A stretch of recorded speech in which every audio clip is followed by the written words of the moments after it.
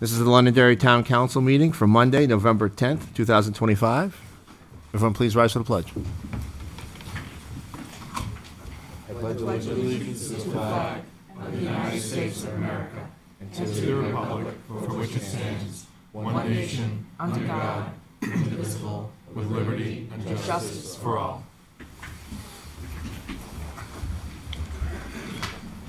I will open with public comment.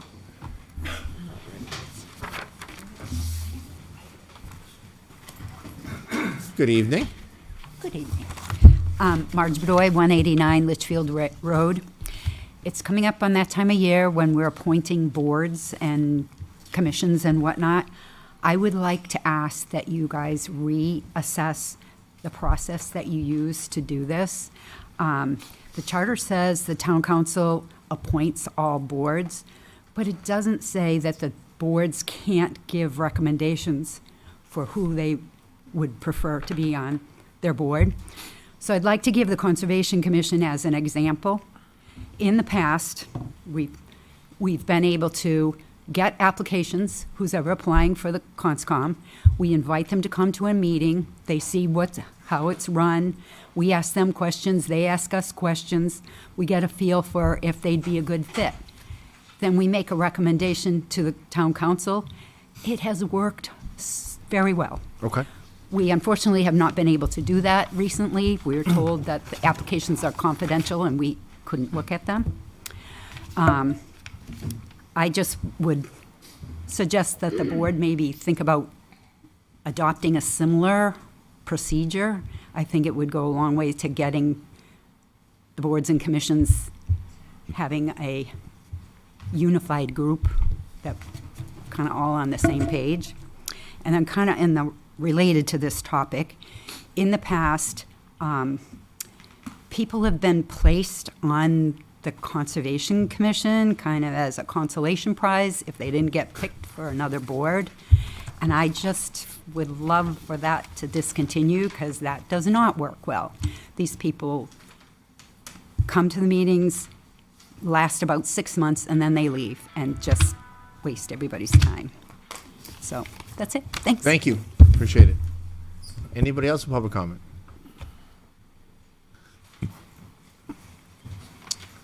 Good evening, Christine. Hello. Two quick things.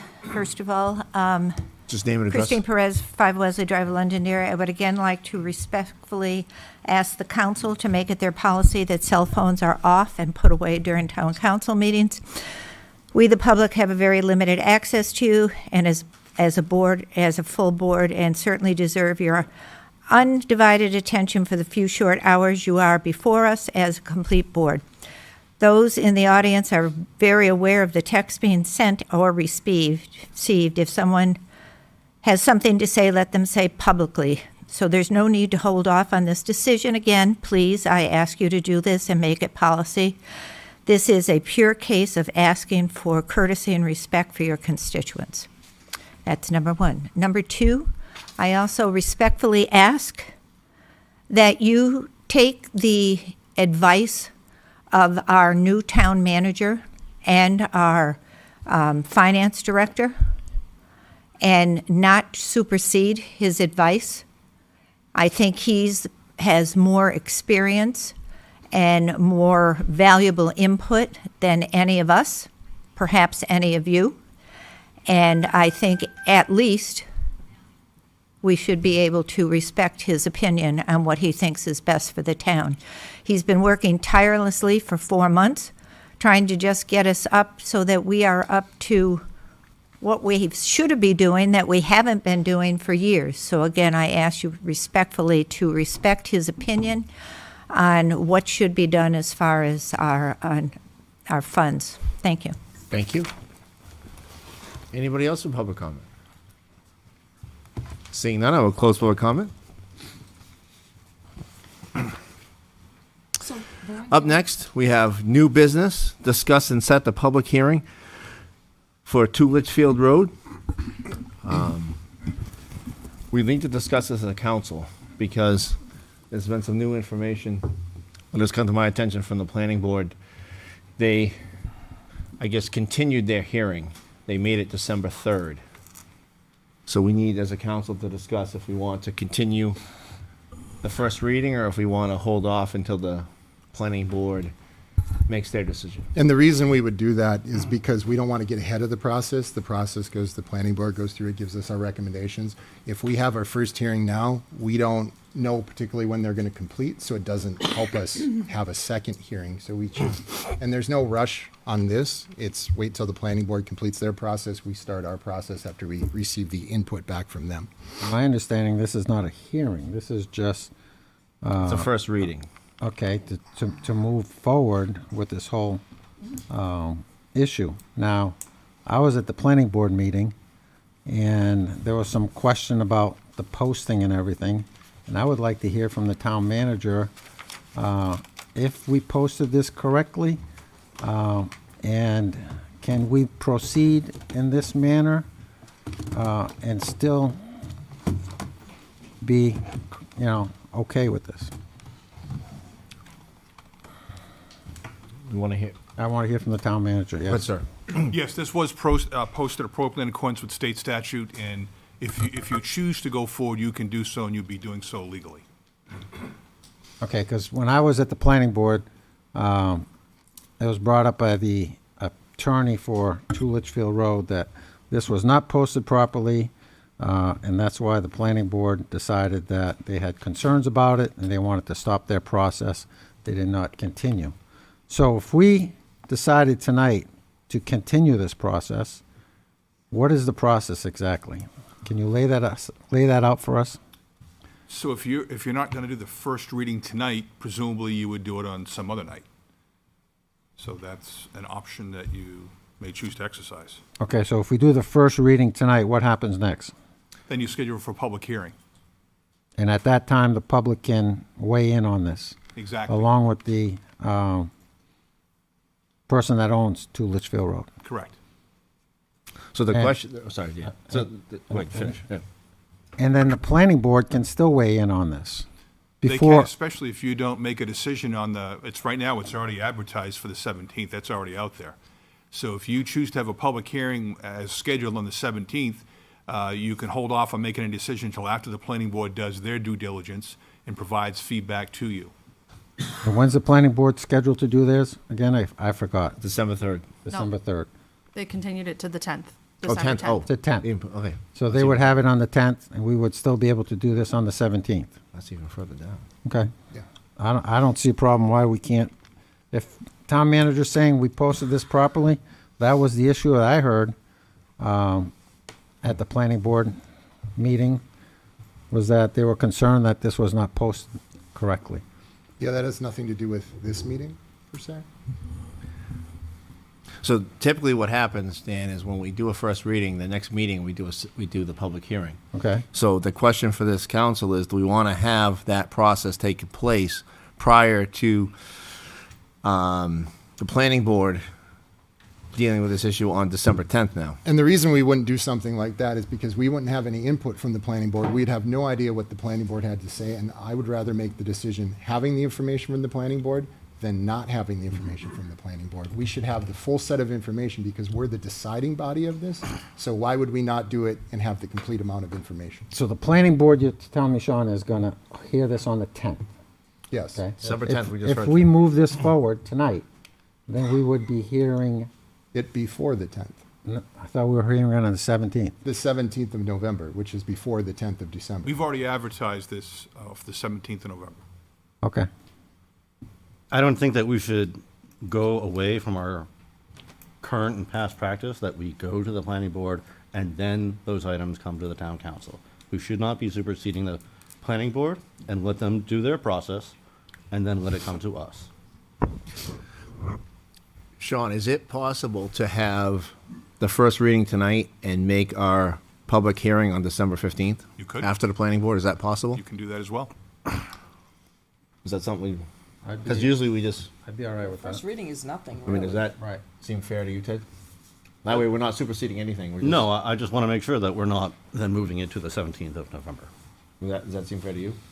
I don't get the point, but I don't care that Well, a much. lot of times we waive the first reading. That's why I'm Yeah. saying, like, we don't even discuss it on the first reading. We waive Yeah, I it. mean, it doesn't matter to me that much, whichever we you want to would- do. we'd hear it after the planning board on December 15th. So December 10th, they're hearing it, we have a meeting on December 15th. I'm okay with that. I'm going to motion to waive the first reading. Okay. I'll second that. I have a motion from Ted to waive the first reading, a second from Sean. All those in favor say aye. Aye. Any opposed? Chair votes in the affirmative. So let's schedule this for December 15th. That work for everybody? That works, thank you. Deb, work good for you? Okay. Ted, just make sure everyone's. Yes. Okay, excellent. Ron, Yeah. before we go further, Yep. I just want to address something. I'm not sure if this is the proper spot or not, so, I agree with her with the cell phones. Like, I mean, you don't really need to be texting anybody. I mean, can you leave your phone here? And, you know, if you need it, you grab it, people see it.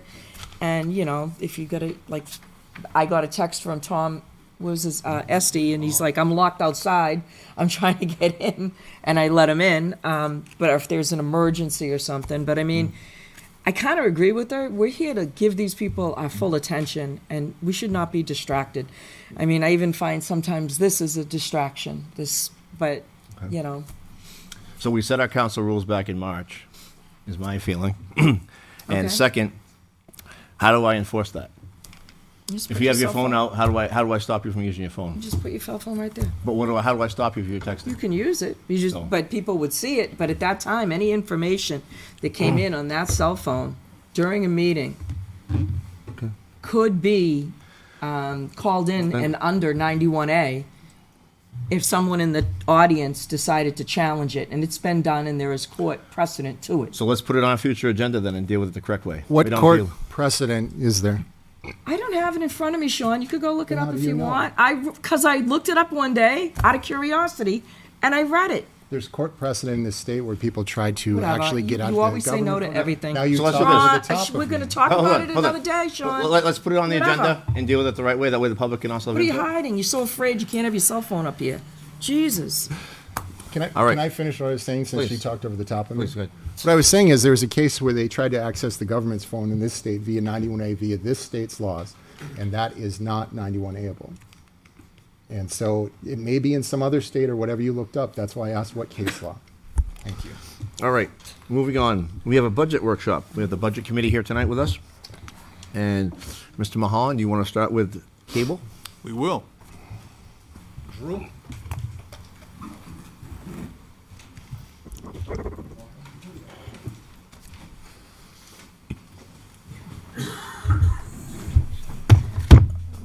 Hope nothing goes wrong back there. Good evening, everyone. My name's Drew Karen. I'm the Director of Cable and Tech Operations for the town of Londonderry. I've been doing this for 22 years. Next to me is Erin Rowe. She's been working for 19 years. She's the Assistant Director. Up there on the very first slide, on the right, that's our summer camp. That's the brainchild of Erin. That's been going on for 19 years. Different kids, but also been going on for 19 years. We can go to the next slide. The Access Center has been in existence in Londonderry since 1983, 1984, and the only reason why I know that is because I read a label on one of the tapes in the tape room. For you younger people, this is a tape. 60 minutes, glorious 525p, fantastic quality. We were declared the cable department around 2000. That's about when the building was put up. I think that's when we were declared a department. It was before my time. And during that time, so for 40 years, the cable department or the Access Center has never been funded by tax revenue. It's all been through franchise fees. Now, you can debate whether that's tax or not, but it's only user fees who pay for it. Our current contract with Comcast runs through 2030, and that is basically what funds CTV 20, Digital 170, GOV 22, and Leo 21. We don't have any say over that. It's mostly under the auspice of the school district. I'm not trying to placate anyone's ego or anything right here. I'm just saying that the town council is easily our #1 watched program. That's because of the important information. Yeah, exactly. It's always that. And we'll go to the next slide. I put this New York Times article up. I'll get back to that a little bit later. I just decided to shift things around a little bit. But as I mentioned, the current contract runs through 2030, and that also includes our annual capital funding of $32,000. That's for all our equipment, for the really big, important equipment.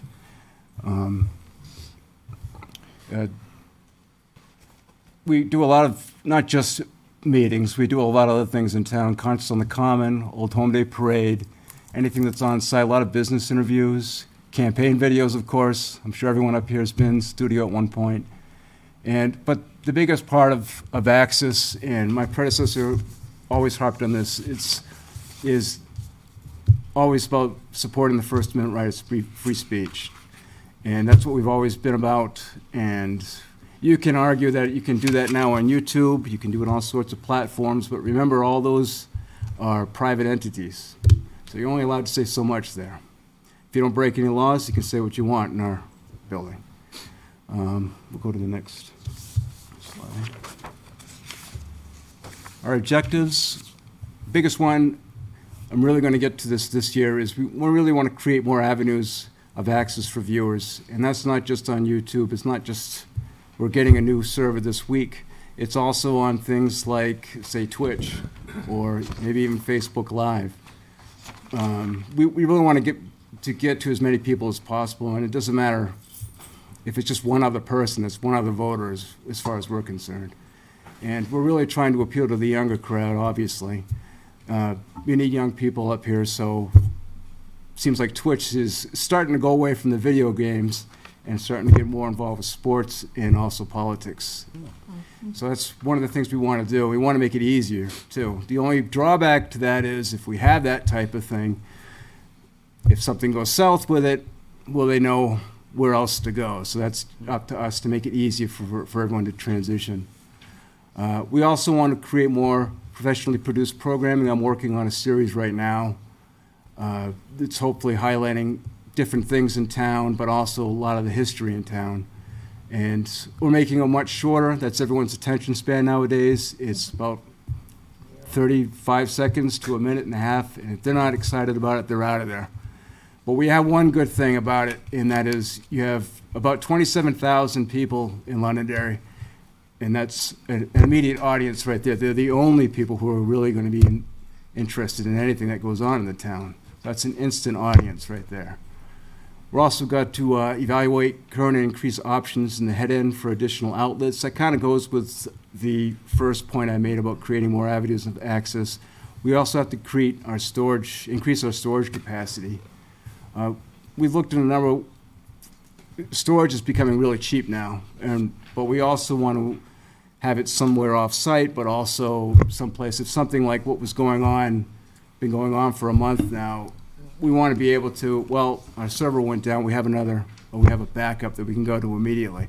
I really didn't know how many people watch until something goes wrong. It's always the way it is. Next slide, please. Our accomplishments and our struggles. The first one, of course, is programming for GOV22 has increased 112% over the past 2 years. And that's because just about every single meeting is being covered right now that we can possibly get to. We have 2 rooms for podcasting right now while we're working on the second room. And that should be done by the end of the month, hopefully. Where are they located in that? The podcasting rooms? Yeah. Right in the Access Center. Okay, because I've never been there. Yep.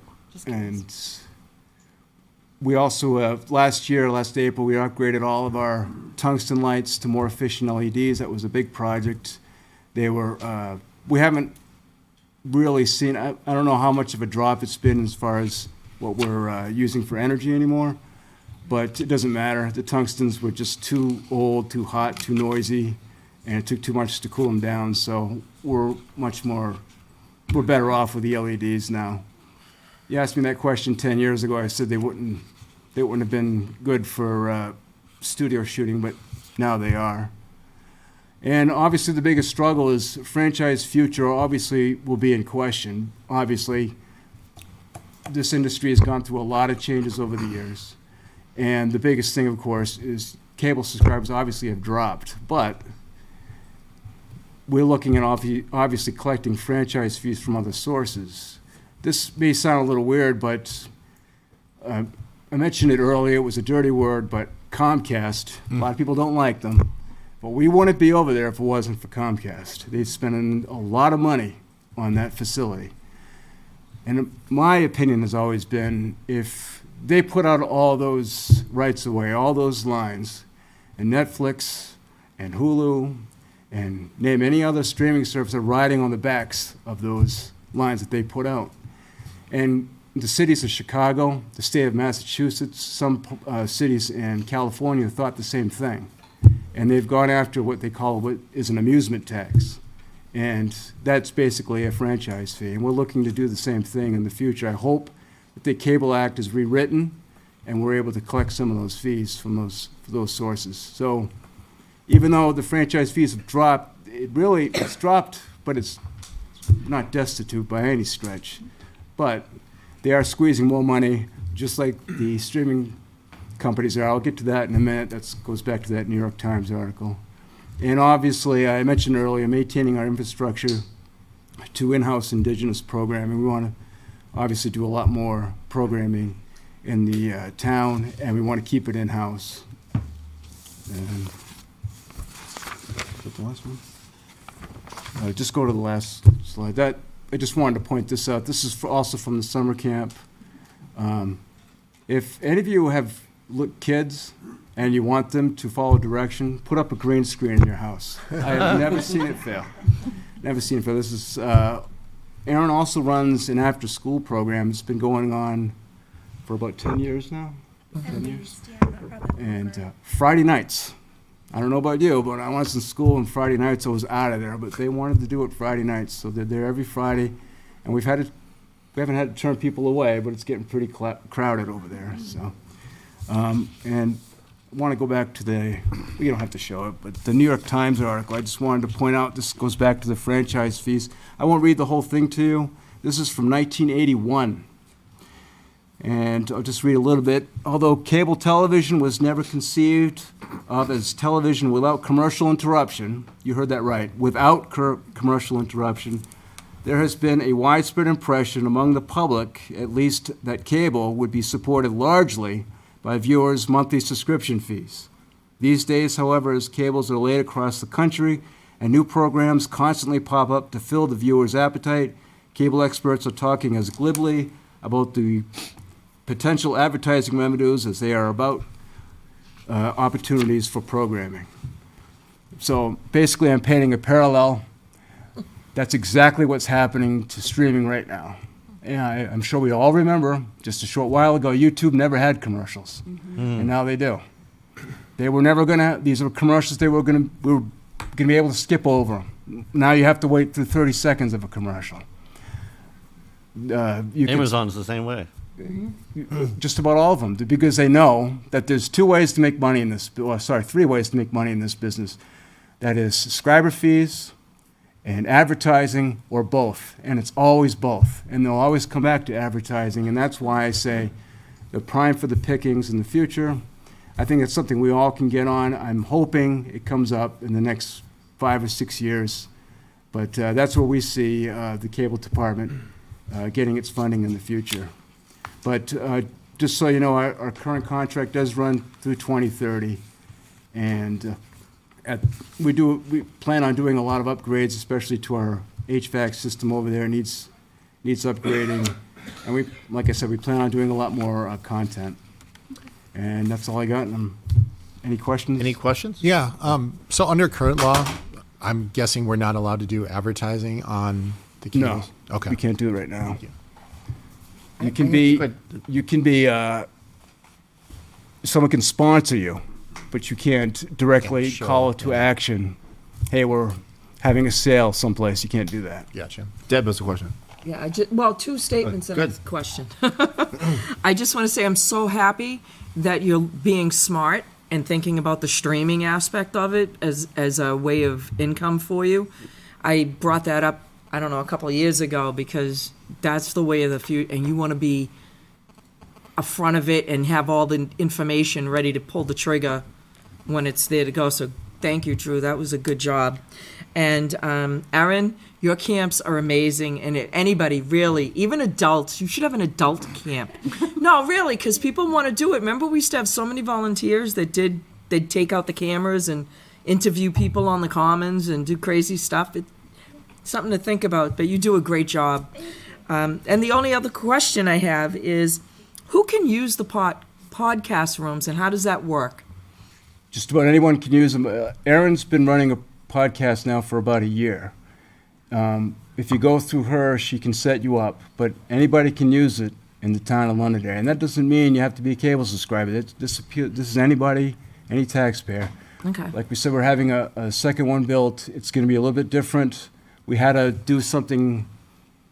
We had to put some wallboard up for the sound, but Okay. the new podcast room's in the center, so it's Cool. going to be a little flashier, which means the kids love it. The kids absolutely love podcasting, which is strange, but they absolutely love it. So, yeah, any citizen in the town of Londonderry can use that. All right, thank you. Go ahead. I have just a question about the advertising piece. Is it against the law to maybe have advertising when we stream things on YouTube, for example? So if I were to go back and watch the town council meeting 3 days from now, is it against the law for you to have some advertising, those 30 seconds of advertisement before I start the video? Or because that's not cable, it's YouTube. It's a little bit different. I'm sorry for the viewers out here who want to rewatch this video, and I'm going to put you through advertising potentially.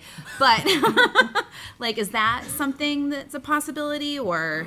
I agree with you. That is not cable. So as far as I'm concerned, if we reach 1,000 subscribers, Yep. you can become monetized on YouTube. And I've talked to Justin about this, so I don't know exactly how that would be set up. Okay. But the other thing you have to be cautious of, and I'm just saying this not to be funny or anything, but if in the middle of a town council meeting and up pops a Budweiser ad, and you have to wait for that, or something else that you don't want your kids to watch. It is YouTube after all, so Okay. so I don't know how that would all work out. Okay. But I mean, if that's a way to generate revenue, I'm all for it. So Not for us, for YouTube to generate revenue, because we have a franchise fee we get, so we can't make money off of this, otherwise they're not gonna pay the franchise fee. Got it. So that's the Okay. issue with that. Not So until if YouTube 2030 wanted to maybe. make money off of, they could do that, and perhaps it's understandable why someone might wanna have a Budweiser beer commercial. In the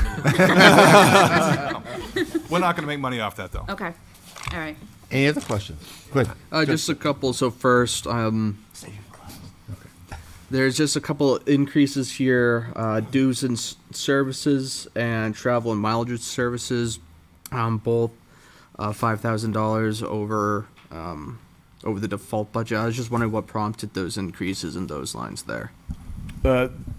well, mostly it's as far as I know, it's because of the airfares and things like that have gone up. Okay. This year, though, that's really only for one thing. It's every year in April, there's what's called NAB. It's a big show they put on for all broadcasters. It's been going on for 50 years now. And it's right in Las Vegas at the convention center. And that's where you see all the new products. And how Sunnycrest, those microphones over there, wasn't for NAB, I wouldn't have thought of that. But that's basically what that is for. And what was the other? And then this. So it was travel and then dues and subscriptions. There. Dues and subscriptions was mostly for the hosting, the podcasting, where you have to actually upload it. Okay. And I think there's something else, but I can't think of it offhand. But it's mostly hosting. All right, and then one last thing for proposed revenues for this department. There's a line. It's other miscellaneous revenues. In prior years, it's been over 30,000. This year, it's down to 1,000. So I'm just wondering. That's the warrant article. Okay. So you'll see it in prior years. The 32.5 gets added to the revenue there. However, the warrant article needs to be approved for it to be added, so the budget doesn't reflect it until it's authorized by the voters. All right.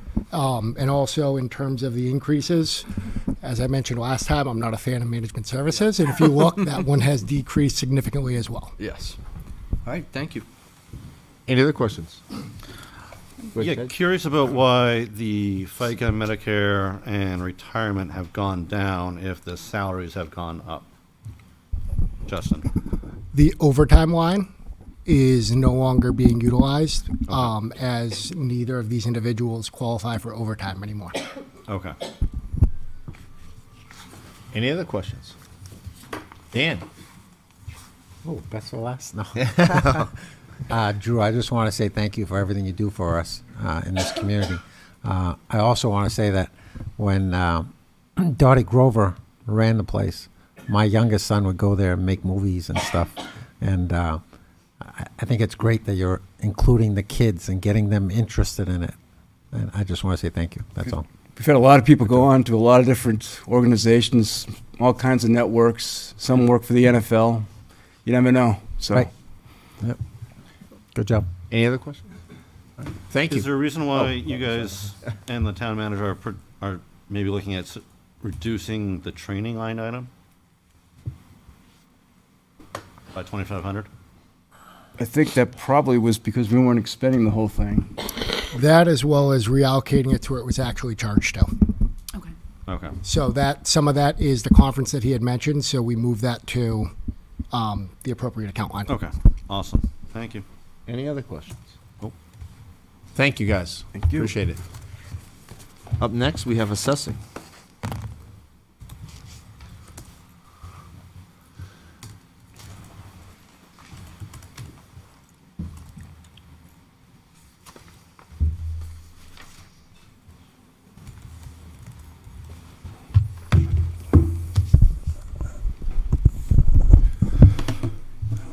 Good afternoon.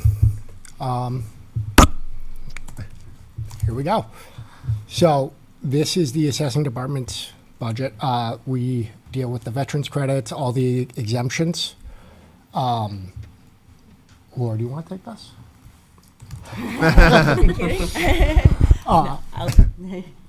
So no, essentially it's, we have to renew the veterans credits every 5 years.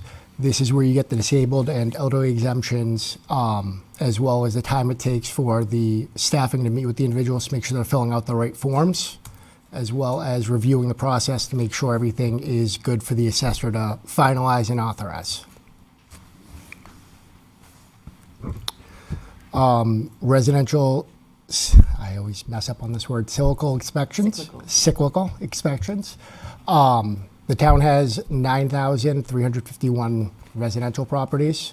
The goal is to measure about 20% each year over the 5-year period. That breaks out to about 1,870. The measure, it includes measuring all outbuildings, the sheds, any detached pools, detached garage, pools, as well as the home itself. Listing is verifying all the information on the property card to be accurate. And each inspection takes about 15 minutes per home. However, Laura is very friendly, and should the resident have a question, she will not say, "It's been 15 minutes, have a great day." She will gladly answer the question and work with the resident to have them understand.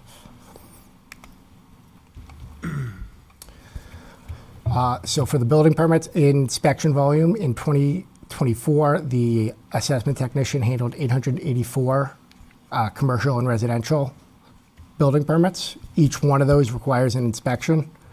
As you can imagine, that's not done in 2 minutes. It takes a good amount of time, between 10 and over 20, depending on how complex it can be with the construction or any additions that are added.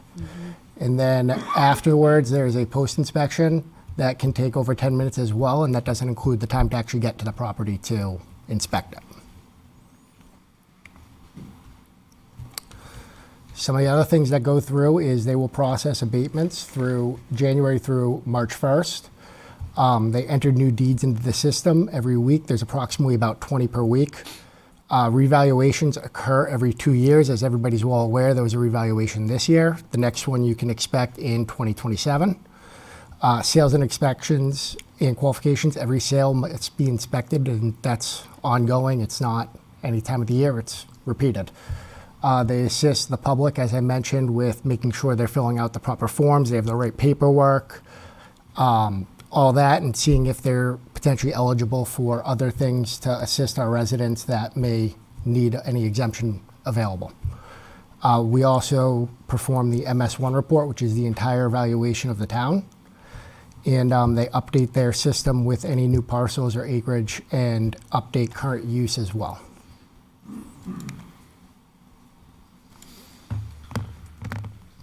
Anything you want to add? That's good. No, you did a great job. Any questions for Assessing? I don't have Go a ahead. My obvious one, what is the 77,000 in management services? Yes. This is another one that I couldn't really move around because it actually is Management service. correct. So our utility valuations and things of that are a lot more specialized. We hire an outsourced company to assist us in processing that to make sure we can get it done in the timely manner.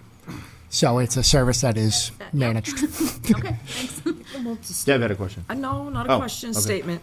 I just want to say that, no, I talk to a lot of people in the town, and everyone always tells me that your department is one of the most helpful, courteous, and friendly departments in all of Town Hall, and that you gals do a really good job. So I just wanted to take a moment to say thank you for that. Well, thank you, Dennis. I appreciate it. You're welcome. Dan had a question. Justin, are you down one employee there in that department? Yes. And are we planning on filling that? Yes. Okay. Any How other many question? total do you have in that department? So in the department, there is 4 budgeted positions.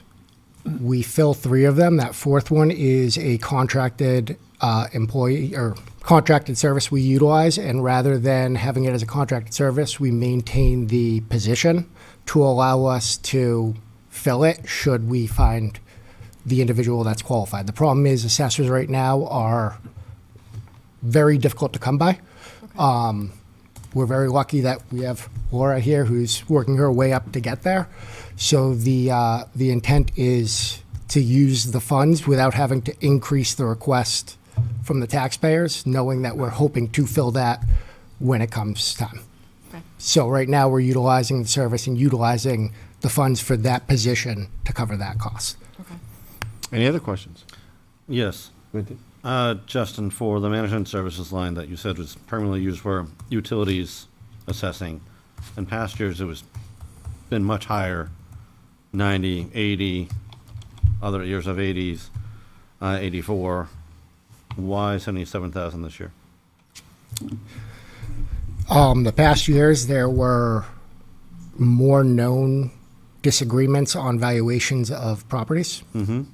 So we spent more regarding the utility contractor coming in and reviewing the properties and the potential abatement requests with them. Of course, I just want to make sure that we're budgeting enough for that in the future, just in case something does arise. So I don't have a crystal ball in regards to who will be filing an abatement. What I can tell you is it looks like that was our number for last year, Yeah. for what's in the budget this year, and it's 3,000 from what's different in 25. So should this occur where we start becoming more aware, we'll reallocate funds within this budget to address that, and then next budget cycle, we'll likely request an increase in that line. Yeah. However, at this point, where we're not 100% aware of a It's just interesting to larger- see the fluctuation of actuals Yep. every year, and I guess my question also would be is, I mean, we had budgeted, where did I lose it? 80,000 in 2025, but we spent almost 85,000.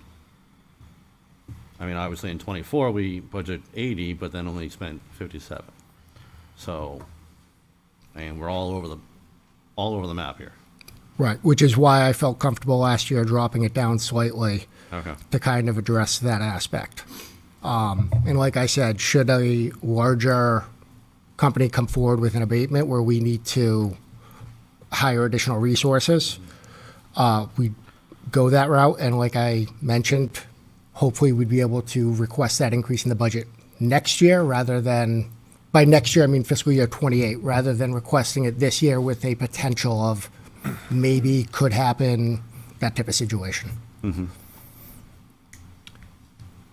Any other questions? All set. Thank you. Up next, we have recreation.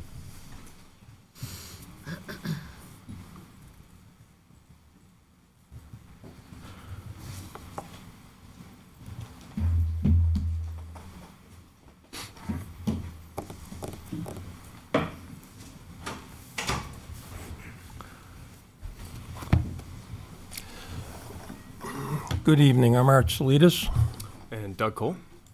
and first I'd like to thank the boards for having me, because several years I wasn't in, they never asked. So, there are some big changes we're proposing in recreation, and if you've followed recreation at all, or you've been involved with it at all, our numbers have gone through the roof. New programs that Doug has started, Doug has led. Programs may start out the size of a quarter, and they're up to a silver dollar in a couple of years in size, and they just keep growing because he does a good job at it. Summer playground program, we made some changes last year and went to an all-day program, which met with wonderful success, and the people just loved it. So there will be some changes. Now with change, it's going to be some increase in the amount of money we spend. But you'll see when Doug presents this that it's not all going to come out of the taxpayer's pocket. So, I first off want to commend you guys for coming forward.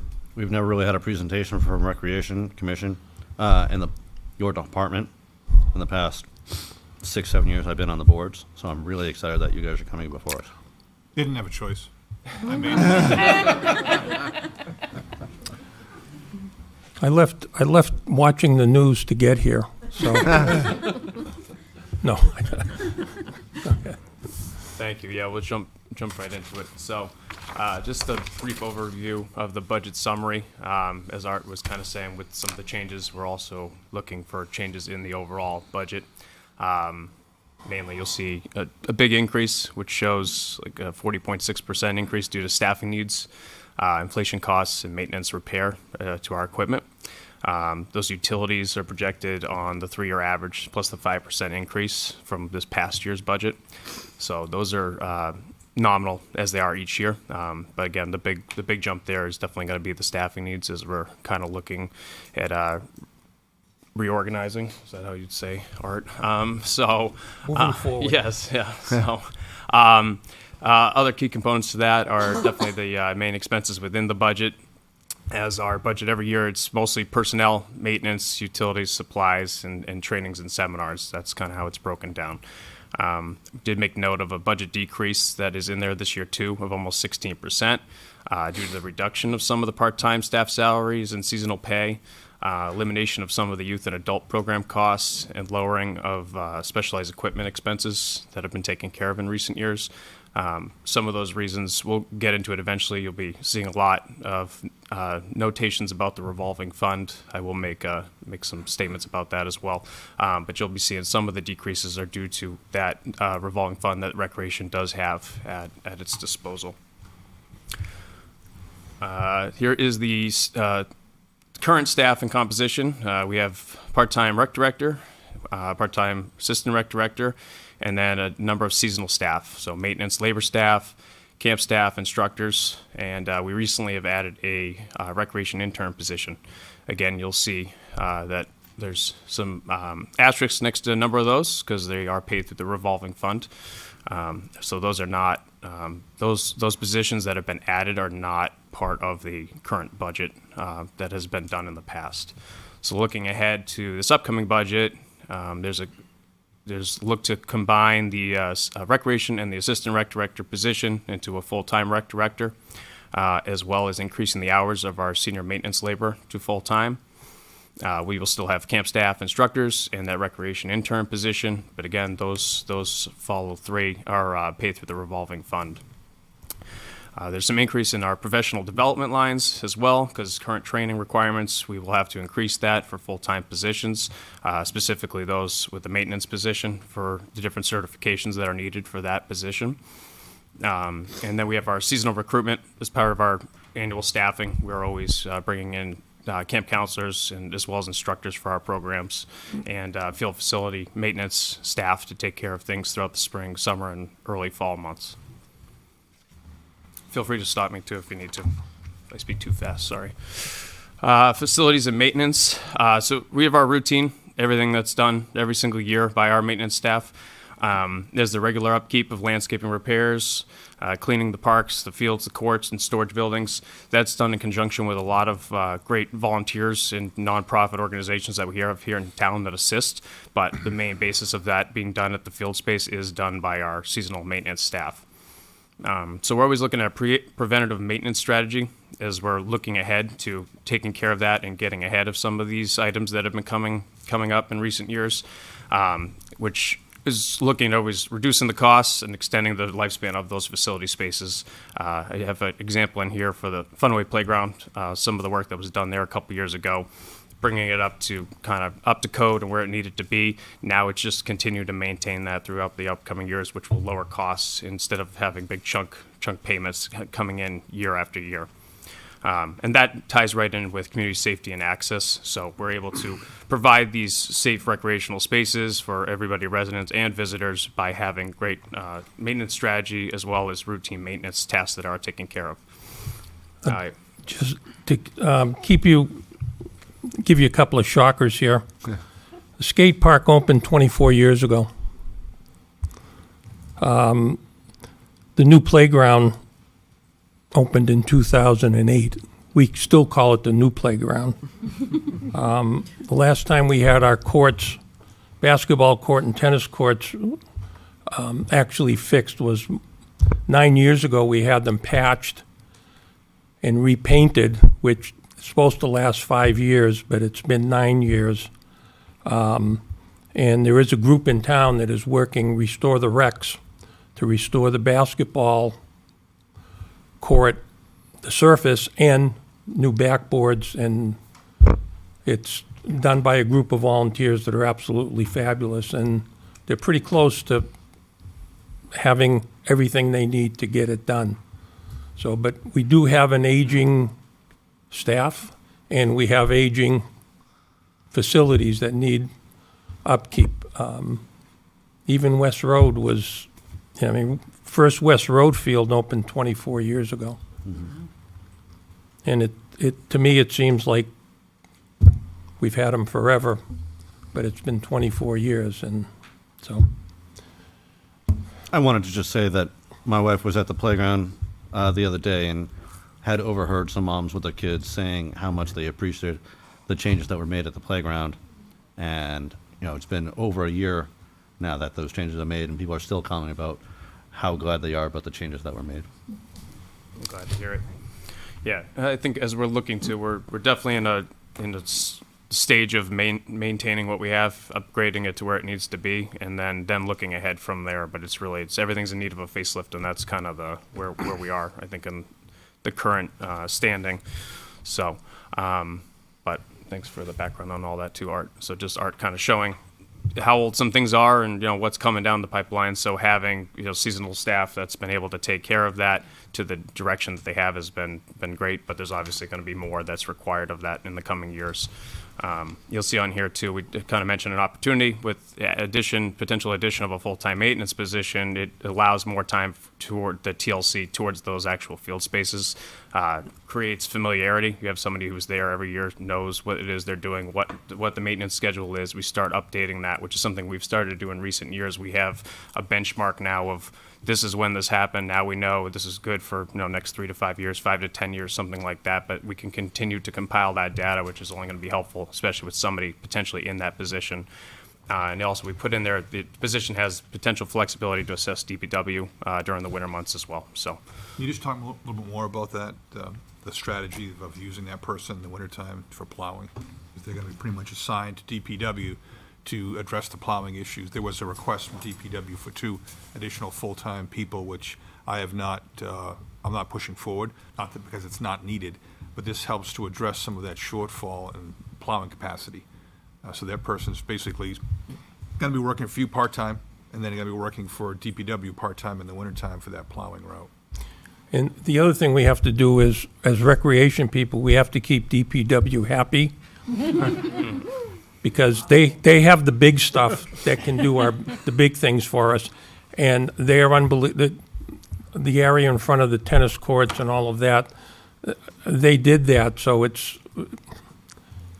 we only have, I think I heard our finance manager say one time, we have 2 bills, but I only have 1 wallet. And it's worked out, and we would do whatever we can to help DPW, because that's what they do for us too, so. Well, in this year, you have the tree warden to keep in mind too, so don't forget that. I almost forgot about that. I'm glad you brought that up. Do you need the picture again, Dave? Ron, if I may, I just want to make sure I heard you correctly, Sean. Did you say this, that the senior maintenance individual would be assisting with plowing? Not with assisting, is going to be assigned. He'll be assigned to plowing. Right, so that's different. So basically, the person's going to be working part-time for rec and part-time for DPW. That's a very important piece of that. Okay. Because normally, if you're going to add a position, what is the additional tasking that's going to go along with that? Right. Because they don't have fields to maintain in the wintertime, but I do have plow routes that I have to, and that's one of the reasons why I'm not suggesting we move forward on the 2 full-time positions for DPW, because we can't do everything. But if I can split that up and accomplish 2 things at one time, that's what I'm trying to do here. That's what we got going on here. All right, so they'll be given their own route and everything. Yeah, if you want to have In the Dave winter. talk about Okay. that, he can Yeah. certainly talk about that assignment. Sure. But yeah, they're going to have a road to plow. And he talked about, you saw the presentation about how long it takes, and Yeah. it's much longer than what it is in most other communities, so we're trying to shorten that. All right, no, that's good. That's a safety issue, obviously, for our citizens. Do we have, and we have the equipment, we already have the equipment and the trucks for that extra He does. person? Okay. He does. Go ahead and continue. Okay, great. So jumping over to kind of what's expanded in recent years with the department, our number of program and event offerings that have been happening. So we've expanded that, diverse opportunities for for youth and adult sports, summer camps, field trips we're offering, arts and crafts, special events, and a number of other community offerings that we do through collaboration with departments in town, as well as local organizations, whether they be for-profit or not-for-profit. Try to make sure our presence is there, as well as working in conjunction with them, as they assist us in a number of different ways too, to spread the word and also be there, volunteerism, as well as having participants there to help make those events that much better. So the budget allocation for that, you're going to, again, keep talking about this kind of common trend that I will get to, is all the program and events are covered through the revolving fund. So all of these new additional programs and events are covered through the revolving fund. In the past, we did have line items for summer camp as well as some adult programs. As I said, that's been taken out because now it's all becoming self-sufficient through this through the revolving fund itself. I do want to point out the growth in participation in youth and adult programs. We've seen a real steady growth, reflecting kind of that strong demand. Since September of 2023, we've seen a 333% increase in participation. You can see the chart down there. You can see the jump. 2023, it was namely, most of that number was the summer camp and then programs that were added at the end of that year. And then with everything that's been added in recent years, you've seen the different jumps. And right now, we're currently up at the end of October, up 29% this year alone, just with what was done last year. So it's a nice trend to see. It's one of those things we're looking, the more that's being done, it's more with the demands on our part-time staff too. It was what we're able to continue doing for what we're seeing on the other end with people wanting to do more and more, which is great. I'm always impressed here in town how many people show up to a program, and then the parents and grandparents stay to watch, a simple game of dodgeball or floor hockey. It's like you're at the arena. That doesn't other towns I've been in, people leave. They just drop their kids off. So to see the investment and involvement at every level, I think is really great. So, and I get fortunate to meet a lot of those families too. I did put a recent achievement in there for some that may not have heard. We are recognized by the state of New Hampshire Parks and Rec Association this year for a Special Event Program Excellence Award. That's only given out to one department, and it isn't even every year, so we have to actually be recognized for that. There was a photo contest for the Color Run back in 2024 we were also recognized for, so all in all, it was a good year programming-wise. Let's see. While we're here, Yeah, go ahead. I was just curious about the numbers, right? The increase from 23's good and explains the need for the additional staff. I'm curious, what were the numbers pre-COVID, like 2019? Was it close to those 23 numbers, like in the, around the 300s, or was it, like, are we saying? I could never ever predict that. It could have been the weather. Sometimes they're down, sometimes they were up. At one time for the summer rec program, we had it at all three elementary schools, so the numbers were way up. And then we started running. Coaches were running summer camps. The YMCA came in. So there was more opportunity for the kids to do other things. But typically, it's been around that. It was around that Okay. figure.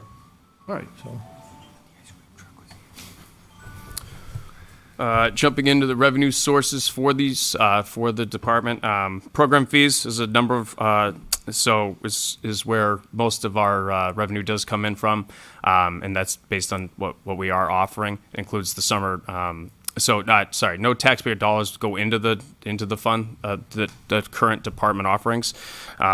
So in the past, the summer staffing was instructors, not so much, but more the actual program needs, camp needs, adult program needs for adult basketball and volleyball. Those were all in the budget originally. So that's all something that's now coming out and going into the revolving fund. Looking ahead, some of these are just future goals, but facility rentals, the goal in the upcoming years is to start creating and updating our current field and facility policies and procedures, which could also create a new revenue stream, for non-residents that want to use field space, or if there's groups that are coming in that are currently using them, just to kind of start getting that in line. But that creates a new revenue stream that would then be able to be reallocated to those specific fields or organizations utilizing those fields. So something we're looking into, but that process hasn't started yet. And then we're always looking at grants and sponsorship opportunities. There's always stuff coming in. There's opportunities being out there, being involved in a lot of these organizations, whether it's through the New Hampshire Parks and Rec Association, the National Parks and Rec Association, or with the United States Tennis Association. There's always opportunities there. It's then what fits into what the needs of the town are, what can we apply for, and what would actually be allocated to a town like Londonderry.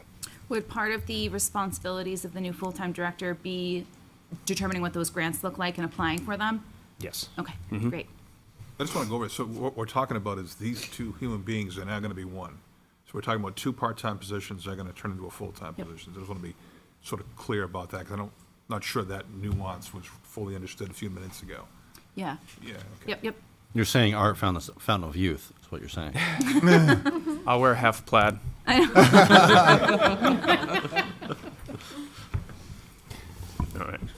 All right, here it is, revolving fund. So this is the account that's used, as it states there, its specific purposes for the provision of the revenues that kind of come in. They're generated through these programs, and they go back to those programs. So it's a self-supporting fund, carries over each year. So what we've been currently, you can see the list of revenue sources that we have from the new programs and events that are offered. That's where all the fees come into the revolving fund, and then we reallocate them as part of our expenses for program supplies, our seasonal staffing, our trainings. So anything that's program related, it comes in from those programs, goes back to those programs.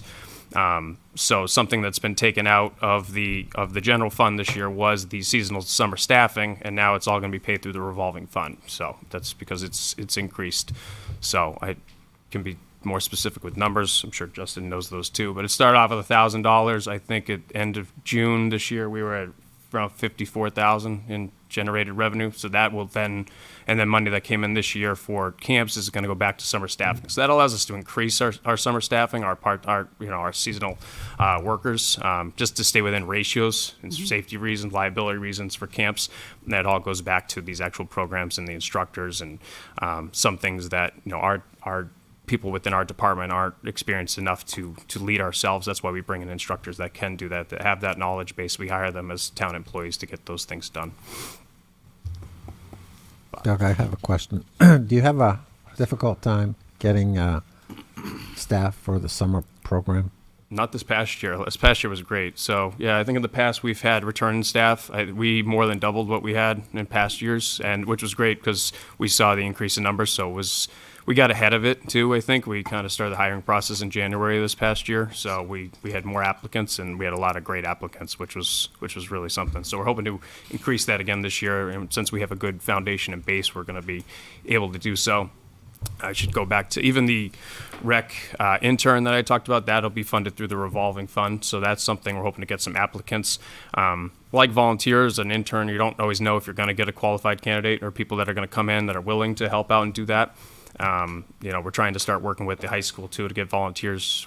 Katie Sullivan's starting up a program over there that we're trying to work in conjunction with. But also, trying to get at that collegiate level too to try to find people that want to get experience in the recreation field, but also will be there as being able to offer them a paid employment or stipend is going to go a long way too. We'll usually get more out of people when we do that. So, thank you. But that'll all be through this fund as well. Jump over to Art. Here are the equipment that you see in the upper left-hand corner, and the next one down is our fertilizer spreader. And if you look, you can't really see how rusted it is, but we spread fertilizer with that, and fertilizer is not necessarily nice to metal. It destroys it. And we fixed this, and we need a new one, basically. When it's working right, you sit in the thing and you pull the lever back, pull the cord, and it opens up. You push it back, it shuts. Well, that doesn't work anymore. And it's kind of falling apart. So that should be replaced. The one at the bottom that looks like a big lawnmower is a brush hog. So we get like around the fields, on the edges of the fields where the lawnmowers can't go, you get like the sumac trees, which grow like crazy. And with that thing right there, we can take care of that and keep it down so it won't overgrow. Typically this year up at Laffer on the top two softball fields, DPW came to our rescue again and sent over their big flail mower, and it took it down. And but if we get this, we could take care of it ourselves. Picnic table those are the picnic tables that are now metal, which will last a lot longer than the wooden ones that don't seem to last at all. The wood chips are what was spread on the playground last year, thanks to our volunteer person who doesn't want to be named, going in with his tractor and working for about 12 hours. And the playground thing, I can't quite make out, but I think there was something there was a bell on it, and we had to buy the bell. You can't believe how expensive stuff for playgrounds it is. It's just unbelievable. You could go buy a bell for $10 on Amazon or over at any other store, and you go to a playground place and it only fits one way, and it's now $100. It's crazy. So those are just some of the things. We have one mower, diesel mower, that we bought in 2006. Town bought in 2006. So it's approaching 20 years old, and it's still going strong. Problem is, it's starting to, like an old car, it's starting to fall apart. So things have to be fixed. Wires rust and whatever. But we tend to take care of our stuff. We have a tractor that was bought in 2007. If you saw it, you'd say it's brand new. Dan has a question, Art. I'm ready, Dan. Couple things. On your spreader, Yes. all right, if it's not working right, we know you're going to dump a whole bunch of material on the ground. Not good for the environment. Well, no, typically what we do is, Saving if money. it's not going to go right, we make the hole a lot smaller. Yep. And then have to go over it 2 or 3 or 4 times. Okay. Whereas if it's perfect, you can just go over it once And when we do Nelson Road, we borrow the one from the high school rather than shipping ours up. Okay. And it takes us it's less than half the time than messing around with the old. But what I'm saying is this really needs to be replaced. It needs to be, it needs to be put But- outside. My other thing was, you're looking, I want you to touch base a little bit about mowing. At one Okay. time, we didn't mow it. We hired somebody to mow it. When we first opened West Road, there were 4 fields open, and we had a service. When the fields got put in, we didn't have anybody to mow. And I think the first year the bill was either $60,000 or $70,000. So Sid Kerr, who was our #1 man in the world, came to me one day and he worked out all the figures. He said, I think we can save the town some money. If you give me an extra 10 hours a week and we buy a mower for I think at the time it was $7 or $8 grand, we'll pay it back right away. So it's a lot cheaper for us to do it, as if you have a lawn at home, it's cheaper for you to do it yourself than to have a service come in. Now multiply that times the amount of fields we have. So Sid has saved us with his idea, I don't know, 50, 60,000 for the last 25 years. Wow. And it was just his idea and he did it. And so we have 2 people that, right now that do the mowing and 2 part-timers. Part-timers are getting tough to come by. So. Deb?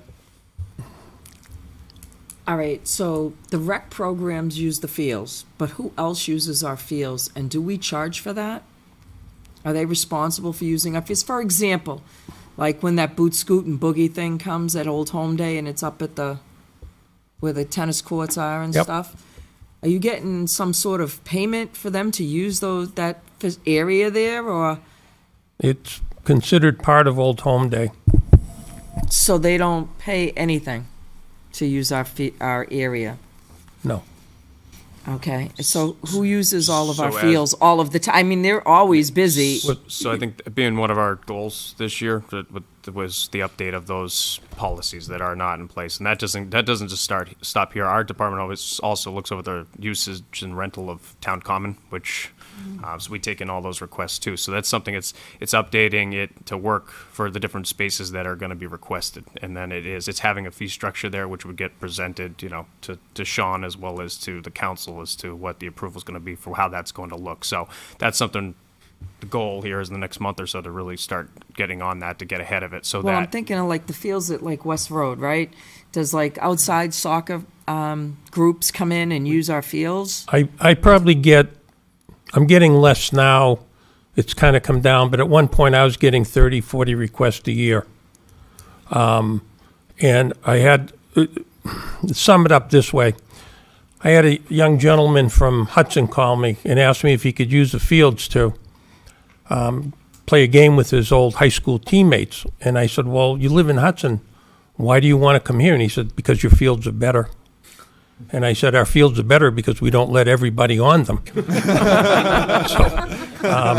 And I agree with you, but I mean, if they are coming on, I want to see us getting No, we- compensated to make sure they're taken care of, No. and not the taxpayer paying for it. Correct, and that's my whole thing is I can't, somebody wants to come up and use it for something and they're going to tear the field up. Now it's going to be tax dollar money fixing that, and that's not fair. So we don't let people on. The groups that use it, lacrosse uses West Road, soccer, both Yeah. travel and rec,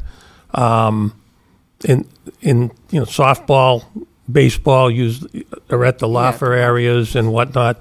Nelson Road Field is used by the 3 leagues in town. So when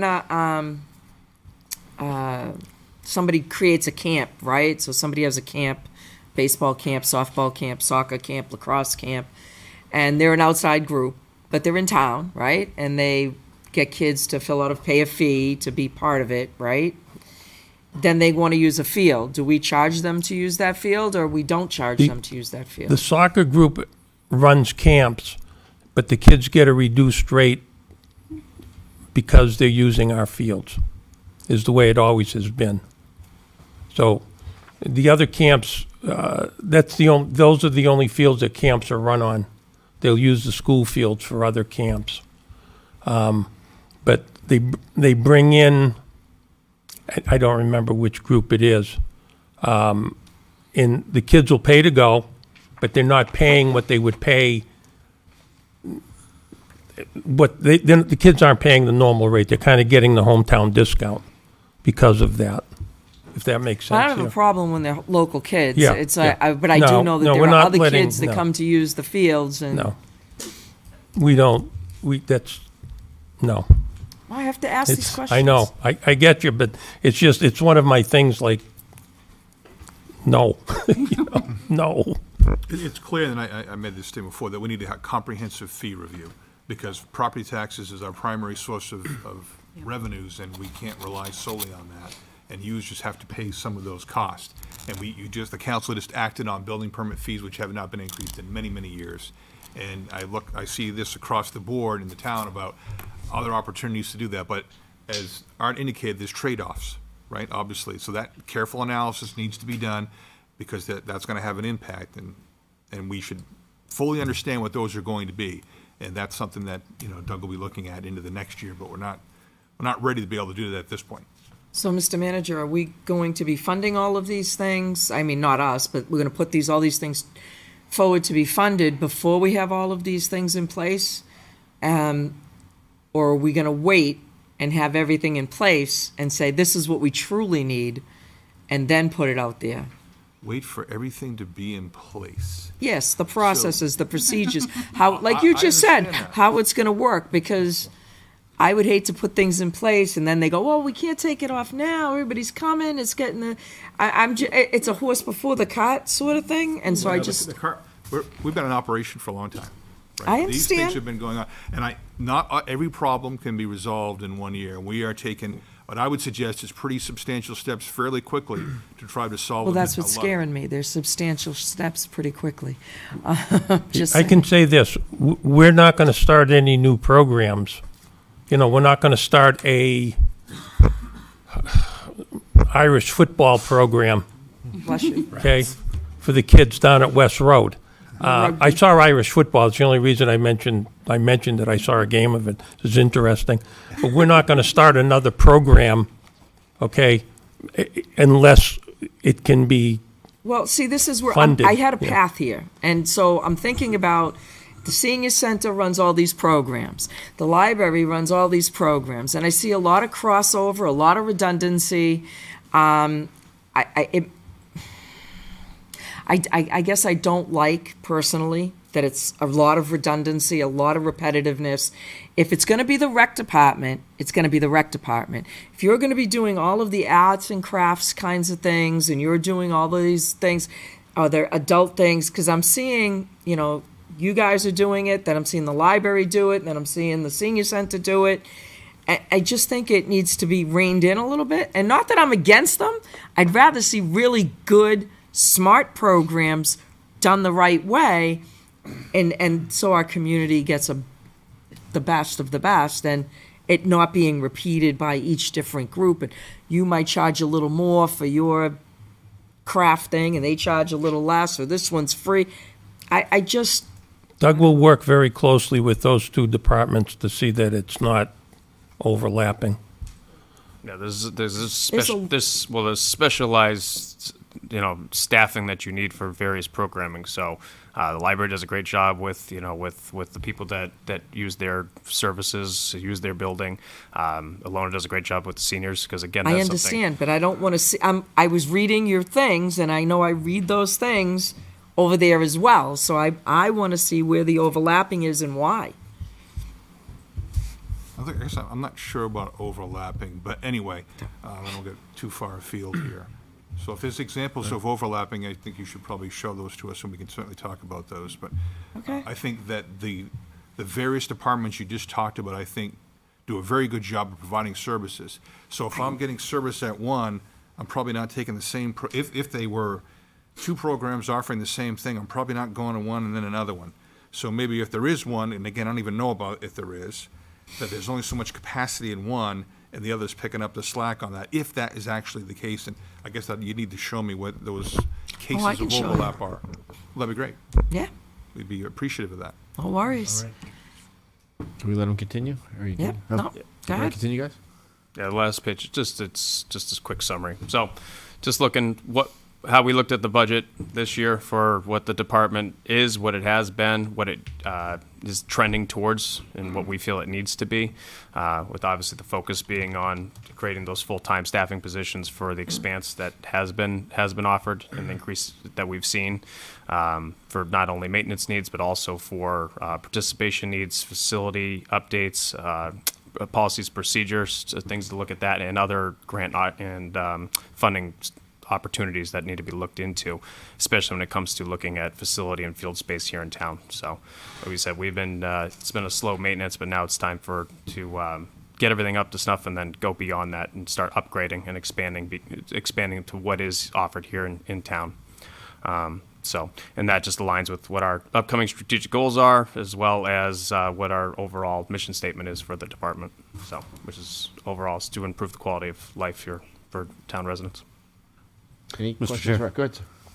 I've been quite impressed with the growth of participants over the last 2-3 years. It's really impressive. What is the highest demanded activity for field trips or around town that you're seeing? So camp was huge this year. We had to cap it at 400 because of staffing.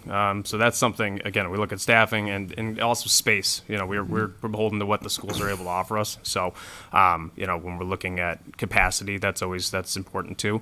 The Voyager camp for the summer, that jumped up to almost 100 kids this year. Oh, wow. So. And even those trips last year, I think we offer 19 trips throughout the summer. Last year we had about 274 that in total that went to every trip. You know, they choose several trips over and over. This year we saw, I think participation was around 540 total, so it Wow. was doubled there as well, just with people participating and going to more. We didn't use the town. We had a rec van last year that we utilized on more trips. This year it was bus only. We didn't use that rec van, so which I know is getting condemned.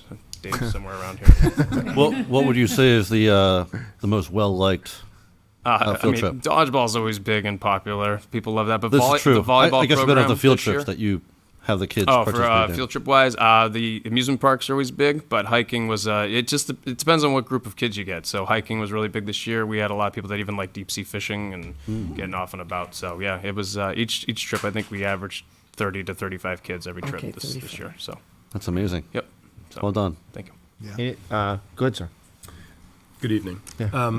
I have one or two quick financial questions. Referencing slide 3 of your deck here, it looks like the org chart that you're proposing for fiscal year 27 is going to shrink from the 5 people now to 2. Do I understand that correctly based on your FY27 bullet? So over on the right, you've got Art, Doug, Sid, William, and Joseph. And for FY27, you're saying a full-time rec director and full-time senior maintenance labor, and then everyone else is revolving fund. So are 5 shrinking to 2? So yeah, we'd have the director, and then kind of where the assistant rec director position goes, that would be the rec side that would be run, namely through the revolving fund. So we're looking at from anything from rec intern to our camp counselors, instructor, they'd all be kind of along the same line, and then we'd have our senior maintenance worker on the other side who would be looking over any seasonal work laborers that we have. Well, I guess what I'm trying to understand is your revolving fund revenue budget is for $82K. That doesn't seem like a whole lot of money for several people. So that with programs that are coming in, registration fees coming in, that keeps increasing, and then we spend it back on those actual positions that do come in. Okay. And then last question. On the town budget then for FY27, the amount that's budgeted there and the increase is specifically to go to those 2 full-times. And I'm assuming that the decrease in part-time but not to 0 is because one of the full-times is slated to start in September 27, so we got 2 months of part-time left to pay for, prorated? No. So what's happening with this too is if you look up there, the Doug and Art are becoming 1. Mm-hmm. There's actually a 3rd field maintenance worker that's not on there. That is combining with the SID position. Mm-hmm. So those are becoming 1. That's 2 so far then. That's 2 full-time, so 4 positions, 4 part-times are becoming 2 full-time. Got it, okay. And then what about the? So those 2 that are still left, that's why you'll see there's still 14,000, I think, about 15,000 left. And they work from May till October-ish. April, Yeah. So if that October. 14K that's left, 15K almost, is for those 2 part-timers, then where are we covering for the additional staffing recreation director that's slated to start on September 1 of next year, which is 2 months into the year, right? That's in the regular salaries position. Regular salaries, okay. Okay. That's all, thank you. Dan?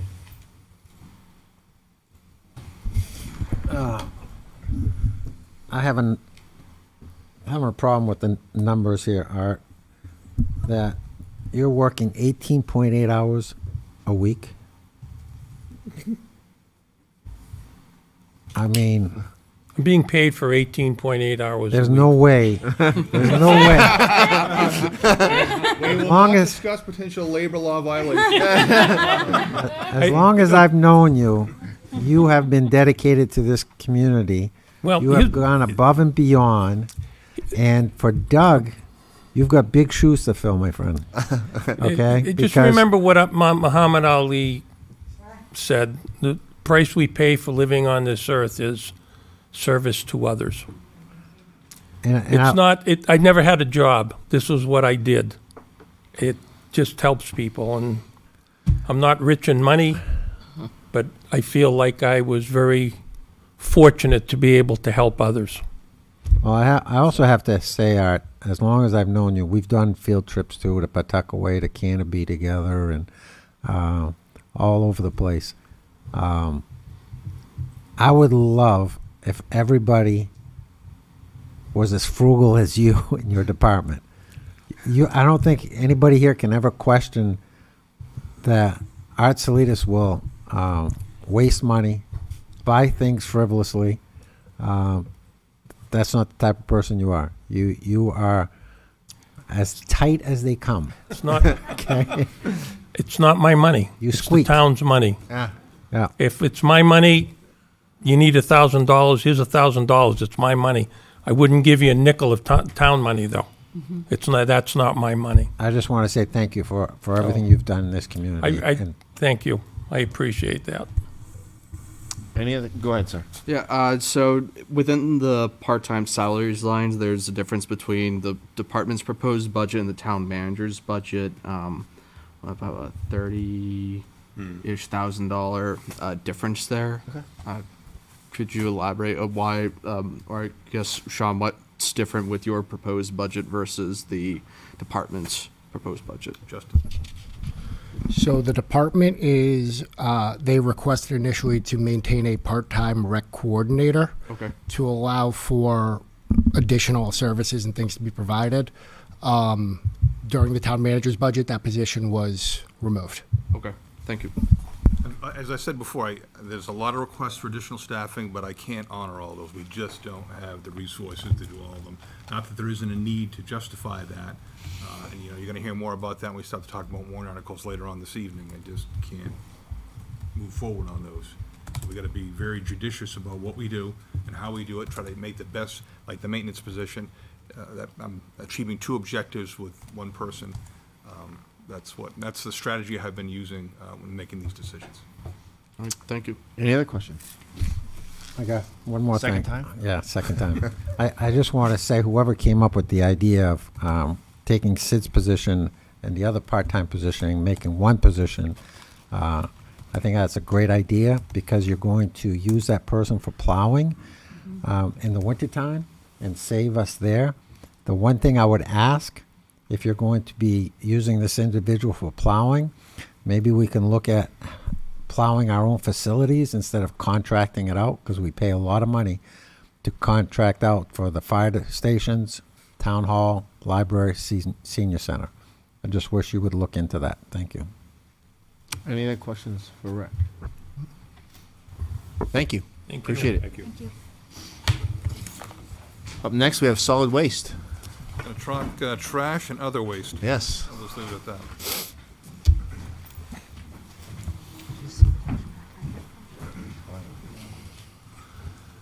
No, this one.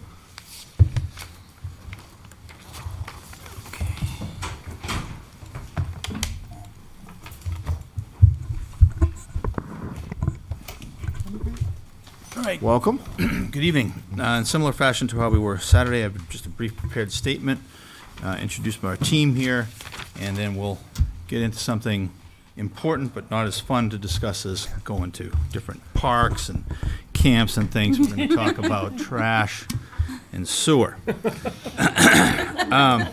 at least you didn't make it smell in here right now. Yeah, no. So, good evening, and thank you, members of the Town Council, Budget Committee, and Mr. Town Manager. Again, my name is Dave Wally. I proudly serve as your Director of Public Works and Municipal Facilities, and with me tonight is our Environmental Engineer, Mr. Bob Carey, and our Administrative Assistant, Donna Lamoli. Also joining us in the audience is our Engineering Director, John Trottier, and our newest member joining our team that began this past week is our Deputy Director of Public Works, James Danis.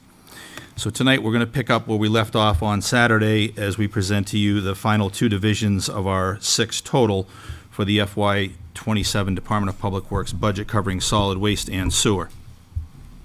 Solid waste is an important topic all year round, which impacts everyone's lives, everyone that lives and visits and conducts business within the town of Londonderry.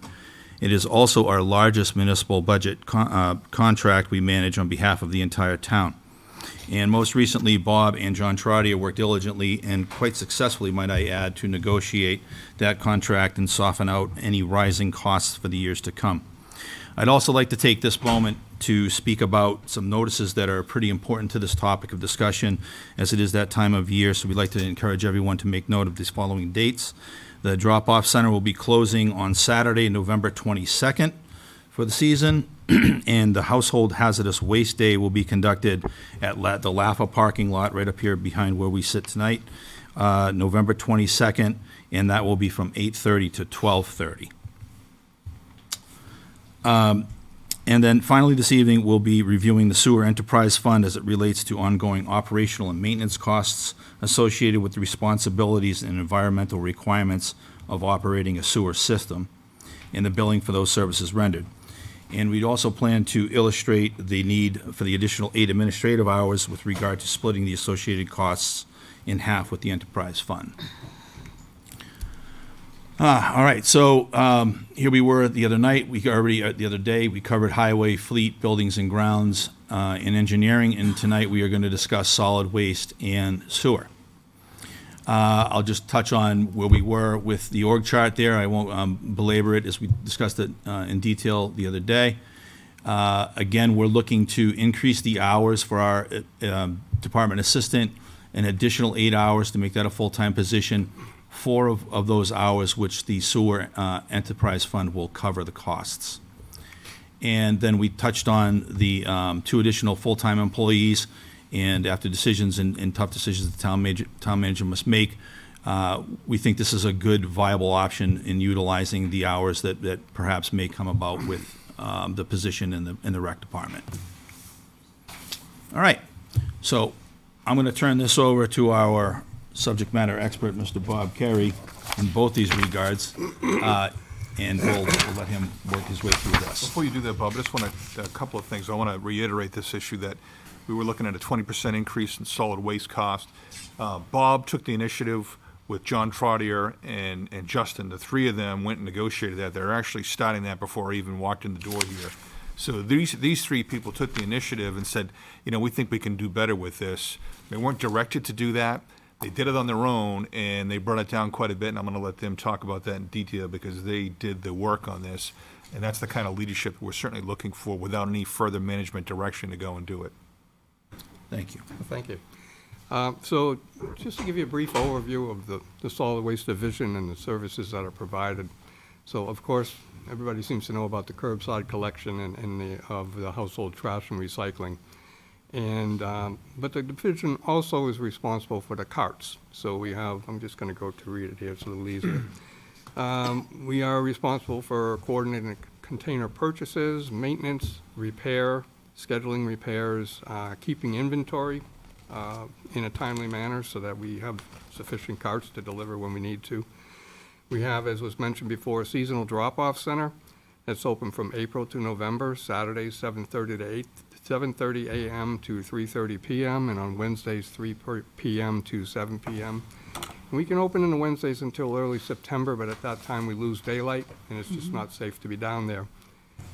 We also sponsor a household hazardous waste collection. We actually work in collaboration with Derry. We sponsor one in November, and Derry residents are welcome to come to that one. And then Derry sponsors one in May, and Londonderry residents are welcome to go to that one too. So it's a great collaboration. It's been going on for, I believe, 28 years, where we've been working with Derry. We have a medical sharps disposal, which is moved. It migrated over to the police station lobby, so it's available 24 hours, 7 days a week, which is very handy for people trying to dispose of the sharps. The waste oil collection has morphed. Some of you may remember, that was an event that happened about 10 Saturdays a year, weather permitting, 10 to 12. And it just ran its course for a number of reasons. The staff volunteers began to dwindle to a point where it really couldn't be sustained. Another thing we looked at was the procedure that was being followed for a number of years was to allow the people to walk into the facility and pour the oil into the tanks themselves. That, when we had our insurance carrier evaluate that, they shook their heads no and said that's probably not a very good idea.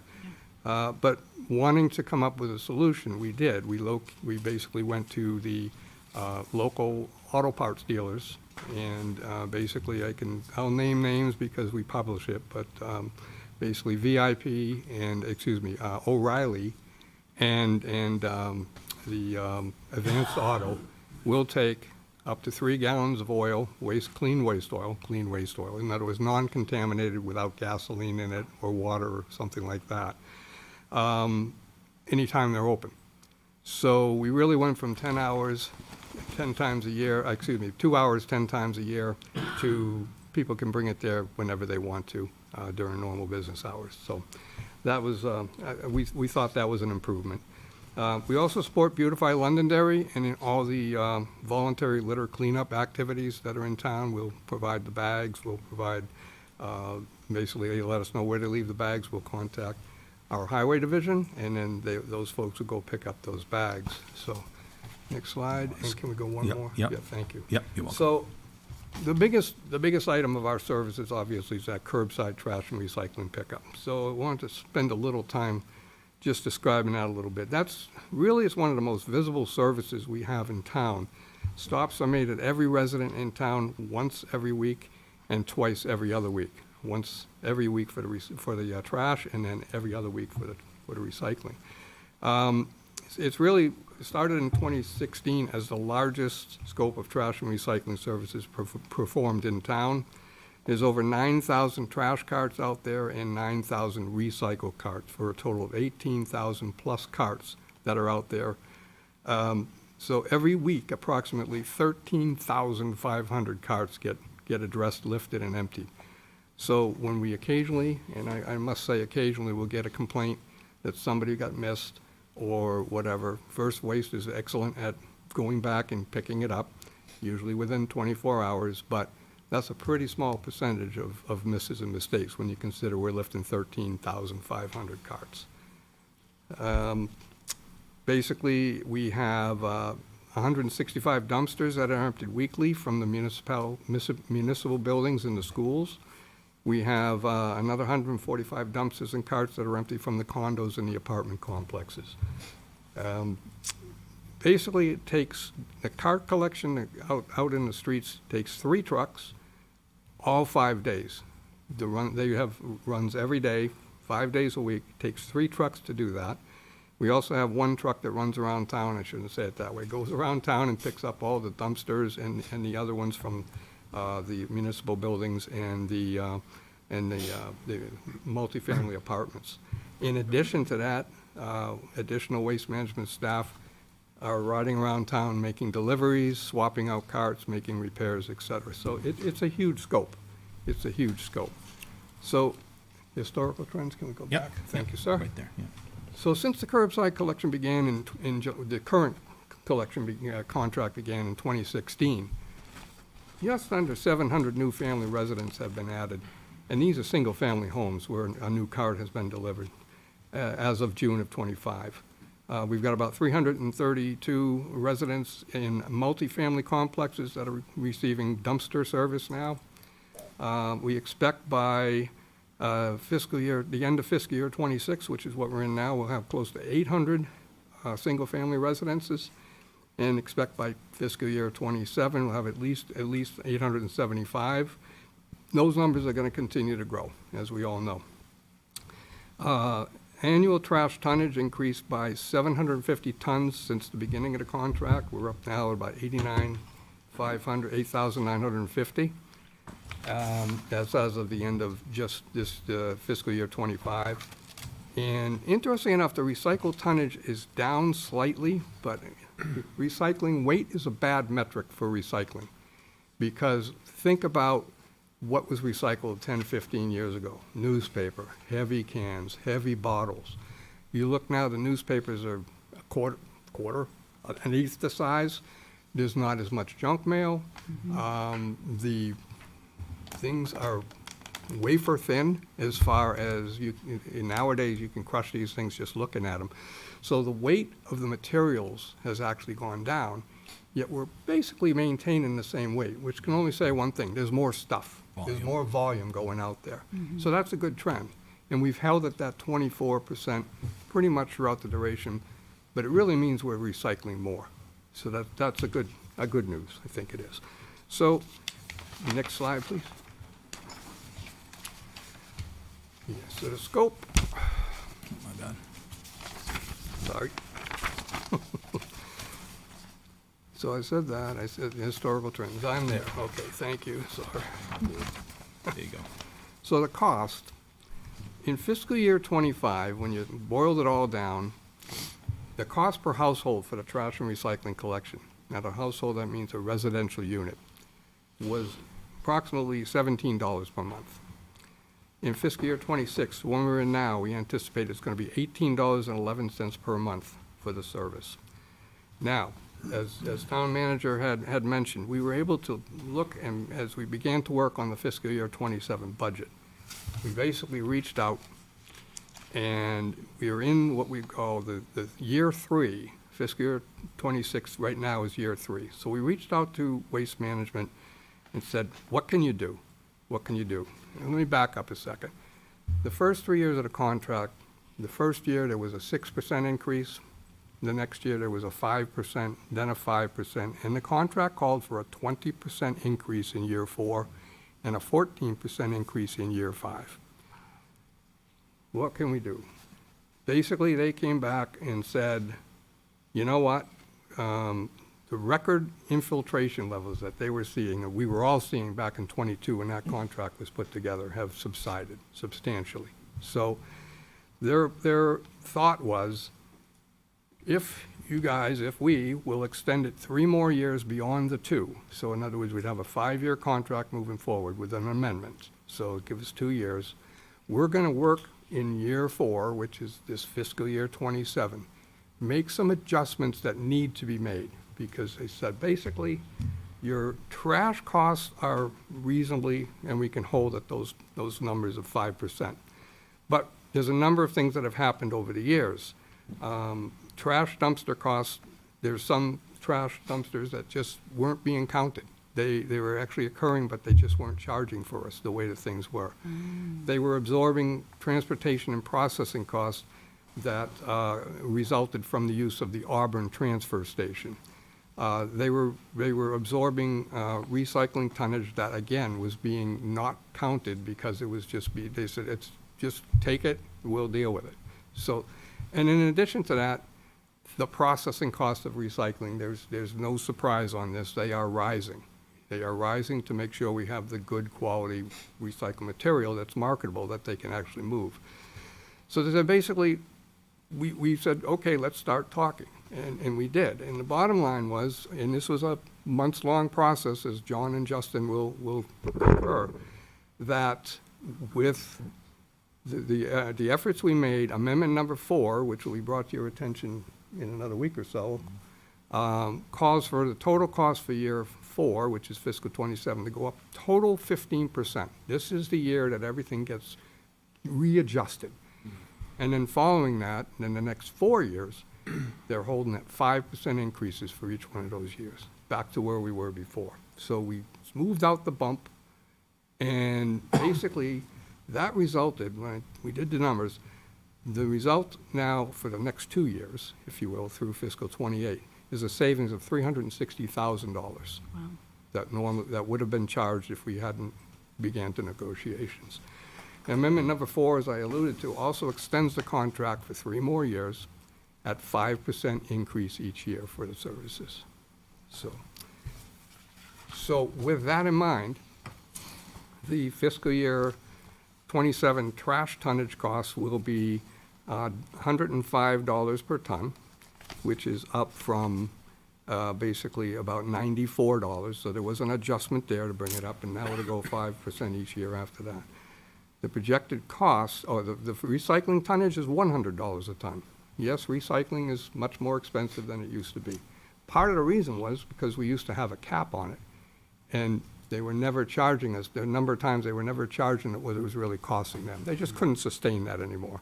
And they've been with us, this time around since 2016. The projected cost in fiscal year '27 with these new prices in effect is going to be $20.91 per month. The projected cost in '28 will be $21.90. So it's still $21 and $22 in the next 2 years.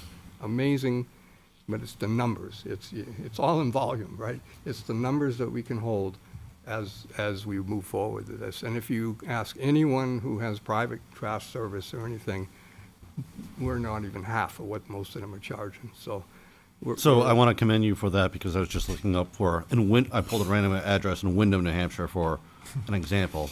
It'll be $29 per month for trash and recycling pickup. So it's a savings of $97.08 over the course of a year on a per household basis. Per household, right. So that's where we are on that. Then the other details I want to point on, the next largest item in our array of services is the drop-off center. And there was a question a few years ago about, is there anything down at the drop-off center that, they're throwing away that we could use, that could have some commodity value to it? And so we kind of knew there wasn't, but we said, let's just put a slide together that kind of demonstrates it. So without going into too much detail, you'll see basically all the general categories of materials that we take down there. And you'll see that there's a fee paid by the resident, and some of them are free. I really won't go down them all line by line unless you want me to. But the biggest contributor of weight and cost is the first 2 line items, which is the construction debris and the bulky waste. I can assure you that when the material is placed in those 30-yard containers, there's nothing anybody wants. I can assure you of that. And that's one of the largest, it is the largest cost factor. However, we do our darndest to separate what can be separated that has at least some value, or at least recyclable value. There's 2 things there, monetary value and then there's recyclable value. Yes, taking care of the recyclable materials still costs us money, but at least it's not going into the landfill. At least it's being used again. It's being repurposed. And that's, we feel very, very important, is that we can accomplish that. And you can see really the only thing we even begin to make a little money on is the metals. And that is a cut of what the hauler will actually get from their broker. But the emphasis, again, I wanted to make is we work very, very hard to put the material where it can go properly, and not throw anything in the landfill that shouldn't be there. Now, the question has also been answered or asked to us is, what are you guys charging enough? What do you charge? Can you offset the cost? Because we predict it's going to take us about $214,000 in fiscal year '27, this upcoming year, to run that place. Yes, we do collect fees. They go into a different line item. But the the thing we have to be careful of is the balance we have to make is if we charge too much, it's not coming down the drop-off center. It's going on the side of the road someplace. And then what happens? Then highway crews have to go out and pick it up, labor to do that. Where's it going? It's going to go down the drop-off center and go into one of our containers for free. Not free even, because now we had to pay our guys to do it. So we try to hit that balance where the price is appealing enough that the people that really want to do it right will come down and do it. And that's a balance we hit. We just have to watch that all the time. I will say that the fees are incredible what you guys charge. If people are throwing stuff to the side of the road, please do not. It's quite a reasonable fee to bring things to our transfer station. Please bring things there. Yeah, please do. We'll take it happily. So, goals for 27, in addition to what we just talked about, we want to maintain a highly visible, highly reliable, cost-effective trash and recycling collection services, which we work all the time to try and assure. We want to optimize our cart inventory and maintenance and replacement procedures. There's things we can do. There's things we can do to help move that along. Optimize customer satisfaction by notification of collection system issues and delays and missed pickups. There's things we want to try and do on there too. Embrace the OpenGov asset management system, which we think will really help us in those endeavors.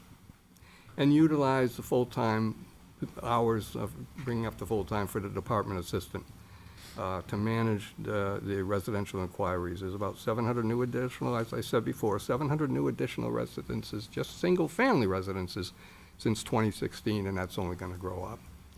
Yeah, That's basically what I have. I'll just emphasize on that a little bit about the department assistant and the additional growth that we're experiencing in town.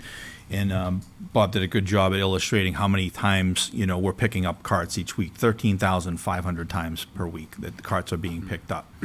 And there's lots of calls that come in about that. Sometimes it came down, the mechanism came down a little bit too hard, broke a wheel, the lid's cracked, or whatnot, or got left in the street, or the wind blew it over, and things of that nature. And all those calls and all generates into Donna and Denise's world, and that's the additional call volume that's stressing the department's ability to respond and quickly when calls come in about Bob's area, and I'm going to have him do a twirl here in a minute, and we're going to talk about the next area, because when trash isn't going away or you flush a toilet and it's not working, people grow very impatient with a response, and they want it immediate for obvious reasons, right? So, and occasionally we do let Donna and Denise have a day off too, so then it's just one of them having to deal with that as well. So, but we're also looking at other abilities and efficiencies to how do we deal with that, and how can maybe OpenGov make that a little bit easier, and can they get,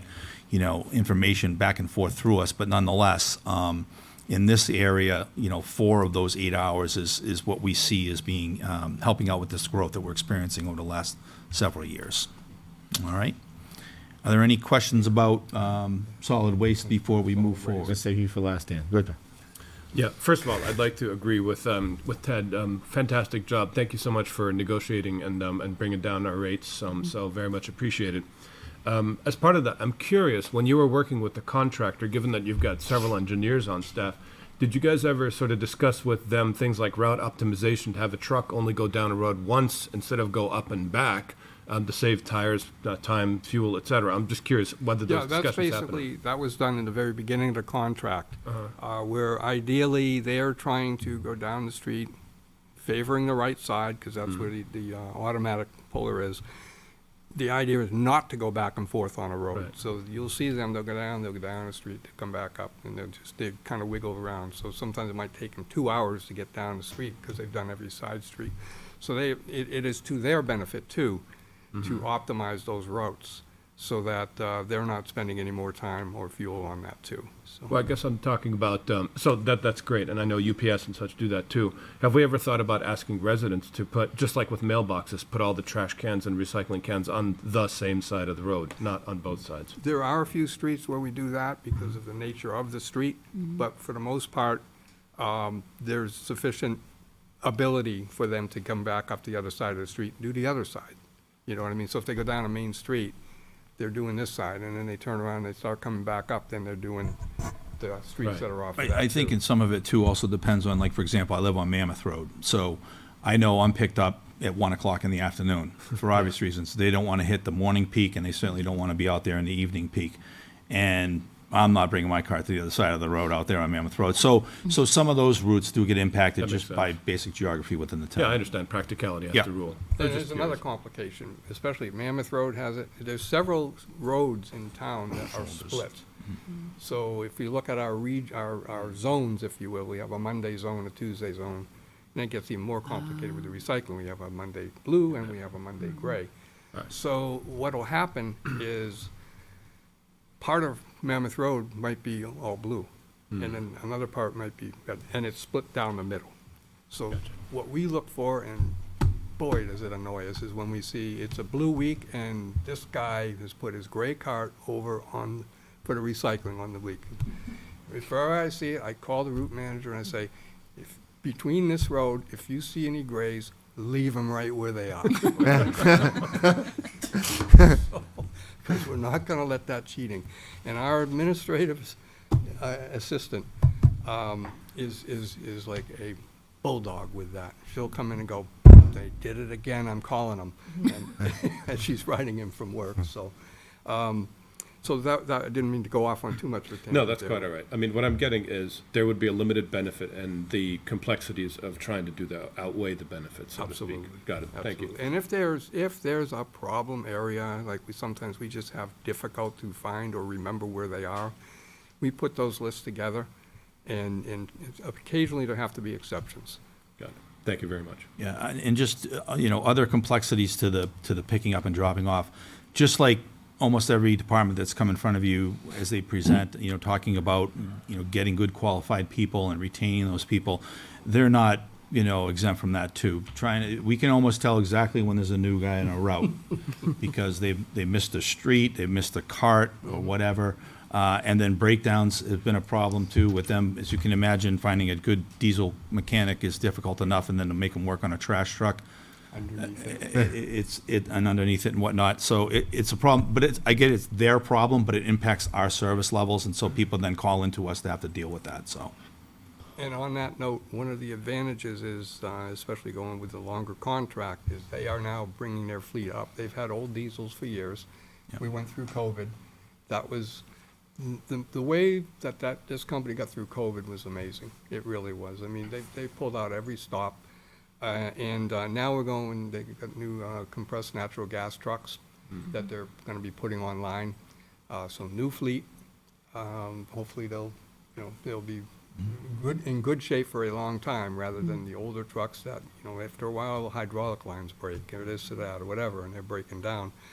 The other thing, just real quick, is the advantage of them, they're local. They are local. They're based right out of Londonderry. And so there's two major advantages. One is their initial drop of the contents of their truck is the Auburn transfer station. From there, the recycles are taken by a third party down to Billerica. There's a plant down there for the MRF, or out to the Rochester to the landfill for the trash. The second thing is they've got the capacity because they're the hub. So if all of a sudden the Londonderry truck has a problem, they can say, all right, here's a truck coming up from another town. Drop your load in Auburn, then go catch the tail end of that route and do that. So they have that capacity to just take care of us. And that's what they want to do. They really do. They consider being, Londonderry's their home at that point, so. Any other questions? All right, Dan, go ahead. Dave, with the loss of waste oil that we're collecting, how is that going to impact the building at the highway department? Because you were getting a lot of that there. They burn what they drop from their trucks. Yeah, we generate, our own, obvious. We do have a couple of, I don't know, what's the best way to categorize it? Old timers in town that generate a lot of oil and whatnot that have traditionally just brought it to us by virtue of they don't want to go and overwhelm, the cell that we have here. Yep. So they were bringing it to us direct. And for that, we were grateful because of two reasons. One, we get to look at it right then and there, make sure that it's not contaminated, there isn't antifreeze in it, water and whatnot. It doesn't, overwhelm the system that we had in place, and then we didn't have to transport it from there to there. So we haven't, informed those people to not bring it. But we can't get into having just residents coming down with a gallon or a quart and whatnot. We're just not set up for that. But those large volume people that are in town, we're still okay. So we're not completely destitute on getting that oil. We are also set up with, while that is our primary source and we're going to use that as much as we can, we then also do have heaters that run on a propane system as well. Okay. On your multifamily dumpsters that you pick up, do we also do recycling at those multifamilies? Oh, yes. Do they have recycling Basically, dumpsters? the ordinance says that you cannot have town trash collection unless you offer your residents recycle services also. Okay. So yes, they are. And you- And one other thing is, at the apartment complexes and condo complexes, their recycling is picked up every week because more people use the capacity of the, whatever is there for containers. Yep. So right in the beginning of the contract, it says curbside, you do every other week. We understand that. But the main apartment complexes where there's the dumpsters and the other carts, that recycling needs to be picked up every week, just to make sure there's enough capacity for the residents. Okay. And you're probably going to see at the drop-off center an increase in metal because with S&S closing, they're probably going to be bringing more metal down there. But on the drop-off center, and I've talked to you about this, Bob, we have sometimes contractors that, bring down their stuff down there because it's cheaper than going to Auburn. So is that something that we can try to monitor and look into? Because Yeah, I know you'd expressed that concern, and I think we were talking, yes, we'll certainly, if we see the same truck down more than once, Yeah. Sometimes that happens, but if it's, like you say, if it's a fencing company and they're bringing down fences Right. for the third time, yeah, that is something we can look at, we will. Understand it may not be 100% capture, but the true, if there are offenders, the true offenders would probably be pretty obvious, and then we'll start to monitor that, and if we can take appropriate action, we will. Yeah, because I know that when I've been down there, sometimes you'll see some fence company come down and they've got their truck, they've got a trailer loaded with, wooden fencing. They're not going to bring the metal fencing because the metal fencing they can, get a few bucks for at the drop-off center for recycling. But when you're bringing in that much, into those dumpsters on a Saturday, so. And a point that Donna just reminded me too, is that sometimes we'll actually get calls from residents that say, I got Harry's Fence Company just took down my fence. It is my fence, and I'm a resident. Can I please have him bring it down there? Sure. We'll monitor, when we're aware of that, we will. Yep. So I would say we could leverage off of that if we could. So, Okay. Thank you. you're welcome. Any other questions? Thank you. Okay, we're All staying right. right here. There we go. Stand up, sit back down. All right, more glamorous discussion here. We're moving on to sewer. All right. Yeah. Nobody wants to talk sewer. Now we're going in the sewer. All right. Take us away, Bob. Easy for you to say. All right, so the sewer division, it's near and dear to me. Everybody laughs, but I basically have been in the wastewater business my entire career, which is since 1978. Okay, so first thing we want to point out that most of you probably know, but it's funded by the Sewer Enterprise Fund. The entire budget that we're going to be talking about is. So therefore, there's no impact to the tax dollars. It does not come out of the general fund. There's no impact there. But I'd like to tell my story, and I appreciate you listening. So, basically, we are extremely regulated in the sewer division. We have to comply with town, city, I'll tell you why in a minute, state and federal regulations.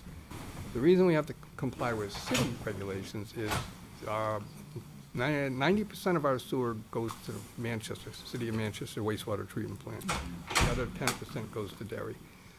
because we are a co-permittee with Manchester, we have to abide by their rules too. So there's the city part on that, so just to give you that.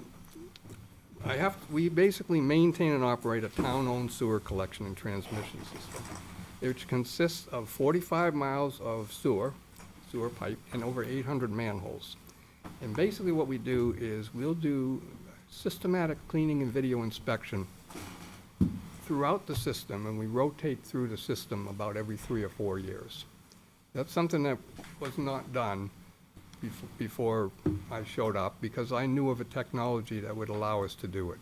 It actually uses telephoto cameras that you lower down into the pipe, into the manhole, and you can look through the pipe. Not all the way, but enough to tell you, have I got a problem? Is there dirt, is something in there, or is there something that looks kind of weird? In those cases, we schedule them for cleaning and/or for closed-circuit TV, where we put the camera all the way through the line. So that's one of the things we do with the maintaining. We also have 6 pump stations in town currently, and they are telemetered. In other words, I have alarms on them, and any day, any second now, my phone might ring, and one of them's calling to say hi. But we also we will check those stations at least weekly, physically, and every 2 weeks we have a company that comes in that does preventative maintenance on there. When Bob says "we," he actually means me. Just so that I do want to make sure there's a clear distinction here, because a lot of towns and cities and whatnot, they have a true sewer department. Many people doing these inspections, maintaining these things, responding to these pump stations and whatnot. And Bob is our sole employee in that effort. That is on call 24 hours, 7 days a week. So I just want to commend him for that, because it's a high level of responsibility. And like I said earlier, when things go wrong in this world, they're really wrong, and people need immediate response. So I just wanted to emphasize that. Well, thank you, Dave. Can I ask you a quick question on that? Mm-hmm. Whenever I hear 24 hours, 7 days a week, I get scared of what happens if he needs to go on vacation, do anything. Is there a backup in case if he ended up in the hospital? It's a good question, and Bob can elaborate on that a little bit. We do have a safety net, yes. Okay. Yes. We do let him out of the cage every once in a while. Yeah, and it's a strange feeling too, I'll tell you. Yeah. I don't do it alone, because basically we have the alarms that I was talking about. If I don't answer the phone, it'll register down to our contractor that can do the maintenance. Perfect. I can tell you that there's many times that particular person there, his name is Rob, and I have had conversations on the weekends, midnight, 2 a.m., whatever. So basically my responsibility there is to become aware that there's an issue, and become aware and confirm that we're responding. That's what it comes down to. And then from there, if the discussion gets deeper, I shouldn't say that word deeper, but if the discussion gets, okay, now we need to take more action, then we're going to both coordinate and figure out how to do that. They're a well-equipped group that no pump stations, no generators, that can do repairs on pipes if they have to. So I'm not alone, but I just still sleep with one eye half open and one ear half open. But thanks for bringing that up, Dave. You're welcome. I hate to call attention to that. If we had to put this collection system and pump stations in the ground today, in other words, if we had to build it all today, it would be over $60 million. So there's $60 million worth of assets that we're responsible for there. So that's basically the maintenance of the system itself. The other thing, one of our responsibilities of the department, which is me, is coordinate with and let me tell you too, I would be remiss if I didn't say that the guy behind me, John Trottier, is right there with me on some of these tasks as far as what I'm going to describe here, as far as reviewing plans, giving his input, which is a tremendous help. But I coordinate construction and replacement of the new town-owned sewer collection and transmission systems. For instance, and Dan can certainly remember this, Plaza 28 pump station, at the corner of down by the mobile station, probably everybody knows where that is, that we replaced that back in 2019, the whole new pump station and a pressure pipe, which we call a force main, which went all the way up Mammoth Road, took a left at Grenier Field Road and went down and connected to a manhole about 800 feet from the intersection. That's one that we completed, and we have a beautiful station now. And yes, I can call pump stations beautiful, okay? This is the world I live in, all right? So, we also recently completed a section of the South Londonderry Interceptor, which is down basically up behind Shaw's in that area there. That line was extended to help open that area up and open up future possible residential areas up there too. The recently completed our wastewater facilities plan update. That was something that you counselors remember we talked about. That just gives us a guideline for the next 5 to 10 years of what our goals should be and what our objectives are for moving forward with additional work. And basically, right now we're preparing for the upcoming construction of the Pillsbury Road pump station and force main, which is going to be over by Pillsbury Road near Gilcrest, and then it basically goes up Hardy from there to Bancroft and down. We basically have a low bidder. We're just waiting for a few loose ends. One of them happened to be an agency that is currently shut down because of the shutdown.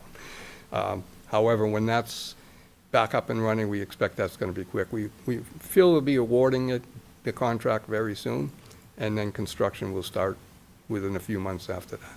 It's about an 18 to 20 month project in all, and that's going to be an exciting one. That really is. So, in addition to that, I have to schedule and coordinate any repairs that need to be done, and that could be on the pump station itself, or if a pipeline needs some work, or manhole covers or manholes. Those are the things we focus on there too. Another important task that I'm responsible for is to administer and enforce the industrial pretreatment program. We need to do that to protect the sewers and the wastewater collection plant from any damage due to something really nasty being put down the drain, which could possibly erode the pipes or really upset the treatment plant system. Treatment plant is really a biological process, and if too much of a strong oxidizer or something toxic goes down there, it can actually disrupt their operation. The paperwork alone, you don't want to even talk about that. It's just not a good thing to have happen. So our job is to make sure that the industries are behaving. And we have a total of 75 industrial sewer accounts, and they all require an industrial discharge permit and periodic inspection.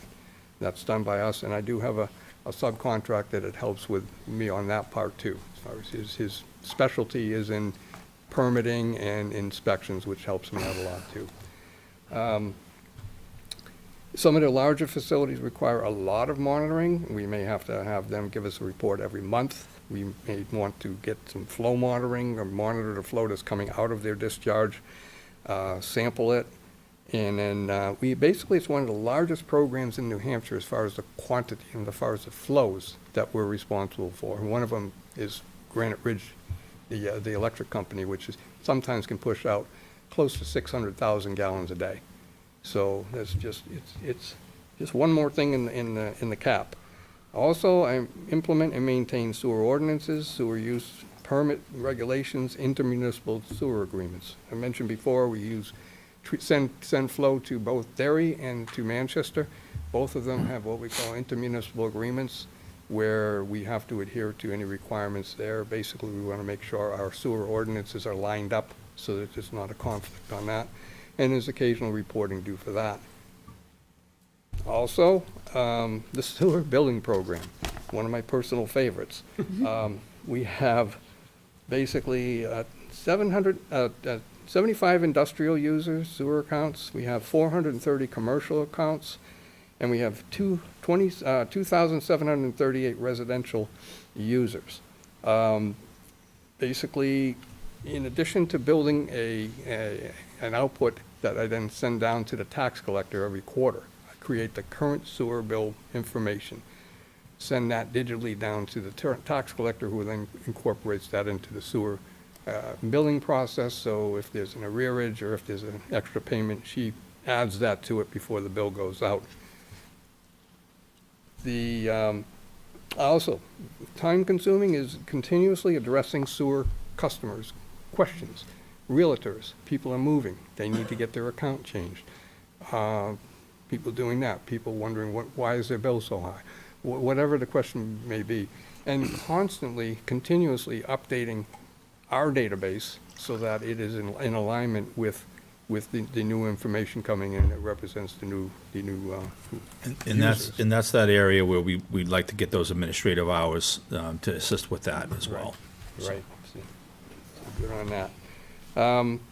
Just to give you an idea, in the past 11 years, we've had 416 new sewer accounts come online. And that's a 30% increase in 10 or 11 years. And it's only going to continue to grow, as I said. We've got areas with sewer, we've got a lot of residents coming in, we're going to have more commercial coming in, and more industry, if you look at where the areas still are. So that's just going to grow some more. Another thing that takes quite a bit of my time sometimes is reviewing sewer development proposals. So that is the design review. Like John behind me will take care of, as he said in his session a couple of days ago, he'll look at a site plan from the perspective of drainage, roads, everything else. And believe me, there's more than I'd ever want to do. What I look for is the sewer lines and the manholes, the sewer infrastructure I have to review. And then from there, we push it up to the state of New Hampshire most of the time for their review. So again, it's highly regulated and very busy. Permits have to be written for each one of the new sewer accounts. And of course, the inspection, the sewer construction itself has to be inspected. And then last but not least, I just maintain all the sewer records, the drawings and stuff, which will soon be digitized. There you go. So fiscal year 27 goals is to basically implement the June 2024 wastewater facility plan's recommendations to address future public system needs. Next one is so important, to maintain 100% compliance with the town's industrial pretreatment program, assure compliance with all EPA and New Hampshire Department of Environmental Services regulations, utilize, this is a goal for us, utilize the OpenGov asset management approach to cost effectively maintain and maximize the useful life, useful life. It's getting late, Bob. Guys. We'll give it to you. The useful life, and that's what asset management really is. I've been actually involved in it for about 20 years on the private side too. And it's to maximize the useful life of the assets you have. The asset could be a manhole, a pipeline, whatever. If you fix it, by now you can extend it another X years. If you wait a few more years, you're going to spend 3 times as much money to fix it, and it may only last much less. So the idea is to hit the sweet spots. Get out there, collect the information in time, in almost real time, is what we do with our Zoom inspections that I was describing. Keep your eye on what's going on and catch them before they turn into big problems. And the sewer is out of sight, out of mind. You see a manhole cover here and there, whatever. But 99% of the system is underground, and who knows what it's up to. You know.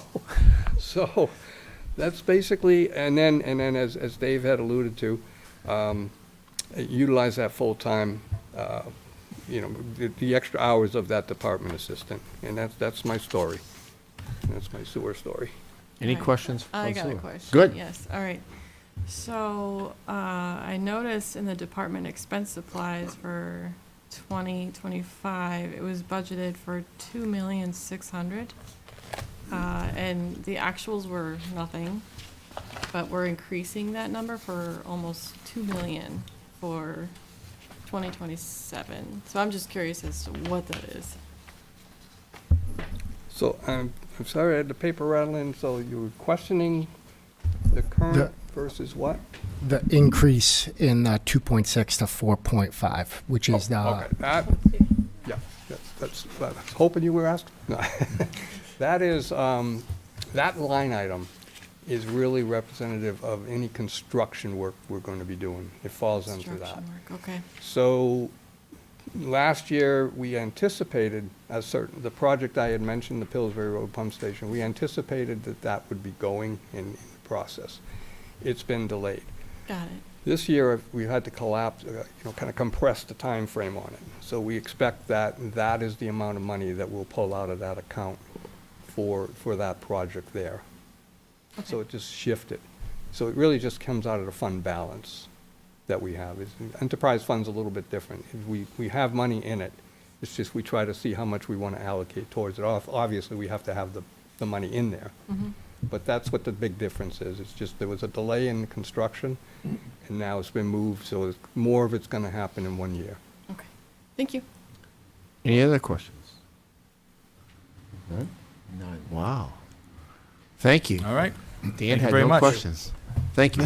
Appreciate it. Thank you for letting us tell our story. And I believe Senior Affairs we're doing next week, correct? Right, Great. we had to move that, so obviously Yep. we've got a lot to go through So, tonight, so I want to move through Up this. next, we're doing library. Yes.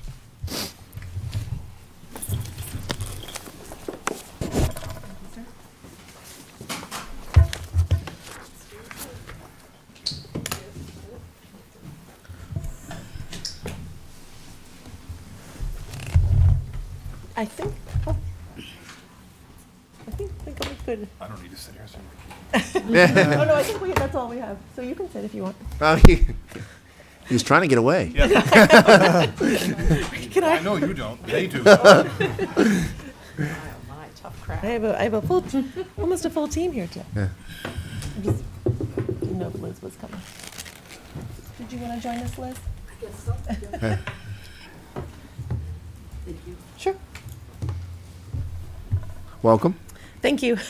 There's a lot of us. Yeah, that's- So, good evening, Town Council, Budget Committee, Town Manager, and the citizens of Londonderry. Tonight, along with some board members, I'll be presenting the Leach Library FY27 budget. Unfortunately, my Assistant Director, Donna Plant, couldn't be here tonight, but I have members of the board to assist, so that's good.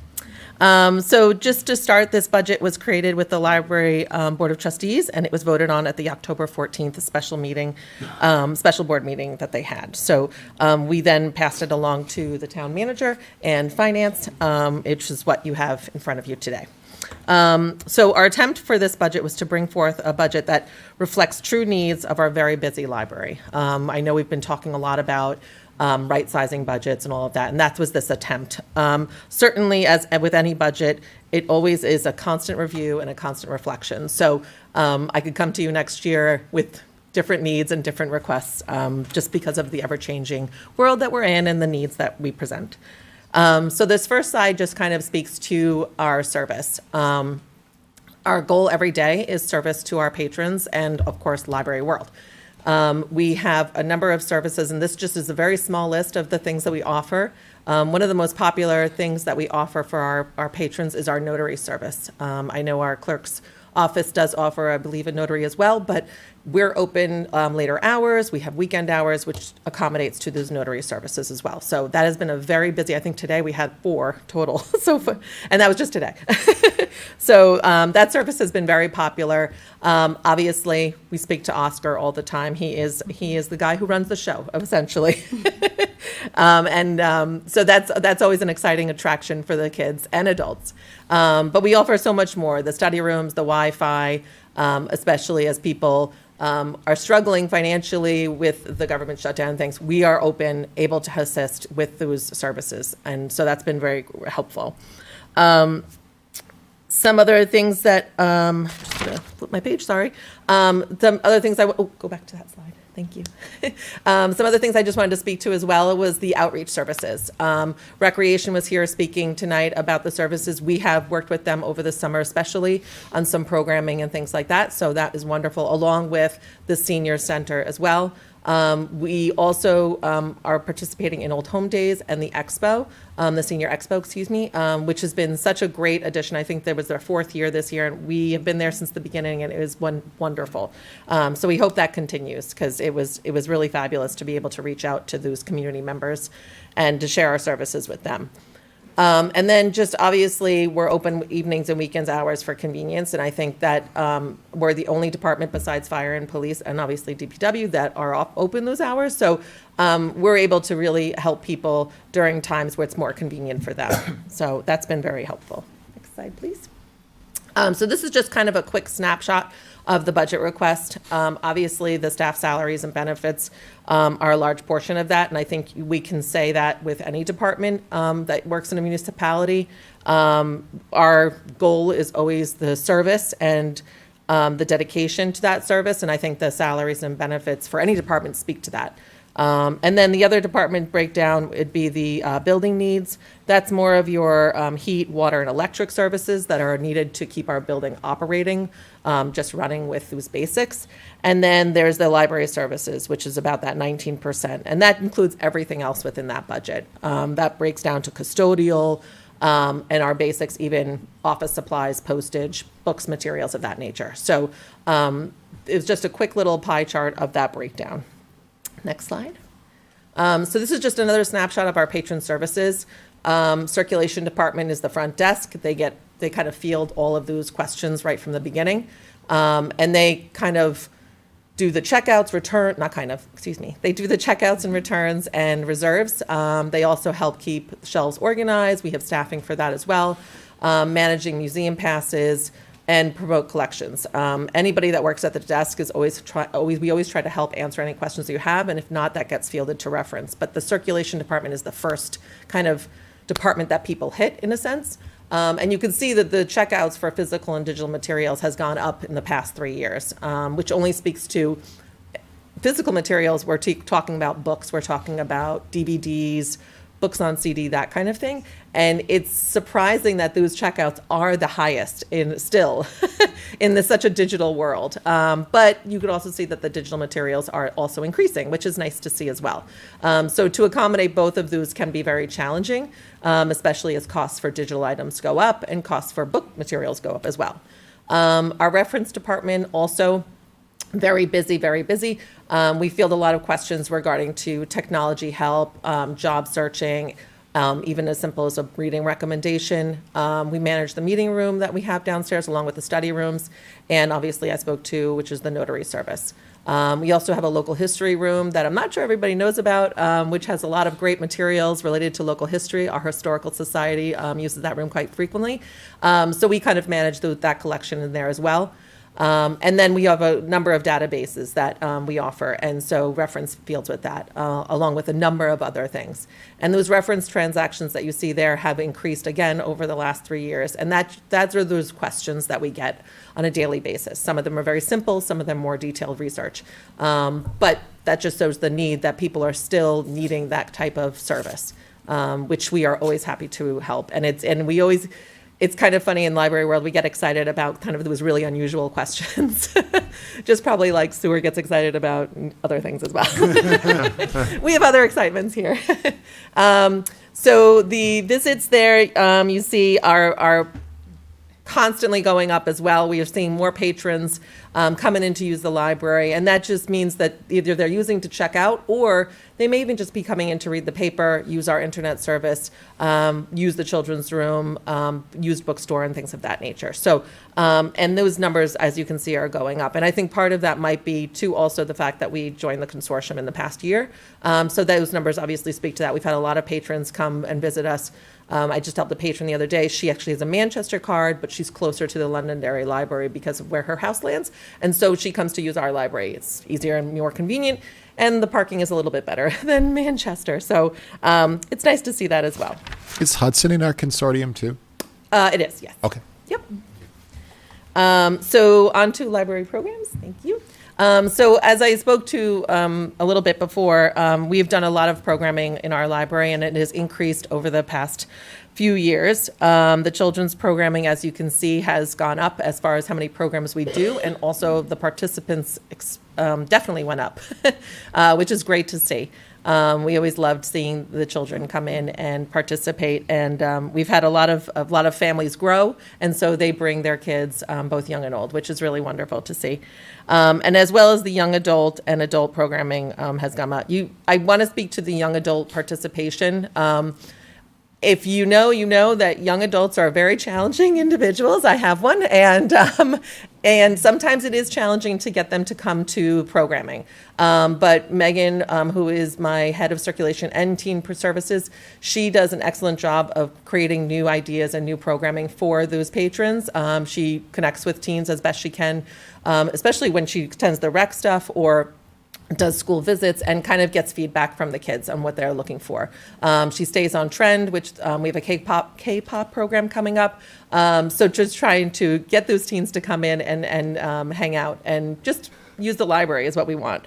So that's always a challenging factor, but we are seeing some increase. Hopefully this year we'll have some more numbers for next year. So we're excited about that. But can you tell me how you came upon those numbers? Because I think we talked about the past 2 years about how you can collect this data, and I don't think you had an answer. No, so for participating programs, we do registration. So we use those numbers during registration, and also at that program, we will count. So let's say 10 people register for a program, and then 15 actually show up. We will adjust those numbers to make sure that we have the right numbers, and we keep track of all of that in spreadsheets. So at any time, we can look and see how many people attended a particular program on a particular day. And it's as accurate as humanly possible, but the registration does help with that, and that's why we do a lot of registration programs, so that we can make sure, one, if there's, let's say 25 people are coming, we want to make sure that we have enough supplies if needed, or chairs, or whatever that looks like for them. So we definitely, the registration is certainly very helpful. Good, thank you. Yeah, you're welcome. So the next slide just shows, again, to that summer, our summer reading program. This is the busiest, I would say, 3 months of our year. Summer reading is something we start planning for, I would say, in the next couple of months already. We start looking at presenters and looking at the theme and kind of putting that all together. And so we as librarians really enjoy that time of year, because it really is a great way to kind of come up with new ideas and new challenges for the kids to encourage them to read over the summer, which, as you can see, is definitely happening. And so we want to help the schools in that way. Is like they always say, summer is kind of like the drop down for the kids. And then, come school time, it's, what have we done? So summer reading is definitely helpful to that. And I actually had a meeting with my son's teacher today, and we spoke a little bit about how important that kind of summer reading piece is in order for the kids come September. So we're happy to provide programs and kind of any sort of reading challenge and things that will encourage that. Next slide, thank you. So our GMILK service, just as you know, we joined GMILKs about a year ago. And these are the numbers that kind of speak to the increase since we've joined GMILKs. Our circulation has gone up, not only with GMILKs patrons, and we also had an increase, just looking, I cannot see, with digital services as well. And then our interlibrary loan has also gone up. That green line there you see is GMILKs. And so that's really exciting to see. We've had an increase in library usage with patrons that are outside of our community, which is really wonderful, because that means also our patrons are going to their communities. And in library world, we're all about, we're not in the business to make money, but we're in the business for service. And so that speaks to that, certainly. So we're excited about to continue with that consortium. So I have a quick question about, and I was just thinking about the last slide, the summer reading program. With all the sponsorships, who is responsible for gathering those? That's a wonderful list of sponsors. Yeah, so our children's and adult and Megan, our teen librarian, all reach out to local restaurants, businesses, and ask for donations for prizes for our community. And some of those donations come in gift cards, or they come in, they'll supply some snacks for the program or something like that. So they vary in what that looks like. But we reach out to a number of people, and we try not to do like the same person every year, because we don't want to overwhelm them. So we'll reach out to new businesses. I was talking with my adult services librarian, Becca, today, and she was so excited that the movie theater is opening up, because we're like, another person we can ask, for. So we keep track of that and those new businesses, so we can reach out to those people. And some people will donate from year to year. But we don't want to, again, overwhelm them, because we know it's a big ask. Yes. And I'm sure other people are asking as well in the community for their services. Yeah, thank you. Great job on that. Yeah, thank you very much. So I have one question about GMILKs. I know since 2020, 24, 25, 2 years anyway, we've been discussing the ROI on GMilks. And I've been getting different answers on different years. So do we have any sort of actual evidence that this will be an ROI? So we are just in it for the first year, and we already are seeing some savings with GMilks when it comes to kind of the back services stuff where cataloging comes into play. So we don't have, because we are going to be sharing records with other libraries. So we don't need to purchase those records, which a lot of times we will if we were an individual library with our own catalog. So we are seeing savings a little bit. We'll see them more down the road as the collections grow. We already, as collection development, we're already looking at other libraries and making sure that we're not duplicating in an amount. For example, if it's a popular book, we certainly will buy it. But if it's an older book and another library owns it, we will just get it for them instead of purchasing it, in which in the past we would have to purchase it.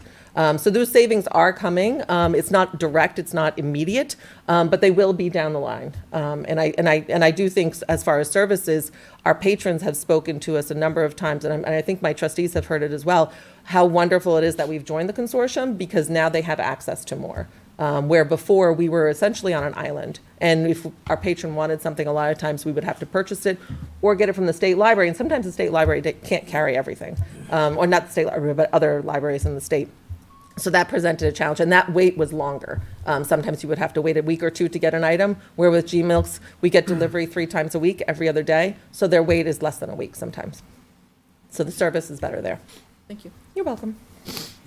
So the last slide. So this is our proposed budget here. And as I mentioned, and I'll just read that, our effort for the proposed budget was to make sure that the line item names and oh, I didn't mention that. So our goal this time was to make sure those line item names and explanations were clear. So we did pull out some of those things, for example, the consortium and all the programming, because we wanted to make sure we were clear and get a good tracking of what we're spending for those items.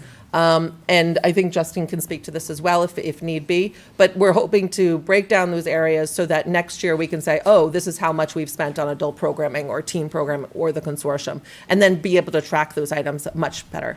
So that's our goal for going forward. I don't know if the trustees had anything that they would like to add. Along with what she just spoke with about the new areas that we've broken out. Programming in particular was under management services, and somehow they just don't sound the same. So it was kind of hard to figure out, well, where is that money now? So it's to make it easier for everyone to know what's happening. And you'll notice in your budget that I think that some of those are zeroed out in the new thing. But that was a little bit of misinterpretation of previous directions about what would happen with the default budget. So we can repopulate those. We have figures that we actually voted as a group together for each of those line items. They've just been rolled back into their original titles, but they can be broken out into the new numbers without having the concern about losing the money if there's a default budget. The GMilks, separating that out will make it much easier to really see, the changes year to year with the GMilks, the costs. So hopefully that will help make things clearer so that you can see where the money's going for services, as well as, obviously, staffing is the largest cost because we are a service organization, so there's a lot of staffing required for that.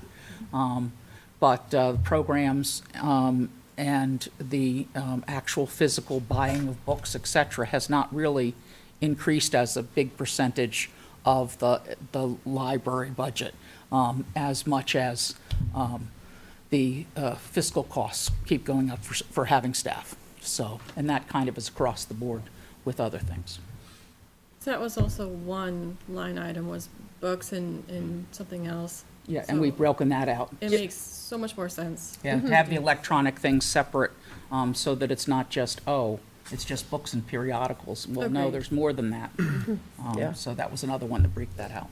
But just for clarity, I mean, you just mentioned it, Jen. On this budget that we see in front of us from the town, those are, for example, I'm looking exactly at the electronic books and databases.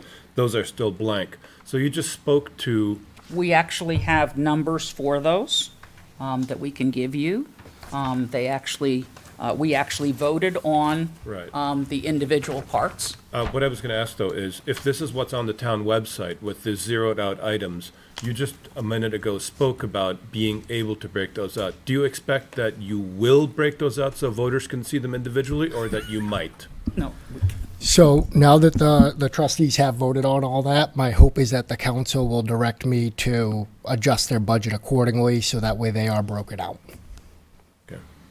And then, if I may, I have one other quick question. So that amount up there, that's actually the, again, on what we were provided, the amount that's for the town manager and town council budget. The department budget is 7,500, or was 7,500 higher, which was the legal general services line item, and it looks like that's gone now. Can you comment on that, please? Yeah, so I'm not cutting their budget. Obviously, we pay for that out of the town legal line like we do with all of the departments of the town. Their department is small, so to try to determine what that actual cost is, who knows what it's going to be. And some years, it's going to be hopefully zero in the future. But some years it's going to be more than that, right? We're in a time where there's additional costs that are involved with that. So to try to put a number on it doesn't make sense to me. It makes sense to aggregate that like we do for all the other departments of the town in one legal line, so we know what those costs are. Is that part of the MOA? Or MUA, what? Well, the MOA says we're going to provide okay, legal got it. services, which is what we All right. do. It doesn't necessarily spell out how it's going to be costed, Got it. shifted. So just so we don't lose track of it, does anyone on the council disagree with directing Justin to populate those lines since it's after the fact? I fully support Justin making those amended items to the line items. That way it's more clear for us and the budget committee going forward and the members of the community. And then once it's updated, it will be uploaded to the website, so that way people will be Deb, able are to you see it good? through there. Yes. Dan? I'm good. Okay, you have a consensus? Yeah. Thank you. Thank you. And Justin, just for clarification, if the community were to vote in for the default amount, would we be safe with those newly populated line items? There was a misunderstanding on what I said in that regard, and I apologize for that misunderstanding. Safety's perfect. Yeah, I think that was our concern, that we would lose all of those services if that were to happen, and I'm glad to hear that's not the case. I'd like to just reiterate how fabulous our library has been operating on just such a tight budget. The staff is extraordinary.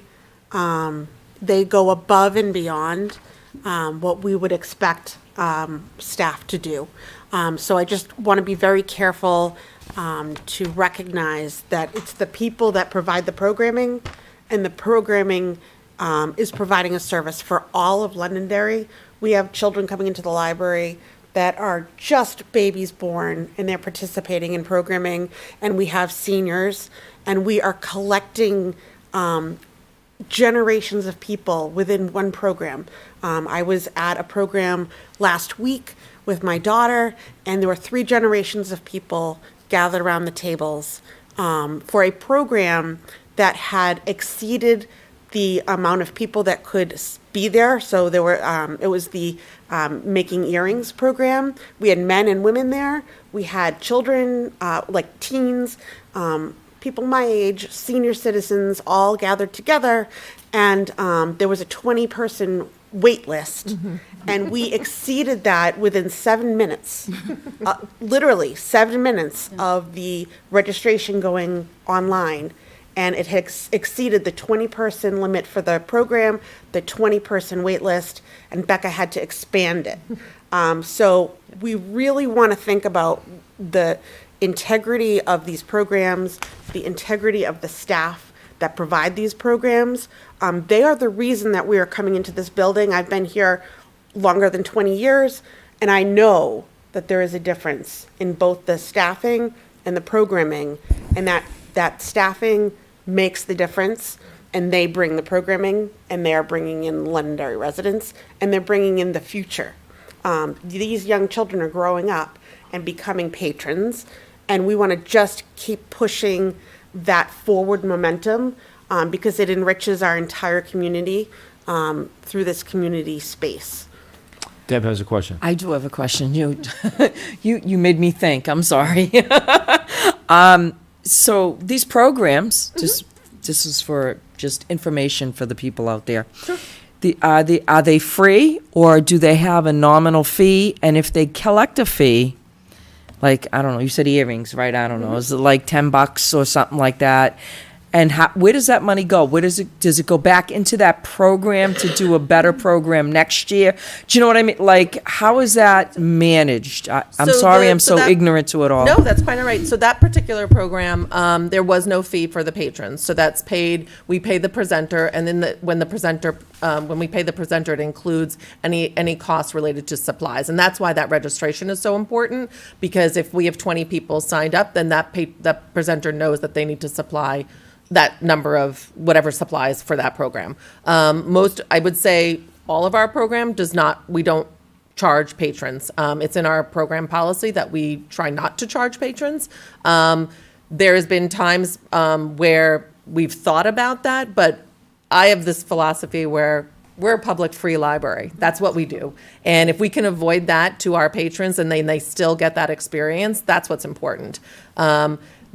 When we have presenters come to just speak on a topic of whatever, they might include their fee and then a travel fee. So that's all, we all kind of manage that, make sure we're aware of that when we're doing our proposals for programming. And so that's all in your budget Yep. for whatever. We make sure it's all in. So if for some reason we can't, like, let's say, because recently the trustees have given us a budget to, in the spring, you're doing this much money for programming. We make sure we stay within that budget. And so if that means one less program in order to do that, that's what we do. So me as a resident would say, I personally think, like, if jewelry is a really hot thing and you've got a lot of people coming, it would be good if you say, okay, we're going to do this jewelry class like 2 or 3 times a year. You know what I mean? Different seasons, different earrings. Yeah.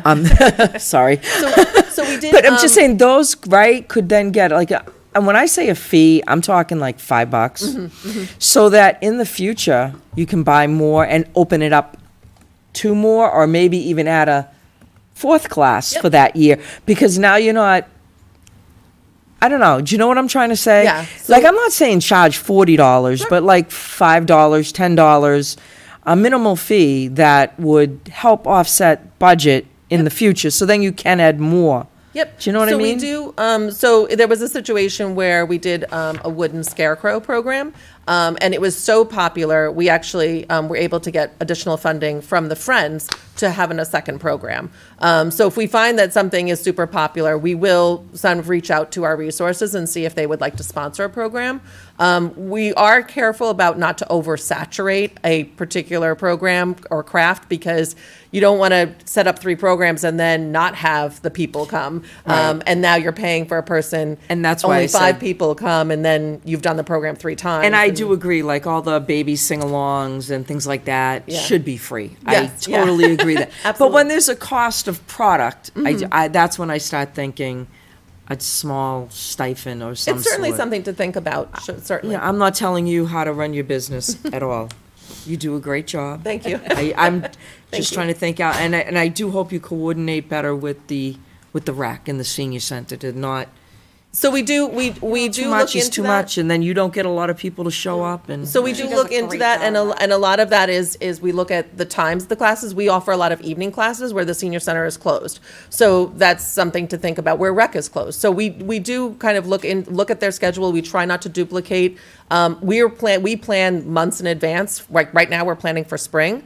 Right. So it is challenging if rec only plans, 2 months in advance. There could be a potential for overlap, but I think we do try to work together with those departments and make sure that we can avoid that as much as Well, I possible. just try to say that so that, because they want to get as many people as possible. course, You yeah. want to get as many people. And if you have, 30 people that really like this, and then, 5 go to yours, 10 go to the other, it just makes it look like it wasn't a good event, but in fact, it really would have been a good event if it was.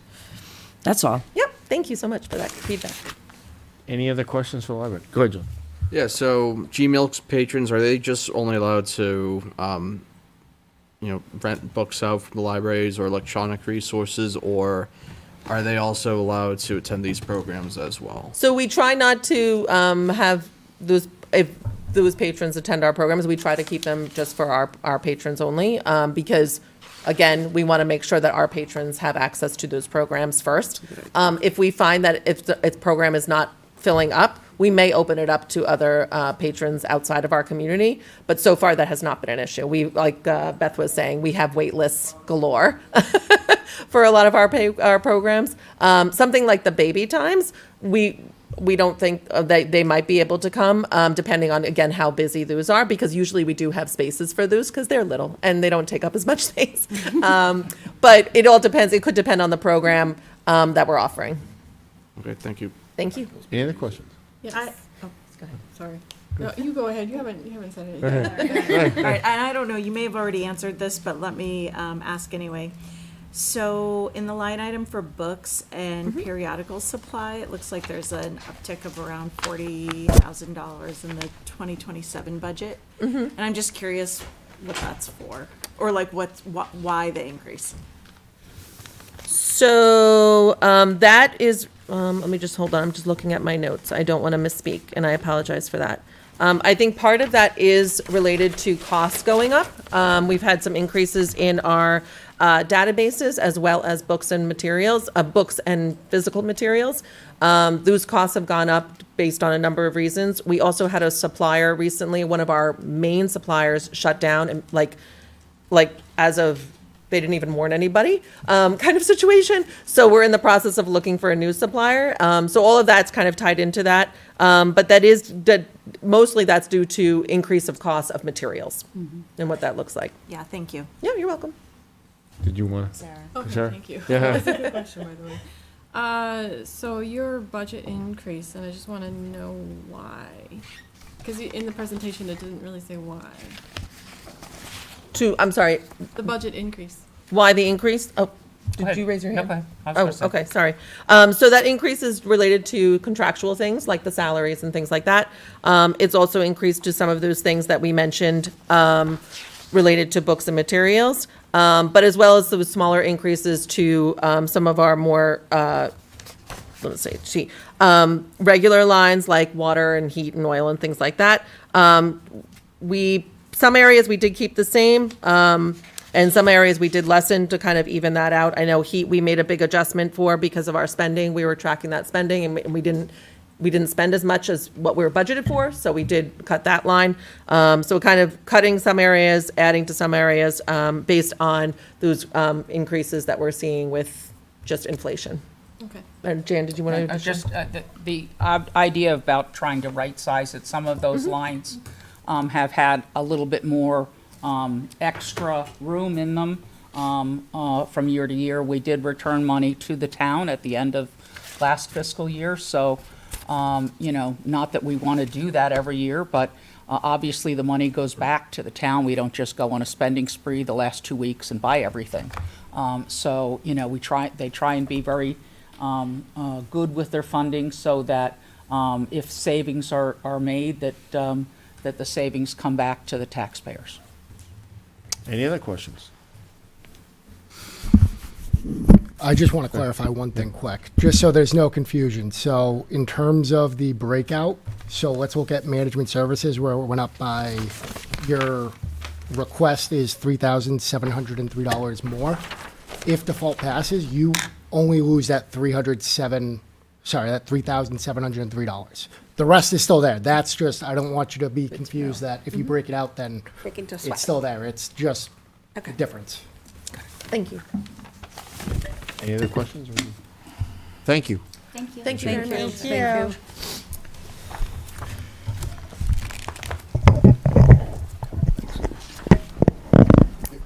So, Next, we're going to move on to some general budget items, and I want to bring back a topic that we had discussed toward the end of the meeting last week, and discuss funding from the Honest Son Fund balance. And there may be a way we can make everybody happy. A way Justin can be happy, and Sean can be happy, and we can still return some money to the taxpayer.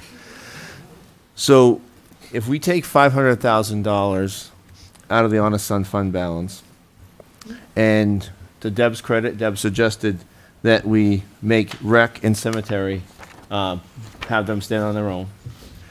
That would give us 600,000, and then we ask our town manager to make $400,000 in cuts. We'd still get to our $1 million. So I think that the good part about this is it gets us to the $1 million that we asked for. At the same note, it doesn't do the budget spiking. I had a conversation with Sean about this, and if we're using 500,000, we're getting 500,000 with cuts, those balance off at the next year. And so Sean can confirm that, but we had a conversation. I think we've come to a better solution with this in all our discussions over this, so I feel really good about this plan. I'm a little concerned about being able to find that $400,000 in the budget. Well, those aren't required either, if we find and we If we- can yeah, discuss those as a council. If Yeah. the best we can do is 600,000, at least I feel like we did something for the taxpayer. Yeah, we took a look. We're just gonna ask him to see what he can do with 400,000, but at least it gets us closer to the million, and it doesn't upset Justin or Sean, and get us off track. It keeps us on. But don't we need to have, be able to provide a number for the town to give to the state as soon as possible, correct? We have to set the tax rate. The Yeah. budget part doesn't come with that tax rate. So that's optional before. More or less, we're lowering our initial. If we were gonna do $1 million, then that would be the tax rate, but the budget stuff comes later. The initial is only the 500. Gotcha. So that's a better ask. It leaves us with a better reserve, as we've all spoke about in the past, and so. So I mean, I would like to make a motion to, because we Well, have to let's set- discuss it We first. should have a discussion. Let's discuss it first. Yeah, it'd be nice to have a discussion over a motion so quickly. I just want to bring the council up, give you some information. Today, I sat in on a department meeting with, where we're talking about the communication system with the fire and the police.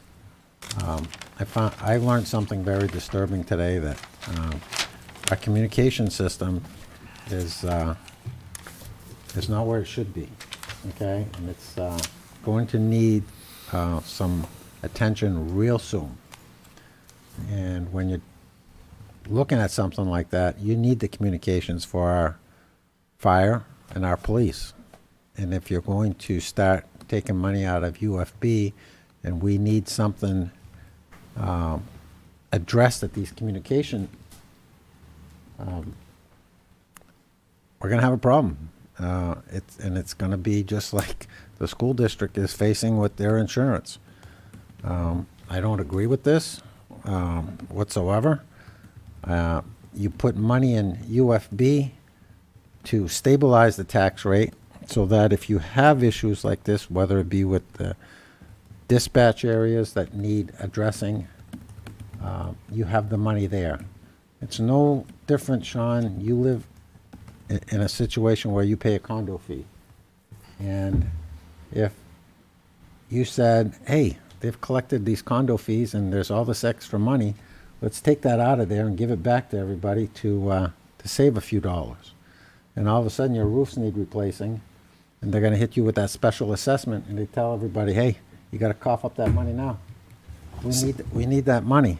So I don't agree with taking money out of UFB for something like this. The money for UFB, I know people have paid into it. They've paid taxes into it. You're looking to take care of issues that come up, whether it's the PPE gear that we need from the fire department. And when I'm looking at the communications area, when they're talking about merging these two, and I'm finding out, yeah, they came up with a proposal a few years ago for $5 million for their communication center, and it was cut to $2.5 million. And you know what? We're paying for it now. We're going to be paying more because somebody wanted to save a couple bucks, and now that system needs a lot of work, both of them. So I would discourage anybody from doing this. And I know you're trying to save $1 million. I mean, I'm all for saving the taxpayers' money. Except What's that? Except you're not. Yeah, I am, Sean. I am. Because when you're looking at having the money in UFB to be able to pay for these issues that need to be addressed because they've been kicked down the road, okay? And all you're doing here, all right, and you're really getting to me, Sean, about this, is this is an election year and you're trying to save $1 million. Every year's an election. All It right? has nothing to do with the election. And, It's to save Tim- taxpayer money.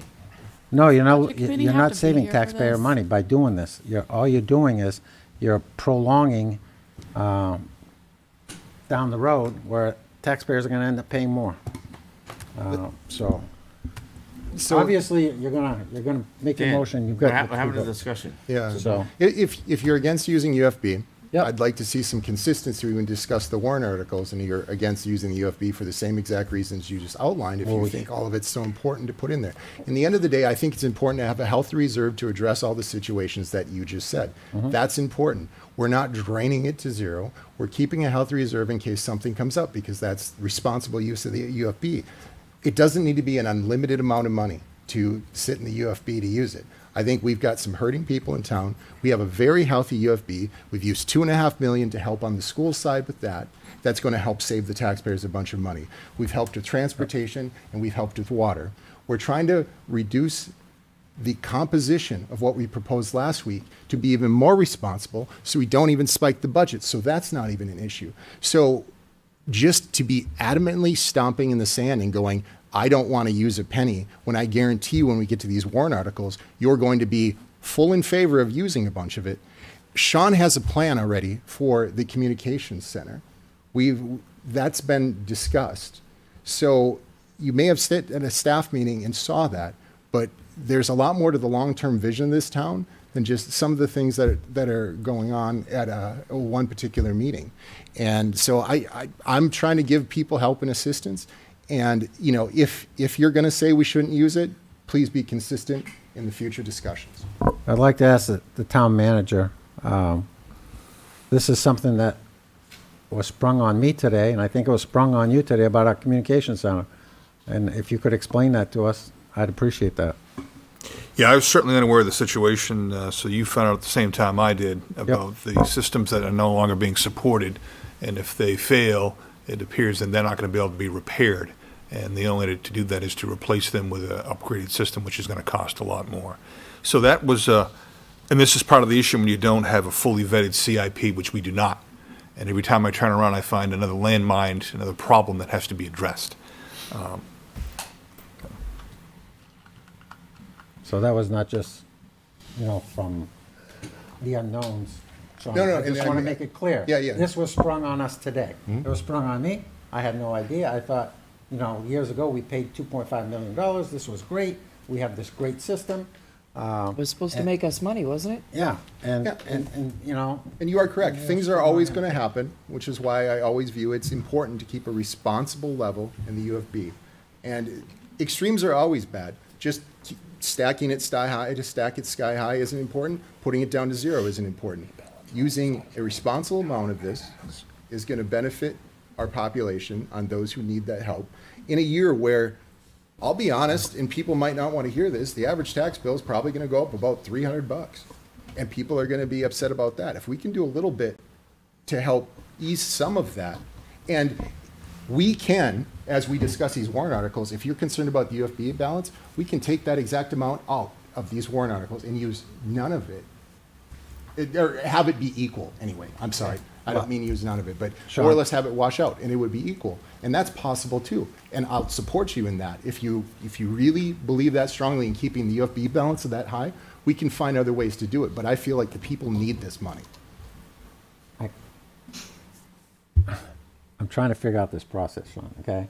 We just completed some presentations on the budget, and now we're saying cut 400. Wait a minute. We haven't even, I've got some ideas, but we haven't even discussed that. Which is why those will come at a future date. The only reason that this is important to do now is because last week, actually, we were supposed to set the tax rate. Because of that, and because of, you were upset and feeling like you needed more time with it. Ron gave you that extra time. We're sitting here another week, but we can't keep holding off on this tax rate, and we need to set this and do this as a council and get this through. So we're trying to come up with a solution that's going to make everybody happy, gets our tax rate set as we're supposed to, and move on while helping the people, while keeping the UFB rate and making sure everybody wins in all of these. I fully embrace your concerns and I understand them, and I want to make sure that we don't run into problems there. And I feel like this does that.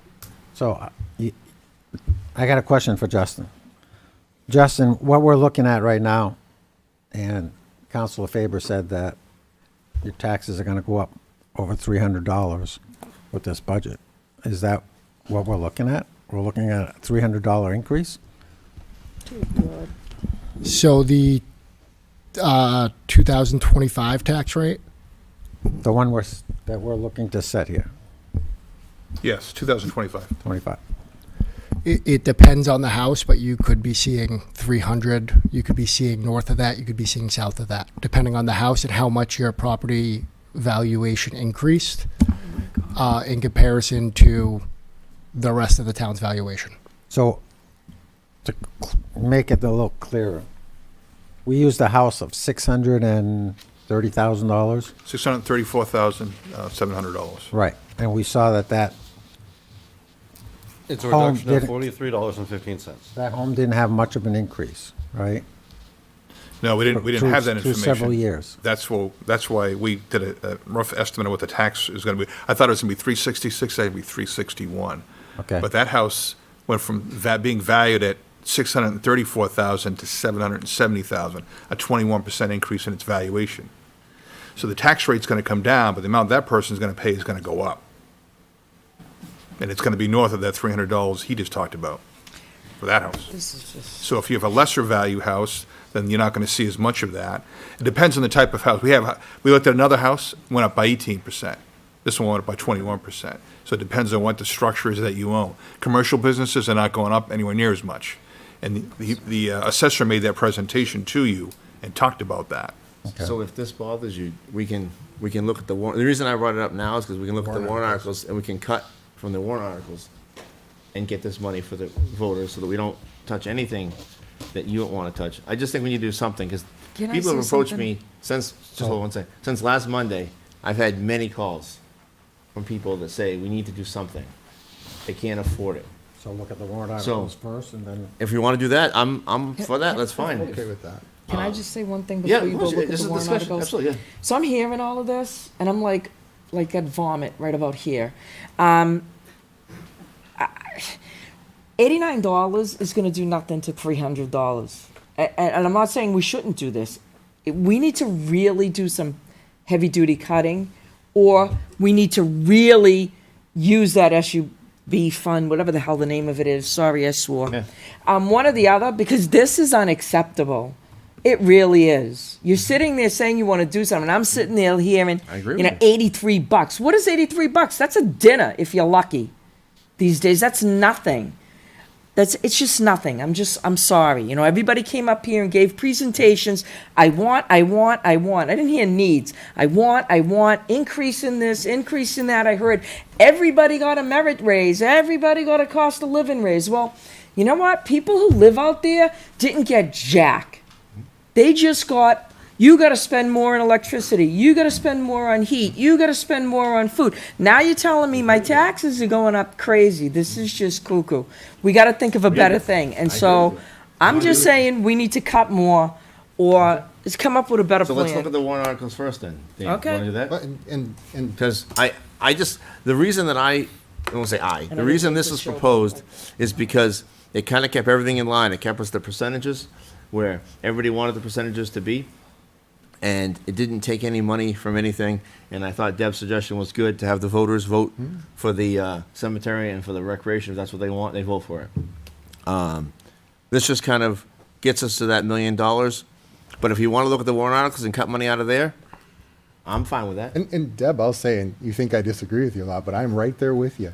I fully Sean, feel we've had that. conversations in the past when we were friendly. Yeah. And we always aligned on certain things. There was just some things we didn't align on, and that was that. But I watched these budgets, and yeah, some departments did a fantastic job. They kept in line. They understood. Yeah, I understand you need to grow and fix things. Well, maybe you don't need to do it all at once and all 1 year. So let's as a council, let's review each warrant article. We'll decide if we want to cut some money from there, and then we'll come back to this discussion at the end. that work for everybody? Go ahead, Joseph. Then, Sorry. yeah, no, just, so what's the balance? Where's UFB at now, and? So, the presentation from the town manager, is it still in the computer? Yes. Yeah. He has the presentation all lined out in there. Exactly how much money's in there and exactly where the money's coming from and how much has to be in there, the percentage that we need to be in there to be safe. Yeah, and this is within those guidelines. Okay. All right, so why don't we start with the warrant articles? Why don't we start with Article number 2? She just has to pull it up. Yep. Okay, so Article number 2, we don't have a number for that yet. That's for the Morrison House. So that's, Okay. still has to be resolved on that. That's going to be proposed as a bond. Okay. They don't have the cash reserves to do that and what we think Go it's to going to Article be. 3. Article 3 doesn't have an appropriation.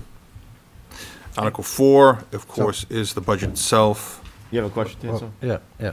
So, Article number 3, we're just asking the voters if They want to pay for they something. want to pay for this, but we don't have a dollar amount. You do, it's in the budget. Remember the discussion we had? That's why that's in the budget. So it's whether or not we're going to provide full-time benefits to that employee who works People full-time. need to know what they're voting for, though. How much is that? You think they're gonna go look in the budget and try to find that? No? So I can go back to articulating what I articulated the last time. In fact, Patrick- Articulate it, but, Can we have that number put in there so that people know how much it is? As I told you, that is an option that you can do that, but then you're going to make an appropriation here, and that's only going to be good for the 1 year. So let's defer to Justin, because I know you know more about DRA than Yeah, than most people want to know. When the warrant article is written, it has to be written a certain way, correctly? I would believe so, yes. Yeah, so that's why the number, Well, I can put it into different words too. So the reason is, if you put a number there, covers a year. That's it. Right. If you don't put a number there, then it continues the benefits. So this is an adjustment in the position and let the voters decide if we're going to offer benefits from here into the future. That's why there's no number, because we can't project into the future. There's no possible way really to put a number for that. So they're just asking the question. But when I'm trying to get to $1 million, I'm looking at all the numbers. right, Yeah, this is and not this- one of this- them. This is this not isn't one one of of them. This is not one we can get anything from. We can't predict what health insurance will be in the future. Yeah. Article 4, sir. Is the budget, and you'll be dealing with that Yep. as your next several weeks. Okay, Article number 5. 5, and we have a presentation on that. My colleagues from the school will come up and, oh, we gotta do this one. you're going to see this before. The Budget Committee has not seen this, so we want to Yep. make sure, but it's going to look very familiar to the rest of you. Thank you guys for staying with us through our meeting. Thank you for having us. Welcome. I feel like we walked into the fray, though. You'll see us all in December. So I'm Dan Black, I'm the superintendent. Bob Slater, School Board Chair. Amity Small, School Board Business or School District Business Administrator. So 3 weeks ago, we did a joint meeting with the town council and the school board. It's been a long time since we've done that, and it's just to kind of really highlight the combined work that we're going to do. So we'll do a really quick version of this, and then see what kind of questions you guys have about this potential warrant article. And then, are you going to jump in too, or? Oh, no, I was going to let you do it quickly by yourself. No, I'm going to do that. Okay. So we have a wonderful working relationship right now, where we have members from the town council and school board, obviously membership of the leadership teams of the district, from our grounds department all the way on down. So we have the right people at this table to kind of figure this out. And what we're putting forward. Next slide. So the important thing is on this is an opportunity for us to work together. We're talking about economies of scale being attached to this building, being able to share space. So there's a lot of value to this, and a lot of times the stars just don't align to be able to collaborate. In this case, they do, and to me, this makes a whole lot of sense. And this is an example where we're using our cash reserves to save considerable amounts on interest, and they're going to talk about that here shortly. And I know Bob was the first one to come here to bring this idea, so I don't know if you want to go into the history of how we ended up here and why this is a great idea. Yeah, as I came to the council, but Budget Committee wasn't here, but I think you've heard my spiel the last 8 years or so. Yeah. Been here. We looked at numerous ways of trying to get back to a permanent home for the school district since it left here approximately just 8 years ago. So as you know, we had a warrant article about 5 years ago for a two-story. The relationship in that was to just build a separate building, utilize all the space we needed, training room, conference rooms, so it ended up being a two-story. That came in at about $4.8 million 5 years ago. No additional parking. We thought we could get by at that time. As you know, in the last 5 years, the town's grown a little bit, so that's become an issue that we've got incorporated with this project. That failed. It needed 60%. It failed by 6%. Then we waited a couple of years. As you know, we've been working on full-day kindergarten for education. That's been a priority for our students. And meanwhile, we had another opportunity to look at utilizing one of our buildings if we had full-day K approved last year. And we thought it was a good proposal, as it was about a $9 million bond, and in year 3 it was cash positive to the taxpayers, upwards of about $1 million in cost savings over a 15-year bond, and that failed by about 3% last year. So this year, not knowing what we had for space and that, we talked internally with the board and with the superintendent and staff, and I came to the council back in June, just before our town manager, Ms. Mulholland, had arrived, and proposed looking at a one-story building next door, possibly utilizing some space in this building, and didn't know at that point. And if we didn't have enough space, that we would have to utilize a department or two across the street at one of our schools and retrofit part of a wing to put a couple of departments there. So there was a lot of things in the air. Had met with the new town manager shortly after he arrived to give him the heads up. And then we formed this committee, came into the council, formed a committee over the summer, and we've been working on it since. So between the superintendent and the town manager, we started with a footprint of about 6,200 square feet. The town manager looked at other ways of saving some space inside of this building, between conference space and future space that may come available even down the road. And we were able to reduce it further through the 20% pricing structure. We were a little higher than we wanted to be, so we reduced it by almost 1,000 square feet down to 5,300 square feet, utilizing an access into this building so we could access the lunchroom, meeting rooms, and that. So here we are today with the cost analysis, but you know, this all started approximately 8 years ago when they moved out of a building that was failing and needed tremendous amount of work, and the board at that time decided to move into a 10-year lease up at Kitty Hawk. So that's how we got here today, and appreciate working with everybody, and it's been a great experience so far, so hope it continues. You know, so Amy's going to go over pretty soon the financial benefits, but you know, basically, by year 6 or 7 at least, we think it'll be, you know, a cost positive, because basically we're renting right now, and we go from renting to actually, you know, leasing here with a very reasonable rate. We've already seen a lot of collaborative benefits with working with the staff here, and you know, a lot of synergy between the two organizations, which I think is always going to be good. And I mean, I know it helps us in terms of our master plan, is we're always worrying about our schools, and kind of getting this off of our back, I think would be a benefit of our children and the whole community. Okay. Want to jump in? Did you want to do this one? Yeah. So, as it's mentioned, we'll be using fund balance for this. And should the school have done this on their own with a 10-year bond using the latest municipal bond issuance, for a 10-year, it would have been at 3.44%, which would have resulted in that time period of $531,000 in interest paid. This also would result in a payment, a debt schedule payment of roughly about $343,000. If we were to spread that over 20 years, you're looking at $1.4 million in interest that would be paid, and the payment would drop down to about $216,000. And that's based on a 4.3% interest rate. So by doing it in this manner, they're able to issue a lease payment back to the town to refund the town essentially the money that we are fronting for them, And as they mentioned, come year 6, 7, around 7, 8, I think, is where you start seeing the full positivity, where the town is now getting their funds back and the school is not making that payment continuously, because the arrangement would be around, once the money is paid back, a much friendlier rate, acknowledging that the school is part of the tax rate for all taxpayers. Next slide, yeah. So the next slide shows this for you.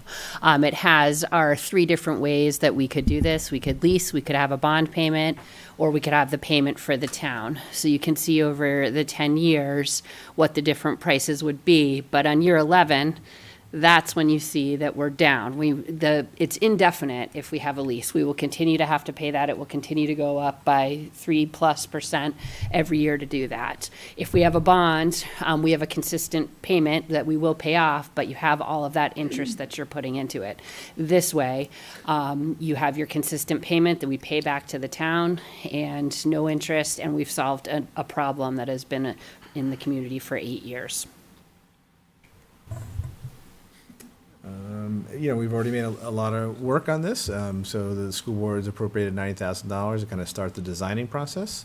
And as Bob already said, we basically have a 5,300 square foot structure, which will be right there, right next door. Maybe go to the next slide. One of the most important things I think we learned in this process of working with Mr. Wally is we need more parking. So part of this project would be to put parking kind of behind the parking spots that are already there now. For all the capacity that's kind of needed between LAFA, between this building complex, and making sure, we're becoming good neighbors within this process too. And that's kind of what the design looks like. I mean, it basically houses its office space for 21 people. And there's a door that would be in the kind of the back of the room over there that would be real egress. It would allow us to kind of walk back and forth, and Mr. Mulholland's done a great job of opening up his arms to us, where we can use the conference rooms here or the break room, so we saved a lot of space in the design there as well. Anything you guys would add, or no? Okay. Yeah. That's what the 3D renderings look like, and I think what's next. So we meet next week. We're gonna have our 50% costs estimates by that point in time, and then hopefully we're beginning our guaranteed maximum price bidding. Kind of out in the public and kind of getting this off the ground. This is, again, a good example of being able to use your cash instead of paying $1.4 million, because it would probably be a 20-year bond, and interest payments over that period of time. And we can build this in 2026 dollars. And that's the real value of being able to use your cash for that type of purpose. And not only that, there is the synergies we're going to have here working together. We talked about, whether or not that should be 1-story or 2-story. This building has quite a bit of space in it, and a lot of that space is not being utilized in the best way, of lots of file rooms that could be turned into offices or another conference room. So they can utilize the conference space we already have instead of having to build it twice. And then the break room that we have, which will meet the needs of their staff plus our staff. So that's the value to the taxpayer at the end of the day, is we're not replicating all of that. And we're maximizing the use of a building we already have by this addition that would go on here. And again, the parking is an issue during the daytime. It has been an issue for a while with parking patrons. We've been hearing about, from library patrons, been hearing about that. And then when we have a LAFA event, they have issues in terms of parking down at the Legion. Now they'll have a place to park, and they're literally right there. And it allows both of our staffs to be able to park and allow our customers to be able to come in and do business with the town. So to me, this is one of those, again, circumstances where the stars align and the synergies work out, and it makes a whole lot of sense for us to collaborate and do this together in the best interest of all of the taxpayers of the town of Londonderry. So, any questions? Yeah, so just right off the bat, just explain to me, so why does the school district have to pay back the town the $2.5 million, right? Because it's all coming from the same tax base. The $2.5 million was already collected by the taxpayer, and then over 10 years, you'll need to collect an additional $2.5 million from the taxpayer to pay back the town. But explain to me why that's the process. Because it replenishes our unassigned fund balance, because that's where we're taking it from to do that. All right. And that $2.5 million came from the sale of the property of the Gilcross Road property. So really, it wasn't. So that It wasn't monies that were left over from budgets. It was left over from the sale of the property. Right. Patrick. Thank you, Mr. Chair. Two very quick questions. First of all, thank you for this. On your slide number 6, the same one Joseph was just looking at, how would we finance? Please pardon me if I missed something obvious here, but it says there, use $2.5 million from the town fund balance and 1.4 from the school UFB, right? So is the total expected cost 3.9 here? Yes. Yeah. Okay, all right, just making sure the math's right.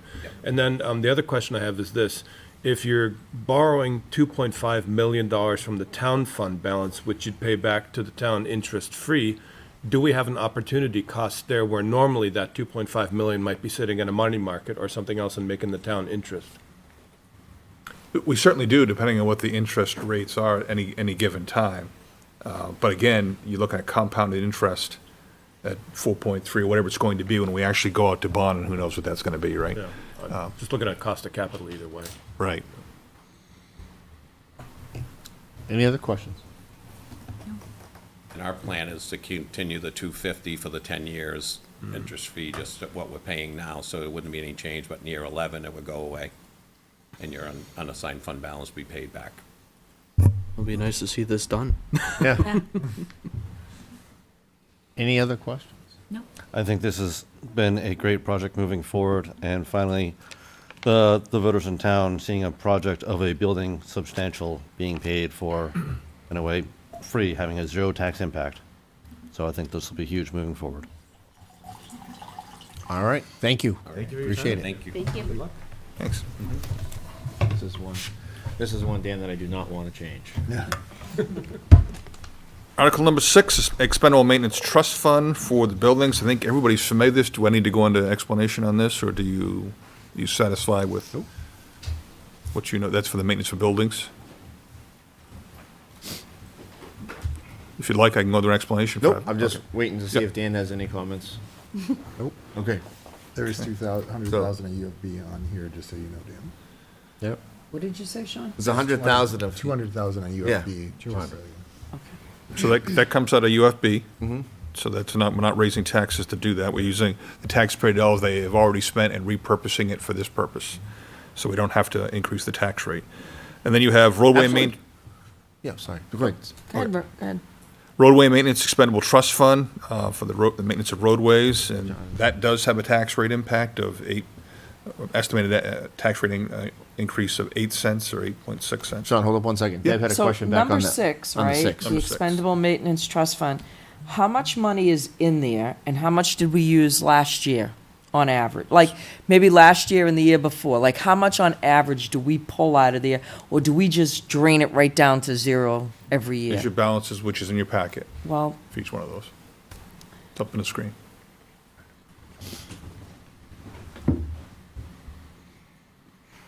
Oh, roadway maintenance, there it is.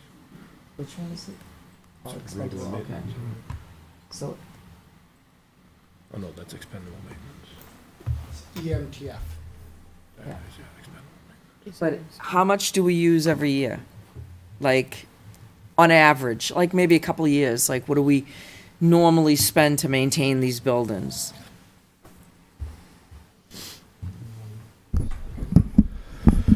So in 25, we spent around 154,000.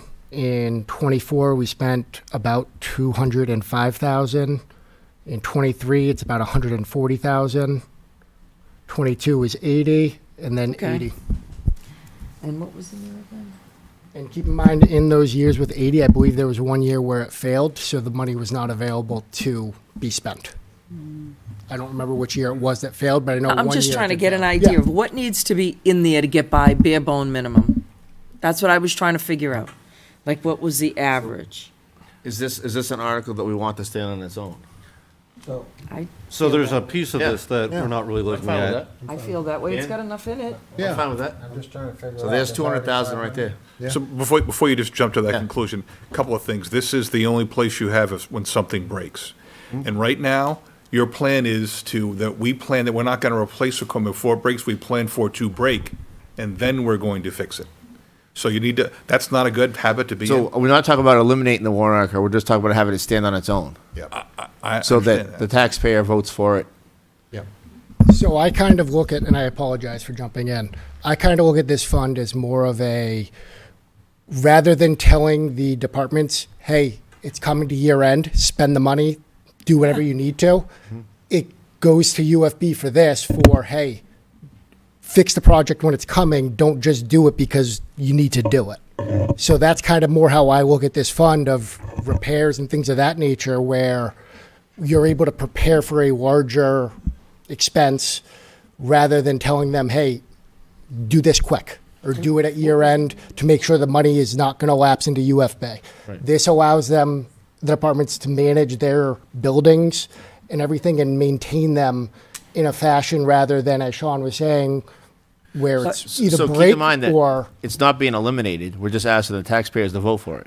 I And I this- understand. I'm just looking at it more as this is, and again, I apologize. This is No, my I opinion, see. not my but I'm looking at it more as this is money the taxpayers have already paid to maintain the buildings, Exactly. going back into a fund to make sure those buildings are maintained, utilizing the money that they've already given for that purpose. Right, If and that there- makes there's sense. 500,000 in there, right? We average around 200,000, maybe 3. We still got plenty of cushion, a little bit, 200,000 in there.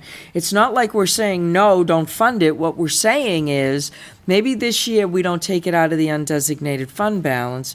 We let it sit and next year you put it back in and you could put double the amount of money if you have so much money left over in your fund balance back into it.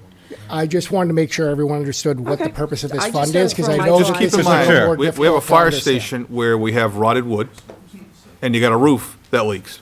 So those things should have been done. For whatever reason, they weren't done. I don't know why. So the things that we should be doing and other than letting them fail and cost more money, we're not doing.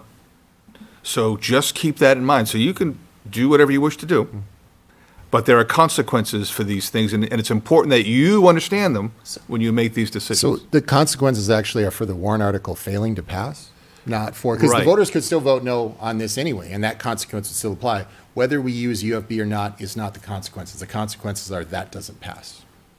Right, so that's why I don't want to force the taxpayers to raise taxes, because they already have money to pay for this. And that's why I proposed it the way I proposed it. I don't want to raise any more taxes to do this, because there's already money that's available in unassigned fund balance for that purpose. So it doesn't matter which end it comes on. In the end of the day, we're trying to give some back. We're trying to find it somewhere. I get nowhere is going to be perfect for that. Either way, we're raising it out of one end or the other. The biggest question here is, why weren't these things addressed? There was money in the account. They let it sit to get even worse. That's going to cost even more. My question is, as a council, why aren't we getting these things fixed when they're coming up right away to stop it from getting worse? I remember it, and I wasn't even here, but I saw a presentation made by a fire chief that talked about these, and he had pictures of this. And for whatever reason, I wasn't here. The decision was made not to act on those. Again, I don't know all the details of that, but I do know a presentation was made to the council, and I don't know what happened to that. So I won't say that departments in the past have not made these requests, because I'm able to see some of that here and there. I'm just telling you, and you see this, and we're going to talk about positions. I'm going to tell you what that is. You got to make decisions what you have to do. I've made decisions that I can't do all of those. But you got problems that are getting worse and worse, and some of those simply are not being addressed, and there are consequences for that. But if we have 500, to Deb's point, if we have 500 some $1,000 in there already, there shouldn't be stuff that's being unaddressed that puts us in a bad spot. That highly concerns me if that's the case. It concerns me as well. So, the other items that he did not address is eventually we're going to have to be looking at the roofs of our building and the police building, and as well the windows. Those will not be cheap items to be replaced, and we're going to be needing funds to go forward to be replacing this. As well as he had mentioned, a lot of our 3 fire stations are going to be needing other repairs and maintenance going forward. We have a healthy balance in there to cover anything extra this year, and we can put it on next year. I have a feeling that our balance that we have in there will not be significant enough. I think one of the things, Ted, also is. It's going to be $6 million. When they're talking about doing We're done with all of this. The school, they're going to do the roofs Hold at on, the same they're having time. a conversation when they get done. One at a time. One at a time, please. Yeah. Dan, what were you saying? So, Ted, to your point about the roof here, when they're talking about doing the district office, they're also talking about what would the cost be to repair this roof? Yes. To do this roof? Yes. We don't have that number. We don't have that yet, but we're going to be needing that number, and that I agree. funds very well could be coming from expendable maintenance trust. I agree. I'm just in agreement with you. Yeah.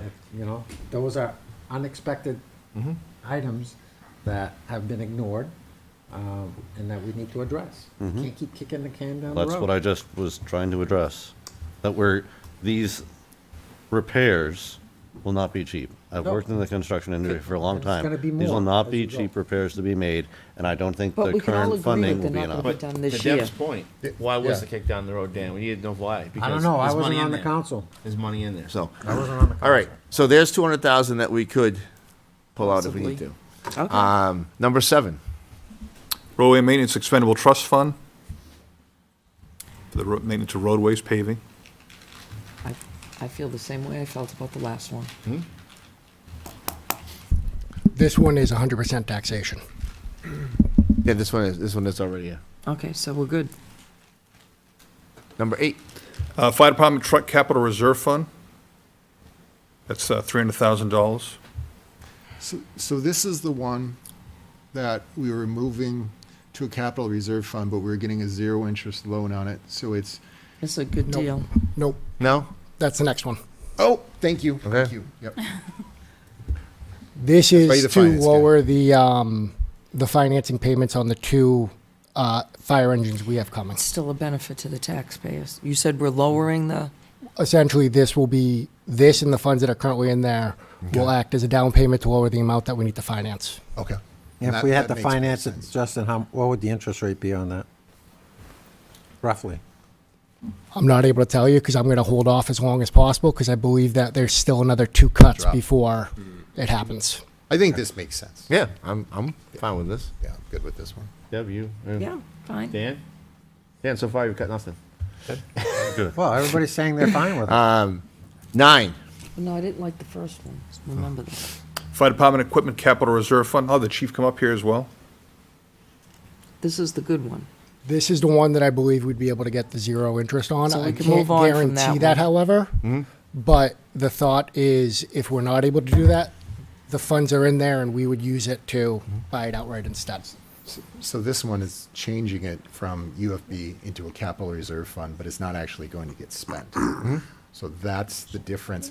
And it's not because of the UFB, so this is, the thought is to put it in a different fund and use it 3 years later. So I don't know, we're gonna get this equipment regardless of what happens apparently. Except for the one thing I'm not clear about is if the voters vote no, what happens? Do we not get this equipment? So a couple of things on this, right? So this is the SCBA. Eventually, we have to replace our SCBA, so we put a little bit of money in there each year, so we don't have to pay all of that one time. That's part of it. Defibrillator is another part of it, and I'll let you talk about that. Yes, so thank you very much. So, like the town manager said, this is our savings account, so that, to Justin's point, we don't spend money every year that we don't need to, and that we build our savings account for things that we know that is gonna occur. So, for example, we talked about the SCBA's. Does everybody know what that is? That's the a self-contained breathing apparatus, the tank on the back, the harness. The air packs. The mat. Yeah. So, we're anticipating that that's gonna be north of 650,000 in about 6 or 7 years, probably 7 years. So we wanna gain on that. We have an air compressor that is not doing well. We put in for a grant, and we haven't heard about that grant as well. When it comes to replace that, this is where this comes from. We're replacing our monitor defibrillators, which some of them are 13 years old now, well exceeding the 8-year general accepted part of medical equipment. But because we have a really good preventative maintenance program, and we pay for that, but we save because of that. So this is really just putting money into our savings account so that when we have a anticipated or a not anticipated expense, we're able to cover that. So I highly want to make sure we get this equipment, so this is why I'm asking these questions. So if this warrant article fails, what happens? Are we unable to buy this equipment? Yeah, you're either gonna have to borrow money to do it when the time comes, or you're not gonna have it. Well, no, what I'm making sure is, so if we can buy this on a zero interest loan, it seems like we could buy it. But if we decide to put a warrant article in and it fails, no means no, and I'm worried that Well- we can't buy it So, on a zero interest loan. No because- means no in terms of adding money to the capital reserve. Okay, so that's where the no, I'm just double checking on that to make sure that's not a So- risk here. If we had put, I'm sorry, go ahead. So this initially came up, and their thought was to potentially put this as a separate warrant article for itself. So the defibrillators would be their own warrant article, and then you'd have the typical fire department equipment capital reserve request for the funding items that we've mentioned. When I had heard that the vendor was generous enough to potentially offer us that, and again, I want to emphasize potentially, because it was one of those sales, end of the quarter, we got to get this done, can we do it? So I can't guarantee it. However, my thought was, if that is on the table, we put it into the capital reserve account.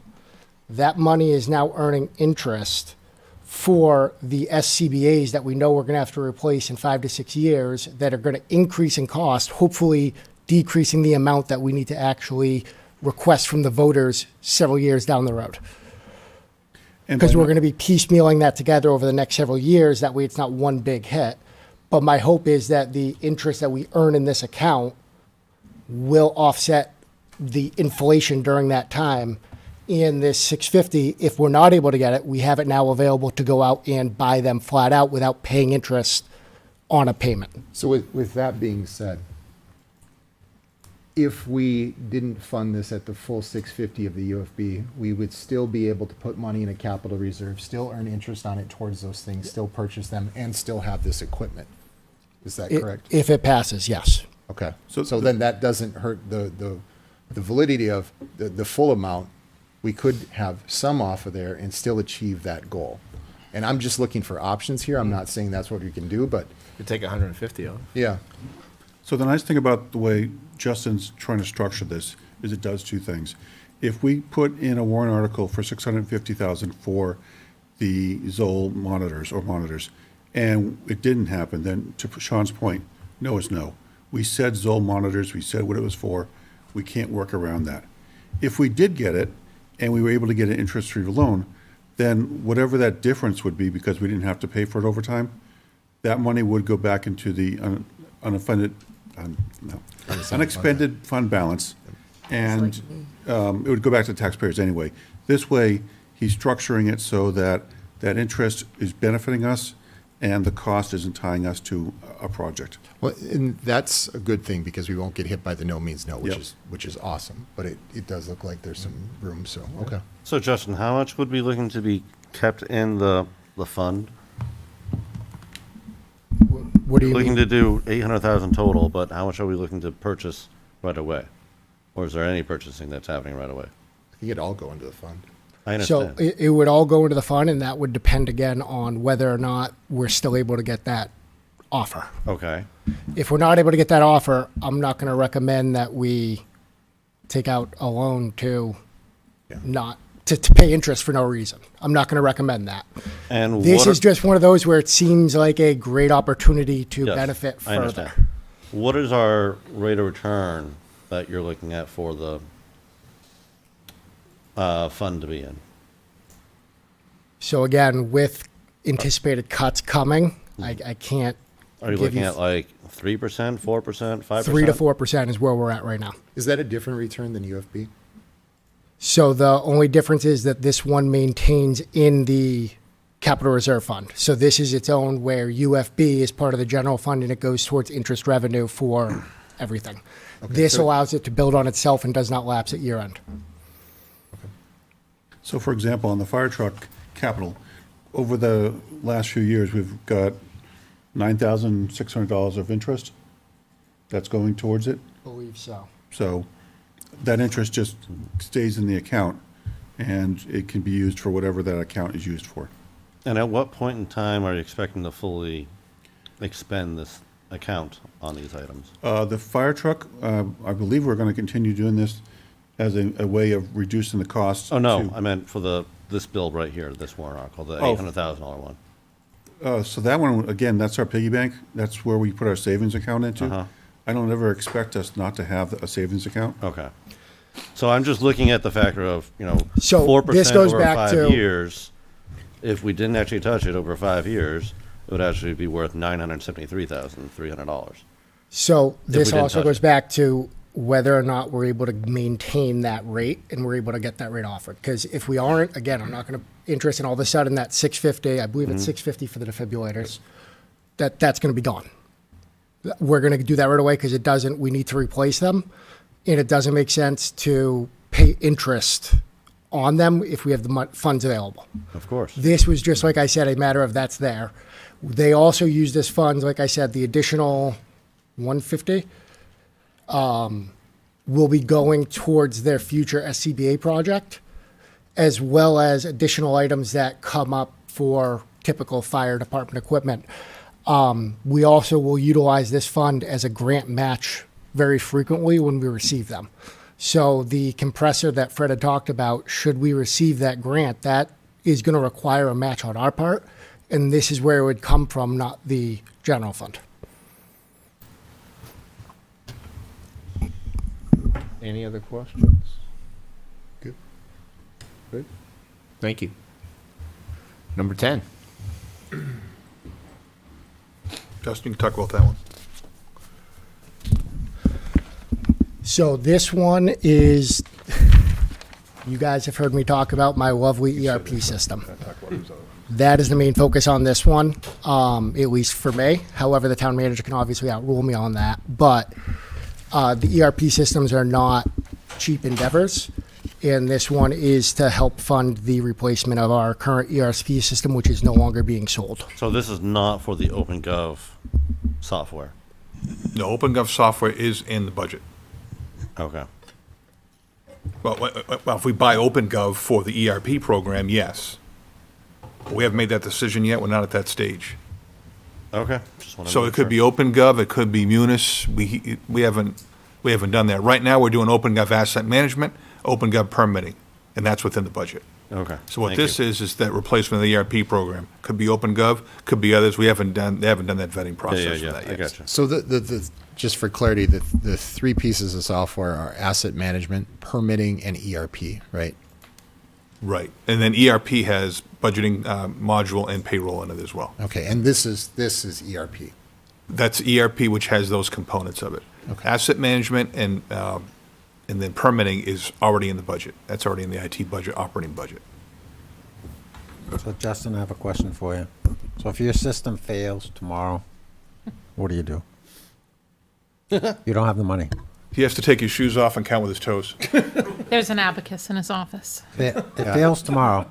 You got nothing.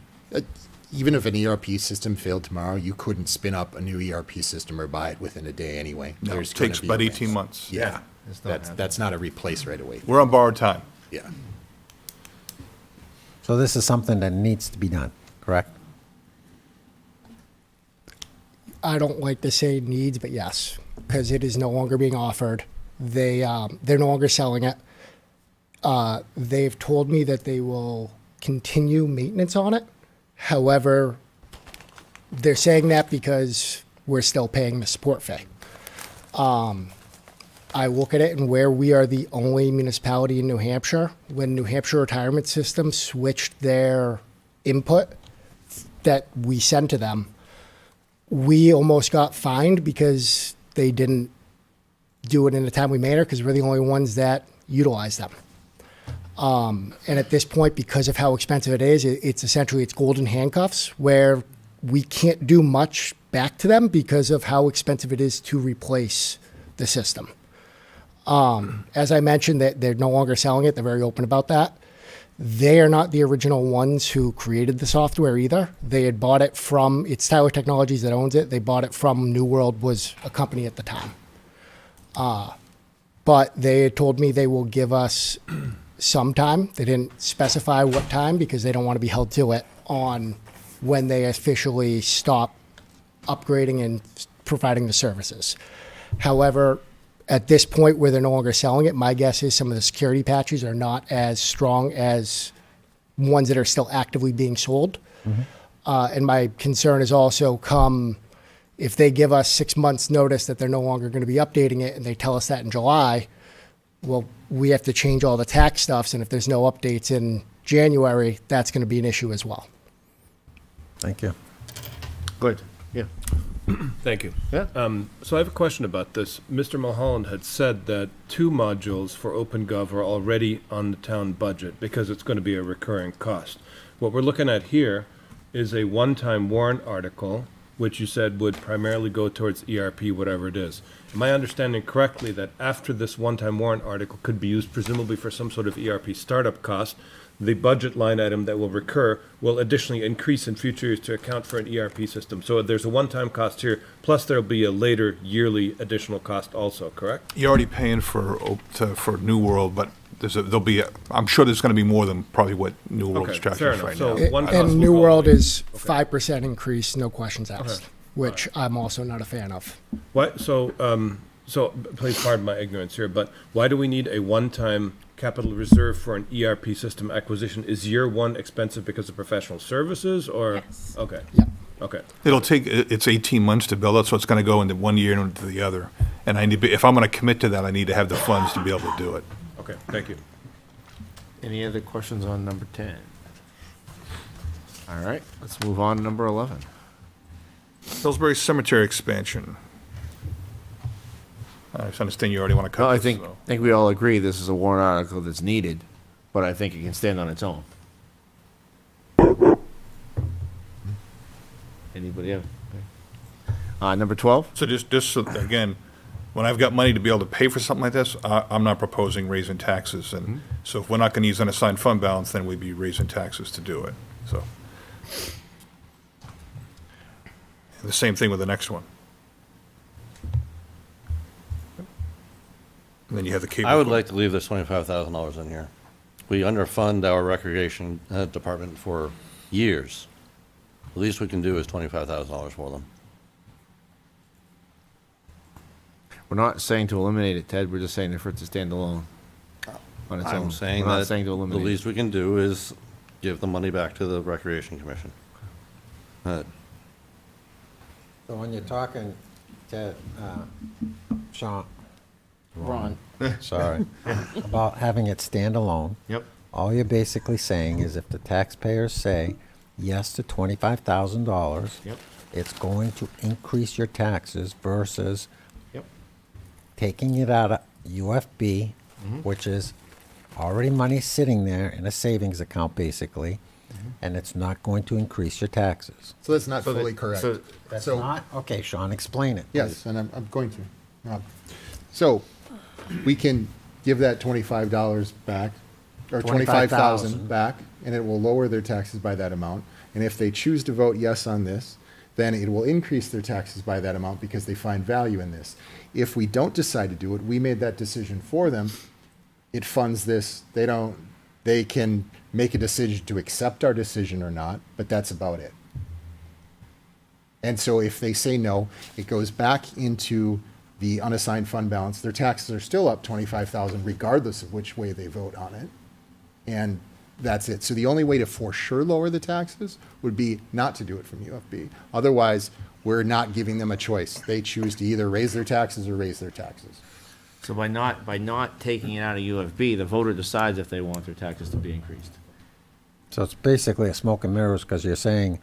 No, because. Wait a minute, let me finish, okay? Okay, We're but saying that's they're not gonna true. take $25,000, all right? And we're going to, lower your taxes because we're not gonna take it out of UFB. And we're going to let you vote on $25,000, and if you say yes on it, your taxes are going back up. Which negates our decision. So we either give them the choice or we don't give them the choice. Those are the two options here. So the voter decides if they want recreation, if they want their taxes to go up. Yeah. We're trying to provide relief to those people that are struggling and are telling us they want some relief. They're not gonna get the relief if people vote it anyway. They will if they Exactly, come and out that's and their vote. choice. And That's that's their exactly. choice. They have to come out and vote. That's why my answer is Yeah. what? Right. Cut the budget by X% that's gonna cover that amount of money that's gonna lower the taxes, period. End of conversation, really. That's really where it comes down to. And There's a lot of stuff in the budget, you just gotta go back and have each department go equally across the board and cut X out of there, I don't know So what that I number was gonna is. say the suggestion was 400,000. Yeah, that was our initial That statement. was what I said in the beginning. But then we went down the road with Dan to Yeah, look at the and UFB. then, you know, Well, Dan we said shouldn't that. use, so just say we don't use the UFB at all.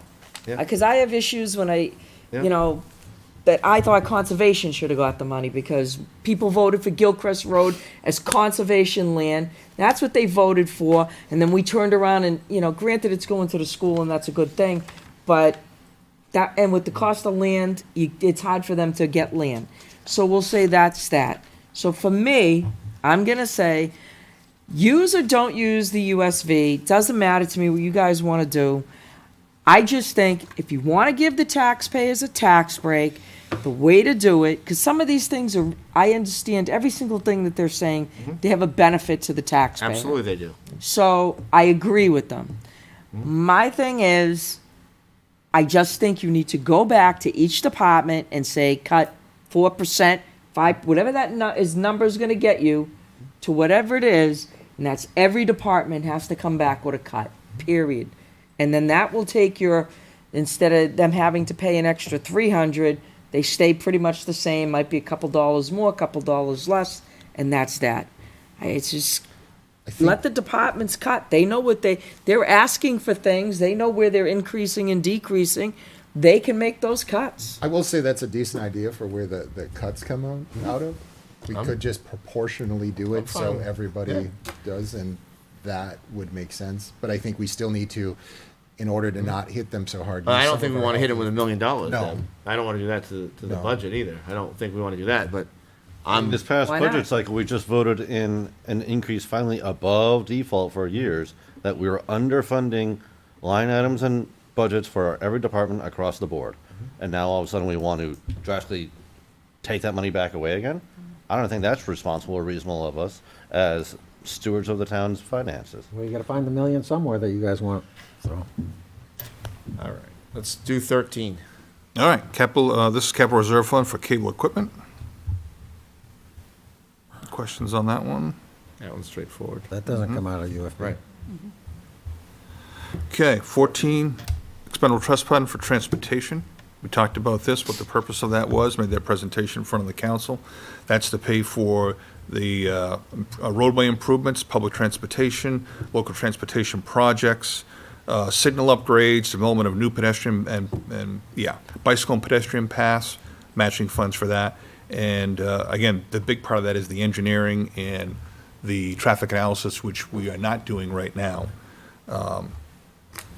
So that's what that's for. That's $500,000 out of unassigned fund balance. Again, not proposing to raise taxes, proposing to use funds we already have for this purpose. We've heard a lot about traffic congestion, traffic safety. We've seen that's one of the top priorities of our citizens. They've, in a recent survey that came out on that, so proposing these funds to address that particular issue.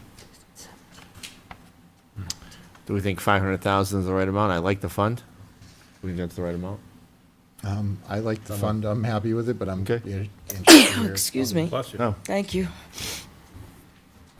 That snuck Any up input on on me. that? Anyone? Sean, did you go out to get quotes for We have like these 20 studies departments. and how much this is gonna cost? They'll all be different depending upon what intersection. We actually had a traffic management working group meeting today, and we've got 4 radar devices, and 2 of them don't work. Right. So I don't know what the cost is going to be to fix those or replace them. We're working through that particular issue. They actually have traffic counters on them that has never been used, which Yeah, I'd that's like funny. to use. So that would be helpful, that utilizing the equipment that we have, right? And we have Anybody other, else wants to? Oh, got it. It's up, I'm asking you. What do you say, Dan? Dan, you're quiet. It's unusual, isn't it? Yeah. Yeah, it is. All right, let's go to 15. all right, capital reserve fund for water projects. And again, you know, we're going to be asking for $30 to $40 million for the 12 projects for expansion of water system to deal with PFAS contamination. That's going to require some degree of matching funds. I don't know what that's going to be, but it's going to be a lot more than $500,000, I can assure you of that. As it is, you already approve low-interest loans that will be used to go from Royal to Alexander. That'll have to be paid back by the property taxpayers. Proposing here to use, again, funds that are already available without having to raise taxes to go towards those capital projects and create this fund to be able to do that. Any questions on this one? I'm absolutely adamant we keep this. Yeah. I think we need to do for the residents on this one. 16. The water of the Special Assessment District Water Fund, that would be to allow from the curb stop, that would be a program in which people can voluntarily participate in to go from the curb stop to their house. They would have to pay us back the full amount of that, but it allows them to do that. If they have to borrow money to do that, they're looking at who knows what percentage, 6 or 7% to do that. We're using our cash reserves to allow those people to be able to hook up to water that may not have the funds to do that, whether that's $10,000, $30,000, depending if they have ledge and how far away their house is from the roadway, by using the Special Assessment District statute. The town has never had one of those before, from what I can determine. And this would be a way in which to do that. So that basically is a fund that would be replenished, and people would receive a special assessment on their tax bill to do that if they choose to voluntarily participate in that program. I think this is fabulous. I don't want to touch this one. This one's good. No, not at all. Geez, Sean, you don't What want to again? touch anything. Oh, what? I know. And you said I wasn't gonna. Wait a minute. 17. All right, thank you. So this is one of two requests that we have made for staffing, and this request really is about utilizing our personnel better. Currently, we're using the highest paid people we have, myself and the deputy, that are doing a lot of repetitive tasks that could be done by somebody who is more trained in that area. So we're looking for somebody to be basically a business manager. And we broke down the benefits of the positions by how many hours we use those services, not only for us, but we incur costs over at the finance department because they're doing stuff for us that we can't do. So the addition of this person is going to be twofold. One, it's going to be able to have somebody dedicated to the business part management of our fire department. And two, as Dana mentioned, we are losing our dispatch. We're merging our dispatch centers together, and we are not going to have anybody at the fire station as the welcoming face either. So part of their job is going to be doing basically routine questions and answers. Also, what they're going to be doing is other people's jobs. So part of what they're doing is going to be working on permits. And permits is one of the things that takes a lot of time out of our fire prevention division that could be better used with a highly trained person that has a lot of other tasks that takes a lot of time, which would reduce our turnaround time for businesses to get permits done, to get inspections done, to get plans reviewed. So we're trying to take a lot of little pieces and put them together in order to make us more efficient. This is one of 11 positions that you had submitted requests for? Yes. And there are two, obviously, warrant articles 17 and 18. Any questions on this warrant article? Seems like a reasonable ask. Yeah. All right. Number 18. Now, number 18 is one that's truly near and dear to our heart. As I mentioned to you guys a couple weeks ago, training is one of the things that makes us more efficient, makes us safer, and we can do things quicker. We have a very young department. We just started 2 brand new firefighters today. So they're beginning their process. They've got a little bit of experience, but they don't have a lot of experience. So trying to get the baseline experience there and then trying to bring it back up a notch. 5 years ago, over half of our department was trained in trench rescue and confined space. Now, truly, a quarter of our department's trained in those two. So identifying those areas. Driver operator is one of the positions that you guys see every day with fire trucks going by. We are trying to make our drivers better, safer, and safer, really. So that's one of the areas that we're addressing. We have a ways to go with getting our training to where it is. Right now, we have a training officer that works shift work. So on top of his shift work, on top of his responding to emergencies, dealing with crews, he tries to squeeze in things. He tries to give tasks to people to accomplish things, but it's not consistent. It's not at anywhere near the tempo that I'd like it to be. A number of years ago, we had a wonderful training officer. I don't know how he accomplished what he did, but we need to get back to that point. And this is a position that not only have we identified, but has been identified in a number of other areas. Will our current training officer become a full-time training officer and then we backfill that position, or will that be a new position and he will go back to doing full-time shift work? So he's gonna stay on full-time shift work. So as it stands right now, Sean, he does full-time shift work and then trains. And training. So this position is part and parcel with the one before this. Yeah. And what it comes down to is we don't have enough people to do the jobs that need to get done, right? And so by having this training officer, it's not only gonna do all the things the chief just said, it's also going to allow us to build a training manual that meets industry standards, that allows us to train to those ISO levels that the chief presented in our presentation a few Saturdays ago, which will then in turn help the town because it'll help lower our ISO rating because we'll be meeting those hours of training, right? But we need somebody that works in this division to be able to properly build the training manual, to properly QA and QI all of the trainings, go to those trainings, make sure that that stuff is all set up, and then also document all of that properly. And that just takes time, and unfortunately, the battalion chief who does it, his number one job is to make sure that the men and women of his battalion go out and come home every day, right? And to run emergency scenes for the community when they happen, right? So this becomes a second priority, and it can't be, because training in our business is the number one thing that keeps our men and women safe, make sure they come home safe, make sure everybody in this community is taken care of at the level that's expected, right?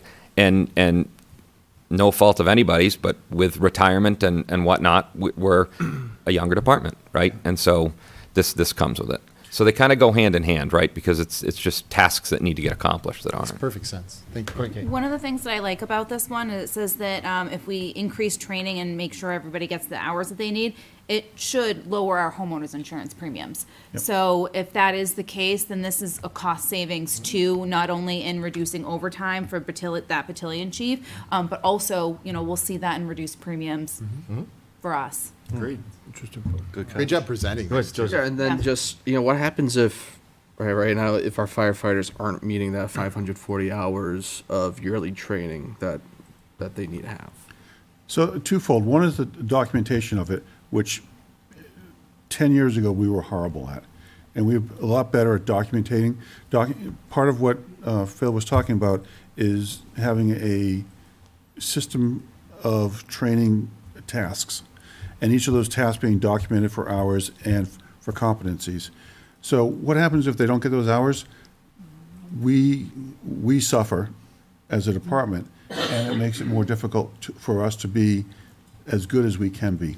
And one of those as good as we can be's would be hopefully reducing our ISO rating. And it's worth noting that since 2017, we've had a steady a flow of new firefighters, and we have a very good probationary training manual that meets a lot of requirements for probationary, and we document all of that, and that's all tracked.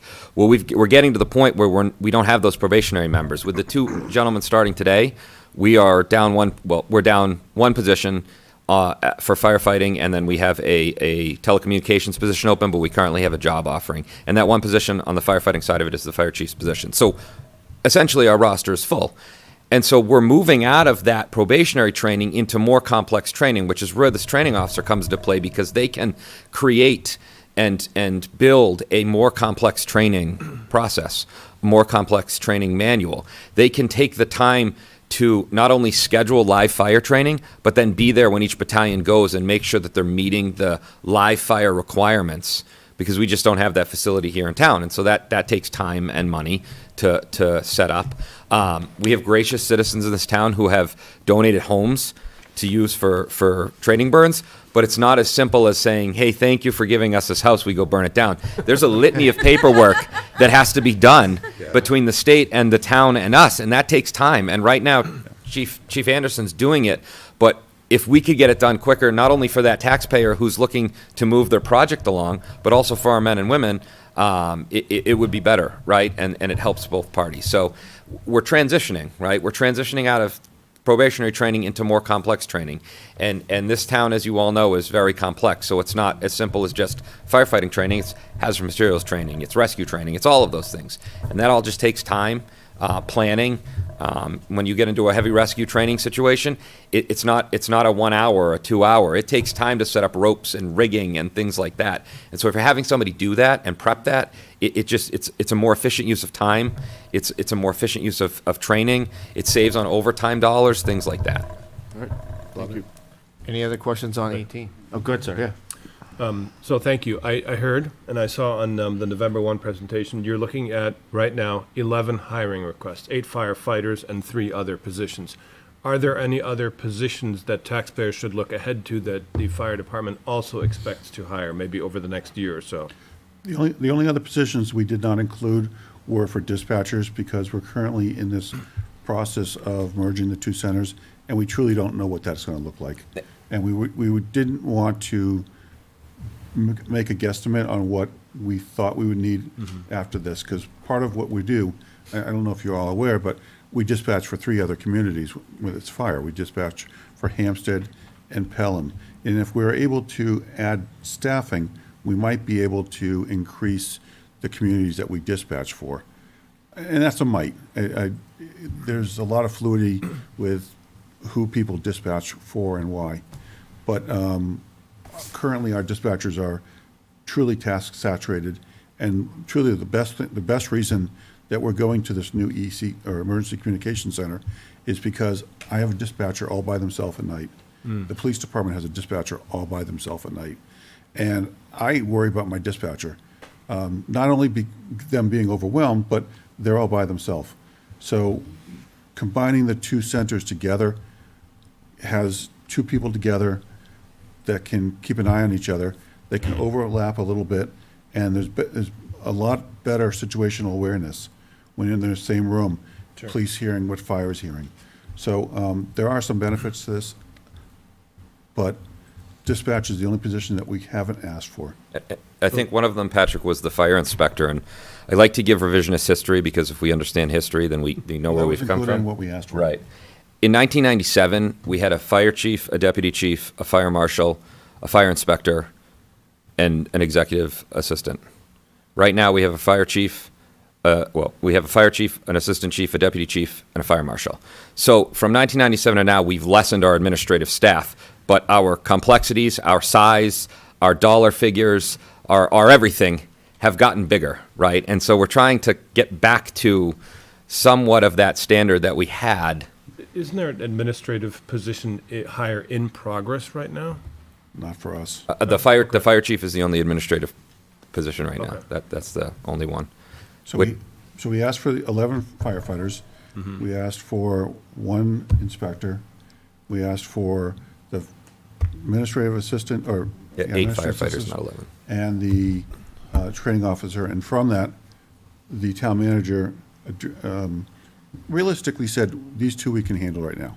So Patrick, to help you out and succinctly, the difference is between the town manager's budget and the budget you heard presented by the department. So the town manager looks through those, gives recommendations on what he views the best view would be, and then gives us that. So all these articles come from the town manager's budget, not from the department presentations, if that helps. Gotcha, thank you. No, I was mostly just looking ahead a little bit. Yep.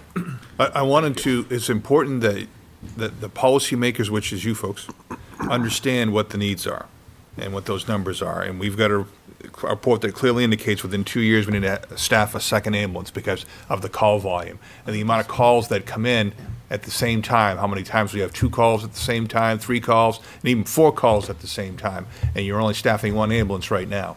So the numbers are there. The population continues to grow. We're going to add another 1,500 people by next July in this community, just by the Technology Hill development, and just on Gilchrist, just those 2 places, that's 1,500 new people coming in this community on July 1. And that doesn't include all the other places that are adding housing in here. So those demands are not going to go down, and we're going to have to deal with them, or we're going to have situations where we're not going to be able to respond to calls. That's just the reality of it. And this is why we should have impact fees. I throw my offer out there every time, and Ron's experienced it. You're all welcome to come ride with us whenever you'd like, just to see it. Ron has experienced. Yeah, absolutely. Ron did it, and he rode with the chief back there and had a very busy day. It was very enlightening. Absolutely. Mr. Chair, Absolutely good. can we go back to Articles 9 and 10? Oh, yeah, we're going to go back to all of them, Ted. I have a question for, Yeah. Is there any more Justin. questions on 18 before we leave 18? I'm assuming not. Okay. All right. Or Articles 9 and 10, Justin.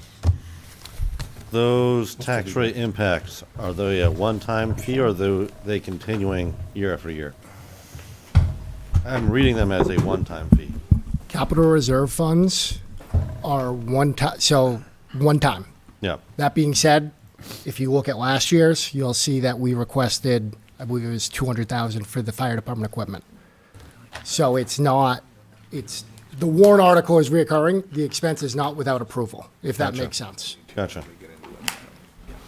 And your information technology item, Same, are we expecting 175 again next year? do you mean If we had a capital plan that told us what our needs are over the next several years, then I could tell you that, but we don't have that, unfortunately. We should have that, to tell you what the replacement's going to be for different types of equipment. You do have service that you still have here, which I'm hoping not to replace in the future, but you don't have a capital plan. So it's... I understand that. I guess So I was I going can't back to tell you what he that. was talking about as ERP system. Well, but this is also for all other technology as well. Right. Like I said, it's a Okay, he little was selfish of primarily me talking about saying, the knowing ERP that system. ERP is going to be real expensive. This will do that. However, it is not just for the ERP, it is for information technology for the town. But I'm not putting it because I don't know what that is. I'm not going to guess. No, I understand that. I So just wanted that's to- the unfortunate piece of it, and... So after reviewing all the warrant articles, there is some room in there, if that is something that would make Dan happier. We could do 200,000. We'll look about what's Huh? best for the taxpayer. That's That's what we're trying That's to what we're do. trying to do, Dan. But it's, we could lower the unsigned fund balance to 200,000. We could still take the 100,000 from the rec and the cemetery. We could take 100,000 out of number 6, 100,000 out of number 9, 100,000 out of number 10.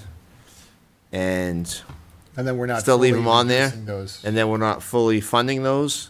And then we still come to where we want to be, and we still take 400,000 out of the budget, as Deb alluded to. So a little And I piece for just want to everybody. point out that, you know what, if over the last 10 years, we had been collecting impact fees and holding Woodmont to be able to put an annex fire at the stake like they said they would, all these things wouldn't be happening and they would be offsetted by those impact fees. Okay. But now we don't have anything. Not necessarily, but that's not, we're It- not it- talking about that I'm here, just so saying, this is why these things are important. Any other discussion? So we have 20 departments, and out of those 20 departments, are you gonna ask all 20 to cut X amount of money? I would leave that in the town, I think our town manager. But I think it should be, we have I- to tell him that we want it fairly cut, I- not just one department or two. I think our town manager is competent enough to handle that. I gotta give him credit, like. No, I agree, I'm but just saying, I think we still need to give him I don't think we direction.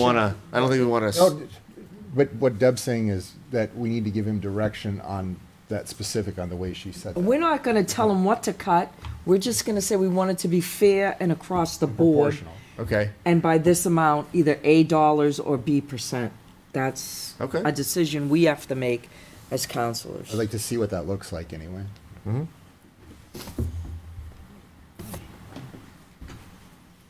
I might suggest that it's important we get the tax rate set for 25, Yes. right? Yeah. And then I That's can the project important part. 26, and then you can tell me where you want to be. It might be easier for you to do that, and then I can back into what that number would be to get to wherever you want to go.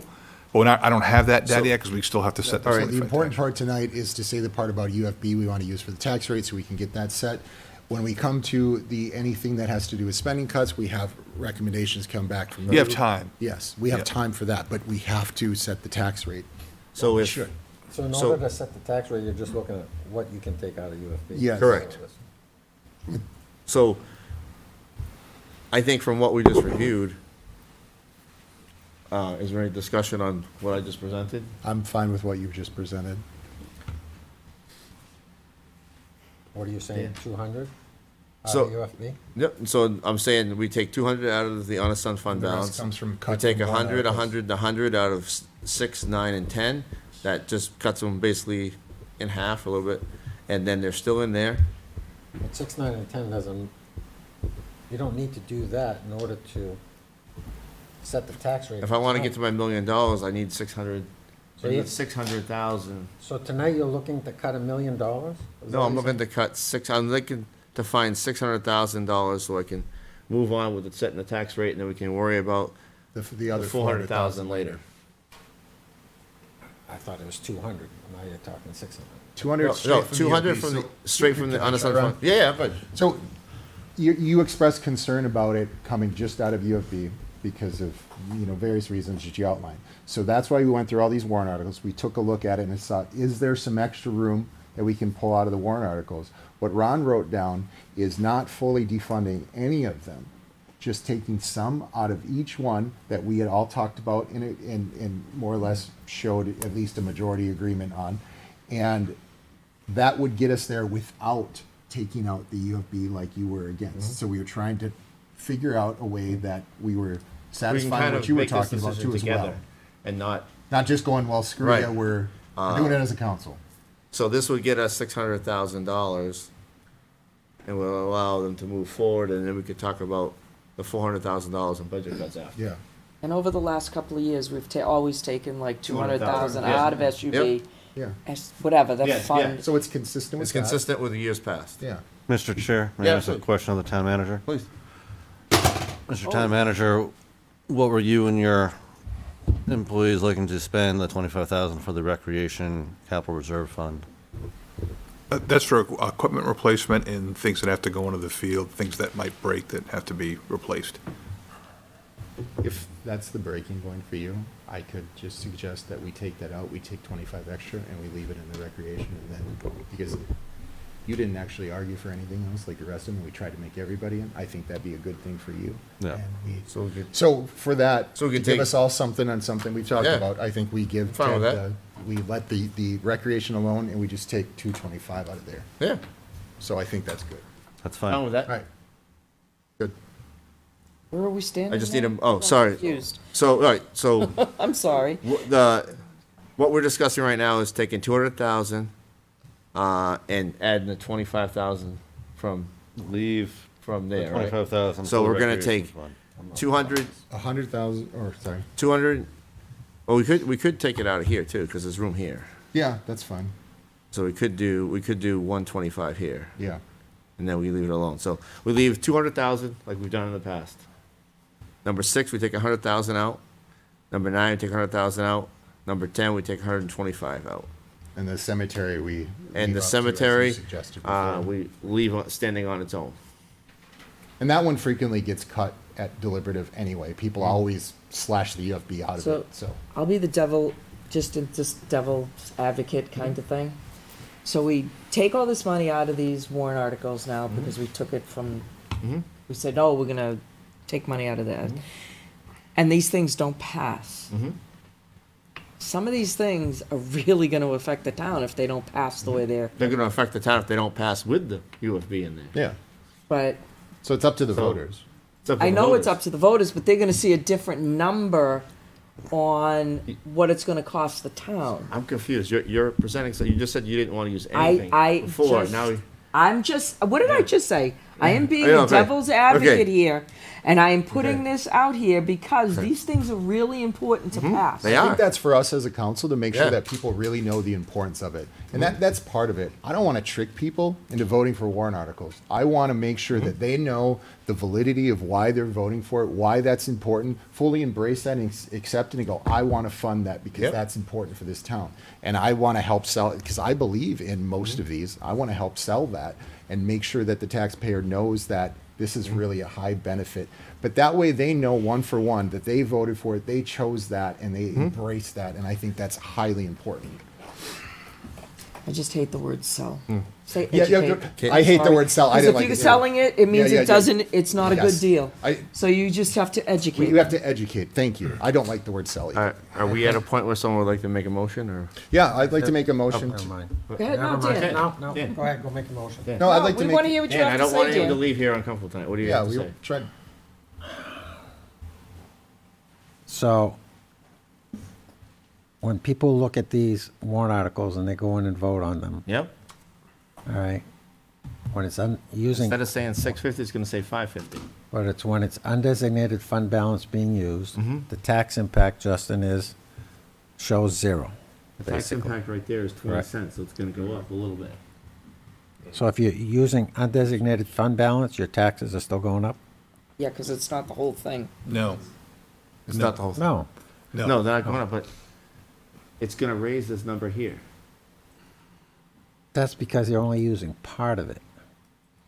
Yes, Yeah, and- that's the whole point. So, So if you look at the fire truck capital reserve, Yep. where it's full, it's 300 UFB, 300 appropriation. yep, That on the 2026 tax rate will not impact it. correct, there'll be zero.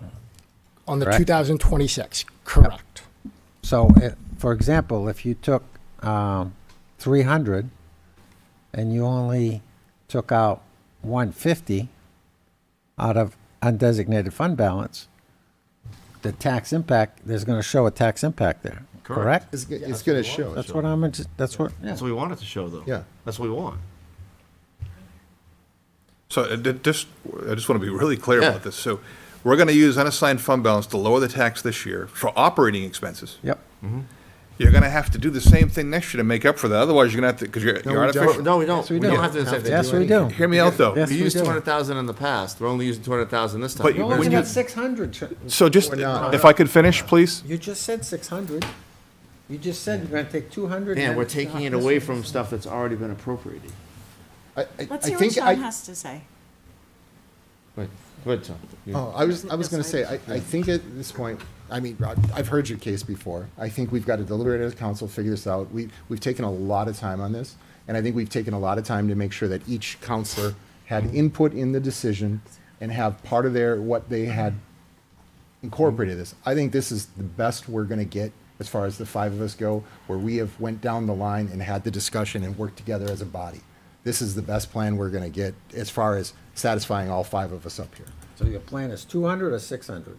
200 out of the unassigned fund balance, where then we are taking money away from some of these warrant articles. Not fully. And But not add it fully. all up, it comes up to 600. Correct. So don't say you're taking, okay. No, You're taking What am I 600 not out of explaining? I don't- undesignated fund It's- balance. I fully understand it. Make your No, no, motion. no, and You were pass the thing. taking that 600 out anyway. yeah, Yeah. you're taking I that mean- out anyway. I guess I don't understand. Oh, I understand. I understand what it is. Okay. No, but I guess I don't understand the confusion. I personally would like Mr. Mulholland to finish what he was saying. Sure. Okay. I'm not a budget person. I've never claimed to be a budget person. I really do think that we do have to do something. I believe it should come from cutting the budget. I want to know from you, by changing these numbers, in all honesty, I try to do how whatever do I you can. how do you think this will totally affect what's going to happen at the election? What's going to happen at the election? Yeah, like what? In other words, people's assumptions of You voting. can't answer that question. Well, how it's gonna? That's an opinion. Well, if people voted no, how would it mean, impact I- the budget? Yeah, like if they But- voted no. But This that's got not a- voted down, Sean. But that's How not. would that impact? But that's not a fair question to him to ask him how this change is going to make an impact. If someone comes in and they want to vote for the fire truck, they're going to vote for it. And I Whether will, it's coming out of unassigned fund balance or it's not, they're going to vote for it. and I will say the voters have funded most I things in guess this I town. didn't word that it we need. correctly. Okay. Sean, excuse me, I didn't word that correctly. My point was being, Dan, please help me with this one, because I think you know where I'm trying to get to. Financially is the word I want to use, where it would bring us financially, like where, how do I explain what I'm trying to, it's in my head and I can't get it. I'm so sorry. So if, Wait. I think what you're trying to say, Deb, is if the I'm, voters went in and these articles got voted down, what kind of a financial impact would that? That could happen anyway. That's not a fair question. Yeah, it's not an It's not- appropriate it's not a fair question. question. It because- doesn't matter what a person has to say up here because you just want to make your motion and move on. I don't. So make your motion, Sean, I don't wanna- and move on. I don't Because you're wanna not make- going to let me finish. All right, Ron? Yeah, go ahead. No, I'm done. I just don't. I'm not voting for this. Okay. That's it. I guess I just I don't think it's a understand. bad move for the town. Okay. It's a bad move for the taxpayers in this community. All right? You are going to give him, like Deb said last time, Mm-hmm. all right? We're giving them a cough drop, all right, when they need Cough you know, medicine. cough medicine. So And that's why I'm saying cut the that's budget. what you're doing. And that's what I was trying to say. Is it possible to take all of this, leave this as is and take enough cuts out of the budget so that at the voting time would be okay for the taxpayer? Is that possible financially? To take enough out of the budget to cover the difference of what we're trying to do? There isn't a difference because you're talking about two different things, and that's what I was trying to get my point across earlier. These capital reserve funds, they're capital infrastructure items. They are one-time items, right? You have an operating budget every year. When you use unassigned fund balance to offset operating expenses, you are hedging the budget. You are artificially setting that tax rate. And you create a hole that you have to fill in the next year. That's why every year you've had to use $200,000 to do that. Otherwise, there's going to be a tax rate increase. So if you do that here, and at the same time, instead of using that cash like I'm proposing, you're saying, okay, we'll do these things. I heard different things here tonight, and there's a tax rate increase on those. So you're going to save it here, but then you're going to increase it over here. But then you say it's up to the people. Well, if you're going to recommend it, you're cutting it here, and then you're recommending they spend it over here and increase their tax rate. So I'm confused as to where are we spending? Are we taking $200,000 to offset taxes? Is it $1 million? Is it $500,000? Is it $600,000? I've heard several different things in this conversation. So I need to get some clarity as to what you're actually proposing to be able to give you an intelligent answer. Just for me. Okay. I can't speak for them. I just want to know if I leave everything as it is, as suggested by you, okay? As, whatever it was. Take out that, we're not taking $1 million out of SUV, right? Is it possible to take enough cuts out of the budget to give the taxpayers a break? Well, certainly. I mean, those are decisions that we make every year. How much do you want to cut, and what are the reductions in services that you're going to have? There are a few things that we're required to provide the common welfare, but other than that, we don't have a police department, we don't have to have a fire department, we don't have to have a DPW. We choose to do those things, and they cost money, but we don't have to do them. So you've got a huge amount of your budget that you have discretion to cut and do what it is as you wish.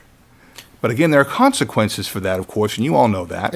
So I think to kind of get to Deb's question upon what she was trying to get at earlier is to negate out the potential increase that people are facing with what's due in December.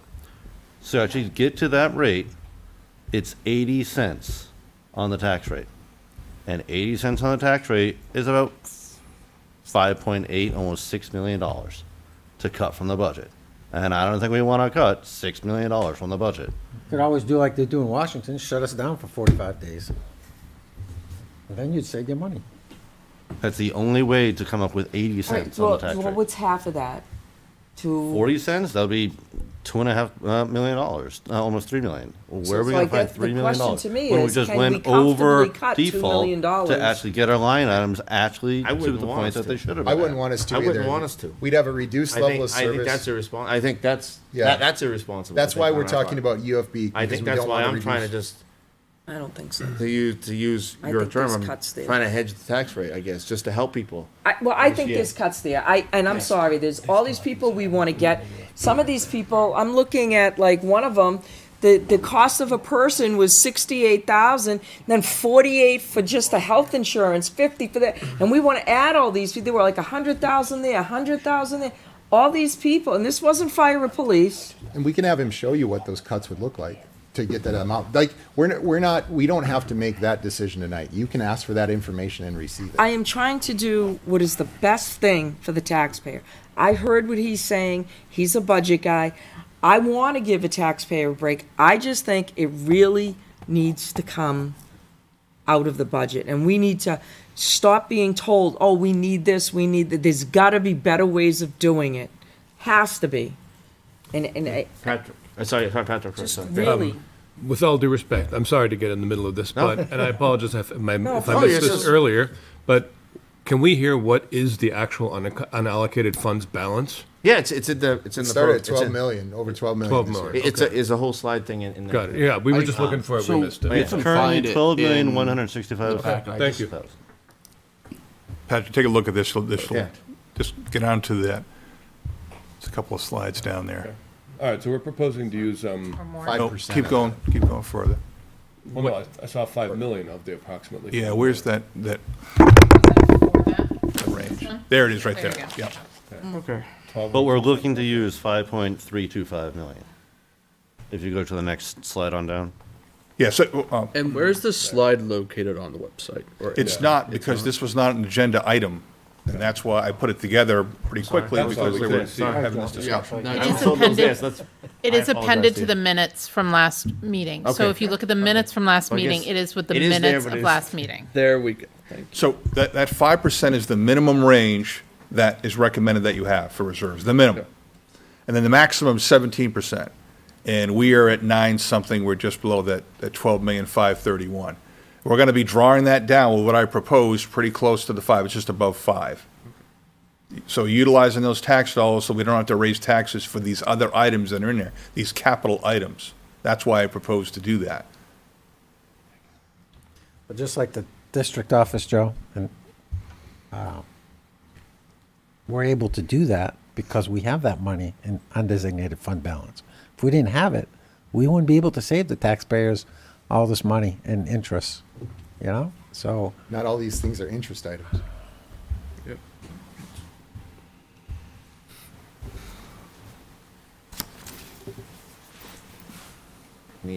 So I guess just to clarify what I was proposing was keep it consistent, do 200,000 out of the undesignated fund balance.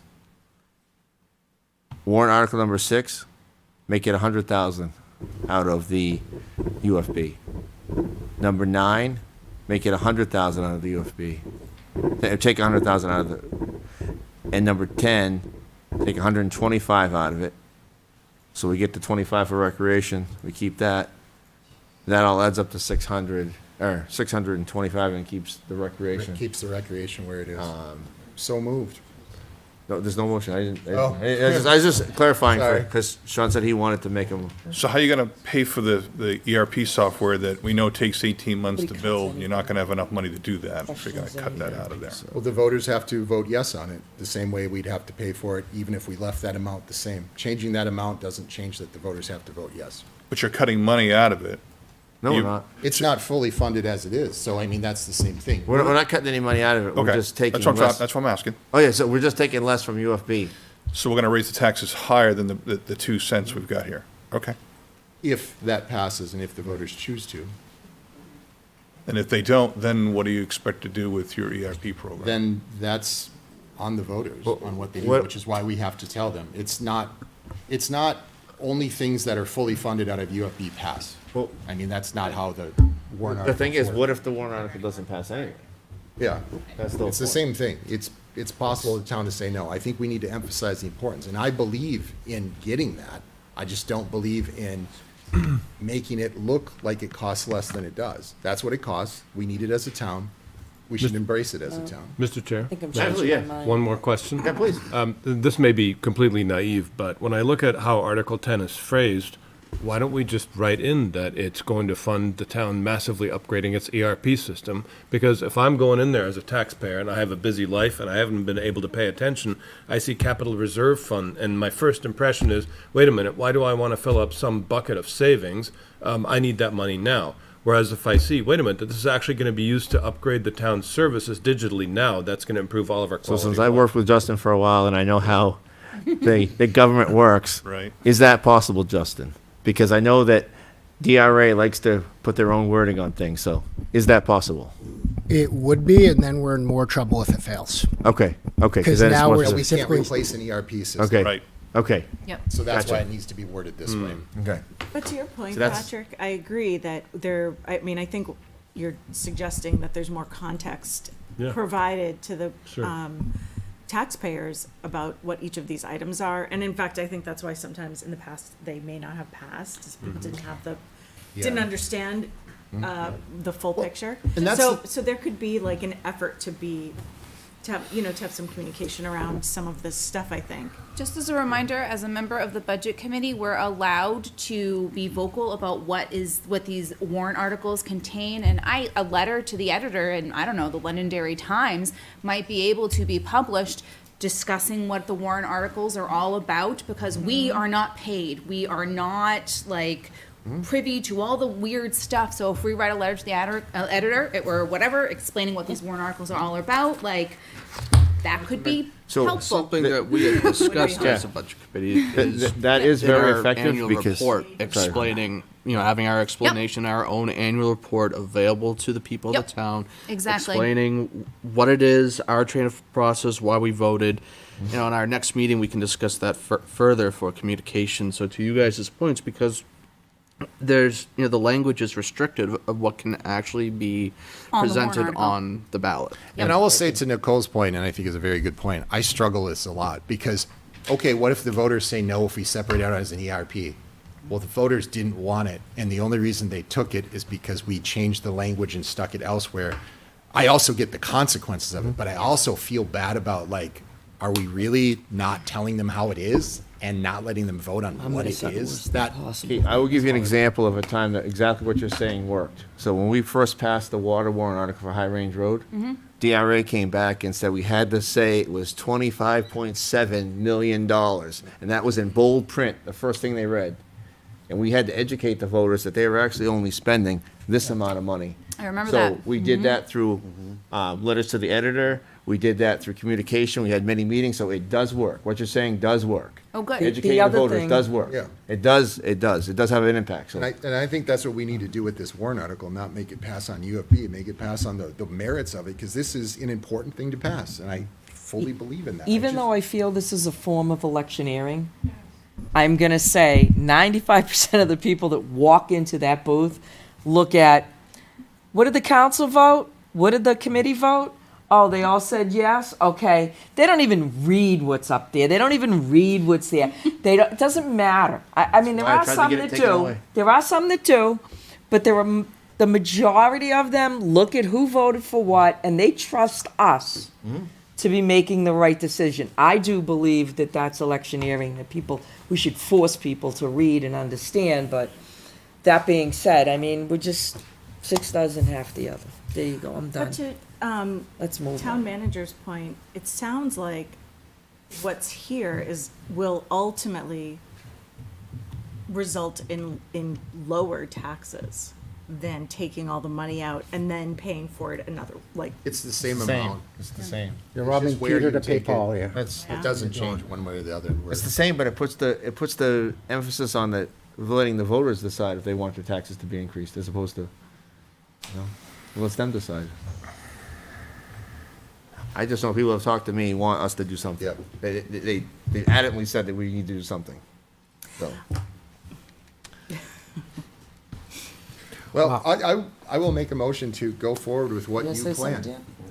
And what you outlined there on cutting those amounts from the warrant article, not fully cutting them out, but those amounts from those warrant articles specifically, and taking 200 from the unassigned fund balance, and the rest gets made up there, using that so we can set the tax rate today and move on as we need to do as a council. You I just have a do motion two from different Sean. votes, please, because they're two different issues, 2 different years.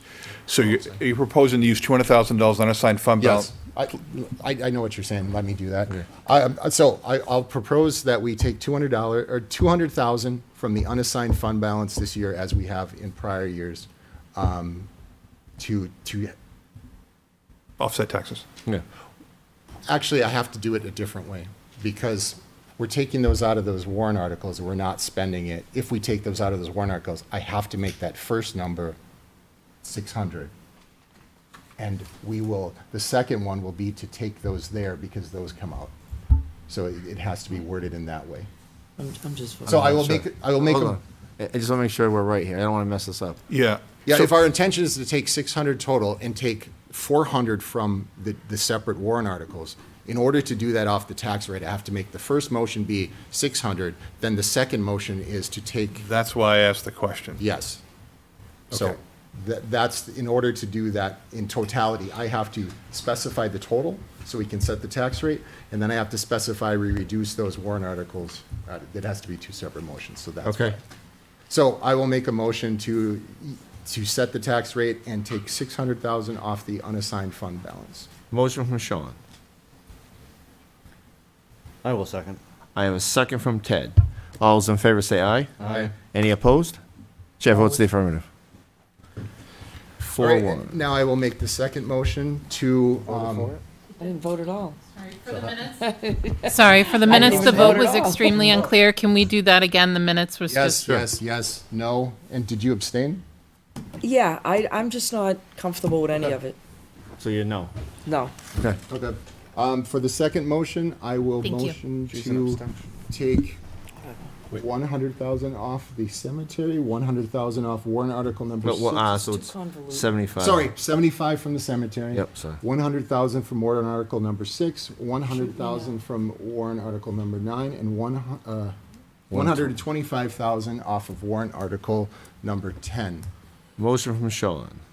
Second. Second from Ted.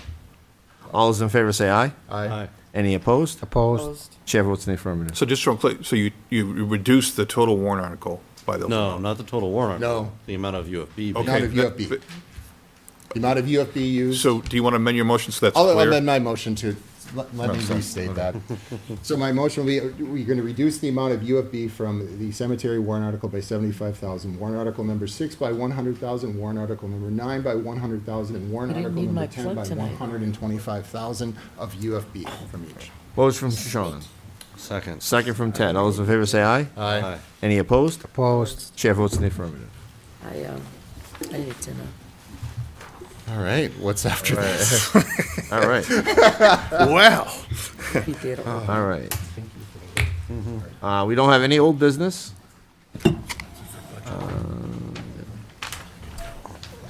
Not sure if it falls under liaison reports Yep, or not. liaison but, reports. Quite a few of us tonight Oh, joined. Yeah, just Uh, Go ahead. just real quick because we're done with our portion. The budget committee will be not just meeting with you next week, but following the workshop portion, we will be meeting as a board in the Sunnycrest conference room. Okay. So just want to get I would like to thank the budget committee for your guys' Patience. patience and sitting here with us tonight. So thank you. Thank you. And fortitude. Spend that sixth of a so- dollar all So at let's start with once. liaison reports. So I'm not sure this fully falls under liaison reports, but I believe all of us might have came to the opening of the movie theater in town. I believe it's now 9 theaters compared to 10 before. They have a beautiful new bar, and they'll have a full restaurant inside. The seats are absolutely incredible.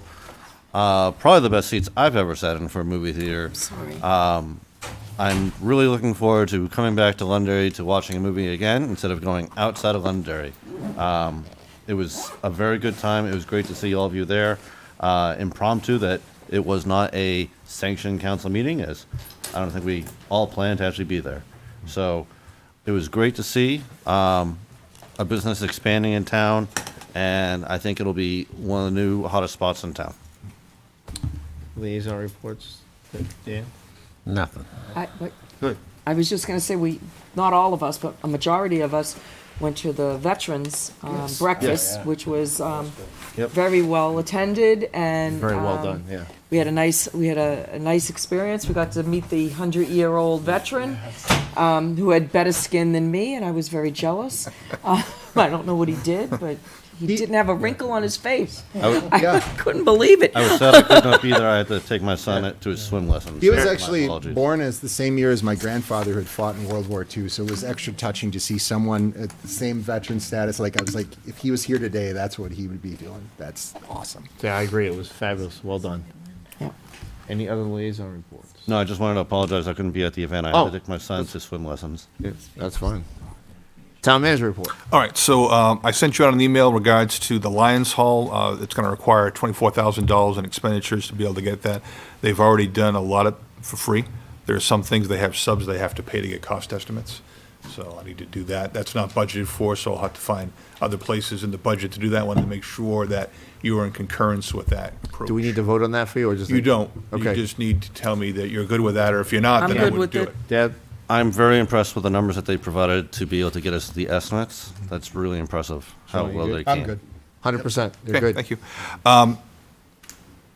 So the agenda for the 17th will normally be put out today, and we're not going to be able to do that now because of that public hearing change. Yep. I was waiting to get an answer on that. Tomorrow is a holiday, and most of our staff will not be here, so that'll get published on Wednesday morning. So normally we give you much more advance notice, but that'll just have to delay that slightly. Budget reform process, I'm building that out, what that proposal looks like.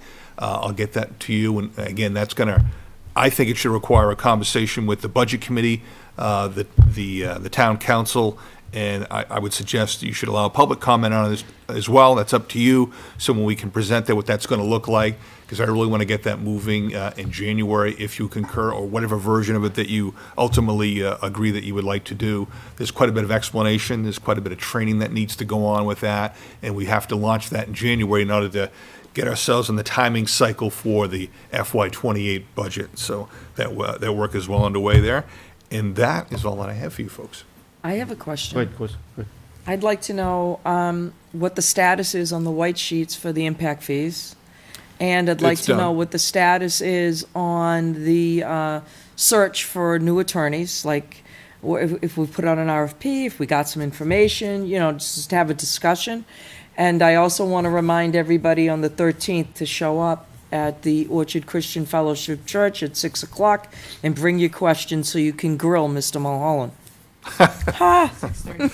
So I'll start with your first question, the impact fee issue and the other ways to offset cost. That is done. That'll be presented in January. Well, I just was hoping we could get it in advance just to look at it, if you don't mind. I can, but we've been in the practice that what I provide to you, the general public gets at the same time. Okay, I'm sorry. So Okay. I'll do whatever you ask me to do. No, I don't want you to violate your code, no. Well, it's not my code, it's what we have been doing in terms of Whatever, transparency. we're not gonna We violate should it. stay consistent. Yes, thank you. Yeah, but it's done. Okay. And your second question was the vote here, because I had proposed an RFQ process, and that is not what you voted for. What you voted for. Well, I thought I voted for that. I'll be purely ignorant that I misheard. I thought we were gonna do it. So Ron, do you want to put out an RFP? RFQ? Whatever, for the lawyers to I'm fine with that. actually research I'm it? fine with that. Yeah. I'm fine with that. Ted, you good? I mean, I feel like our attorneys have been doing us quite a good job for many years. I mean, it might be worthwhile to look at, what they're charging compared to others, but our law firm has quite a diverse background of attorneys that give us, I think, in a way, an advantage compared to other smaller firms that they may not have access to the right attorneys or the right expertise that we may need at any given time. So I little worry about changing firms. Well, we're just gathering data, I don't Ted. think it hurts to look. They may come back with a better price because we're looking. Maybe. We need a consensus or a vote? Well, what you asked me to do was to get prices, which is what I actually did. Did this already. Right, so I already did that, already had that information, and again, we're waiting till January because Yeah. we're doing budget for November and December. But if you want me to do an RFQ, I can certainly do that too. So the way I would do that is I would generate a draft RFQ. You should look at that because you're the ones making the decision that, that's the way we're set up. And you should say, okay, yeah, we like the RFQ, send it out. And then we should also decide what the process is going to be. So we're going to get written proposals back. And then are we going to narrow those down? Who's going to do that to a smaller number to be able to manage that? And then are you going to do interviews with a smaller number? And then, when you'd like to do that. So we really should have a whole process sort of mapped out. Okay. So Okay, so is it easy to make an agenda item and then we discuss the process? Is that the? No, I Or- think if you're telling me you want me to do that, I will go build that out for you, Do it. proposed, and then you I'm can fine. modify it as you Yeah, deem I'm fine. appropriate. I'm just saying. All right. Okay, so It that's- sounds like we can't really be changing anything until certainly after the new year, that's for sure. Well, because I don't we think have to be you- budgeting for this. Yeah, you'd have to have, I mean, your meetings are gonna be pretty busy, it's already, Right. yeah. It's 11 Last o'clock at question. night almost here, and we're just dealing with still budget items, The so. last question is to you, Mr. Manager. I've gotten a few phone calls and I've seen some stuff on Facebook in regards to St. Cobain and the status and what's going on with them with not delivering water and pricing and stuff like that. So it's been a while since we've gotten an update on what's going on with St. Cobain as a public, and I just figured I'd ask that, since a couple people did ask, and they did ask on Facebook, and Kirsten, you answered one of them. I don't know what you said to them, but you answered them. So in terms of delivery of water, that's, DES has been dealing with St. Cobain because that's what the litigation is. As people, just a reminder, we don't have litigation against St. Cobain, the state does.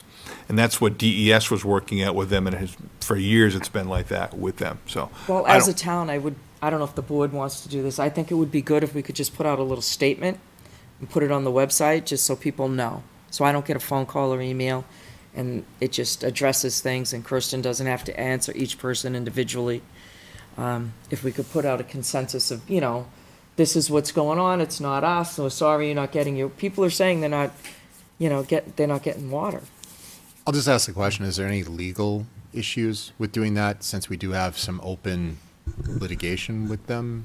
I don't think there's legal issues, but we don't have any control over that because DES actually is Yeah, but if we has could give placed them a a number to mandate go on call. on them and manages that, and that's where people should contact DES because that's the direct link. Because what would happen is if they contact us, we got to call DES, and they just extend that chain So of we could people put out a involved. phone number for, got a problem, call them.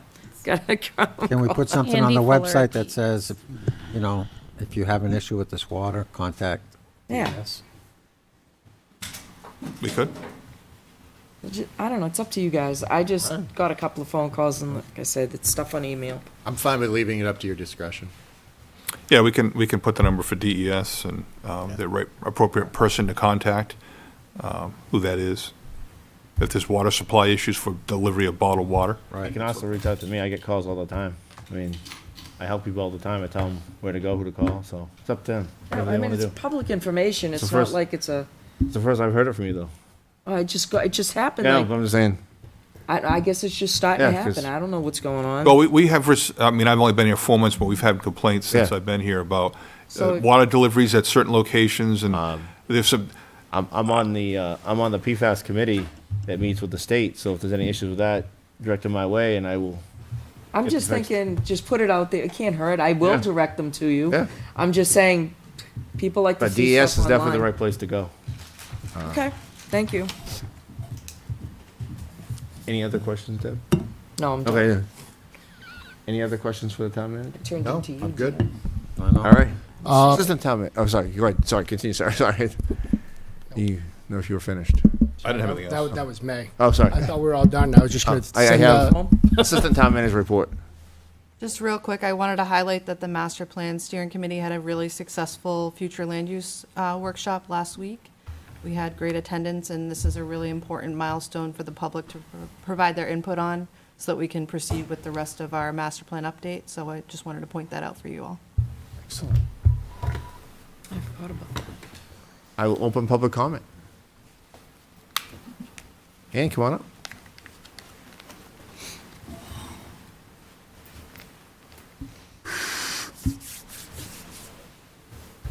Excuse me. Good evening, Ann Champa, 28 Waychurch Drive. I had asked. Can you speak up, Ann? I can't even hear you. I couldn't make the meeting, so I asked if by any chance one of those maps could be put out somewhere for the people who didn't get a chance to go to the meeting, to put their marks wherever they were requested to put marks on it, where they indicated this or that on the map. Or is it too late? It's too late.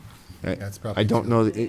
Yeah, absolutely. Please. So Yeah. You're talking about the master plan Yeah. meeting? No, so that was the opportunity to place your dots.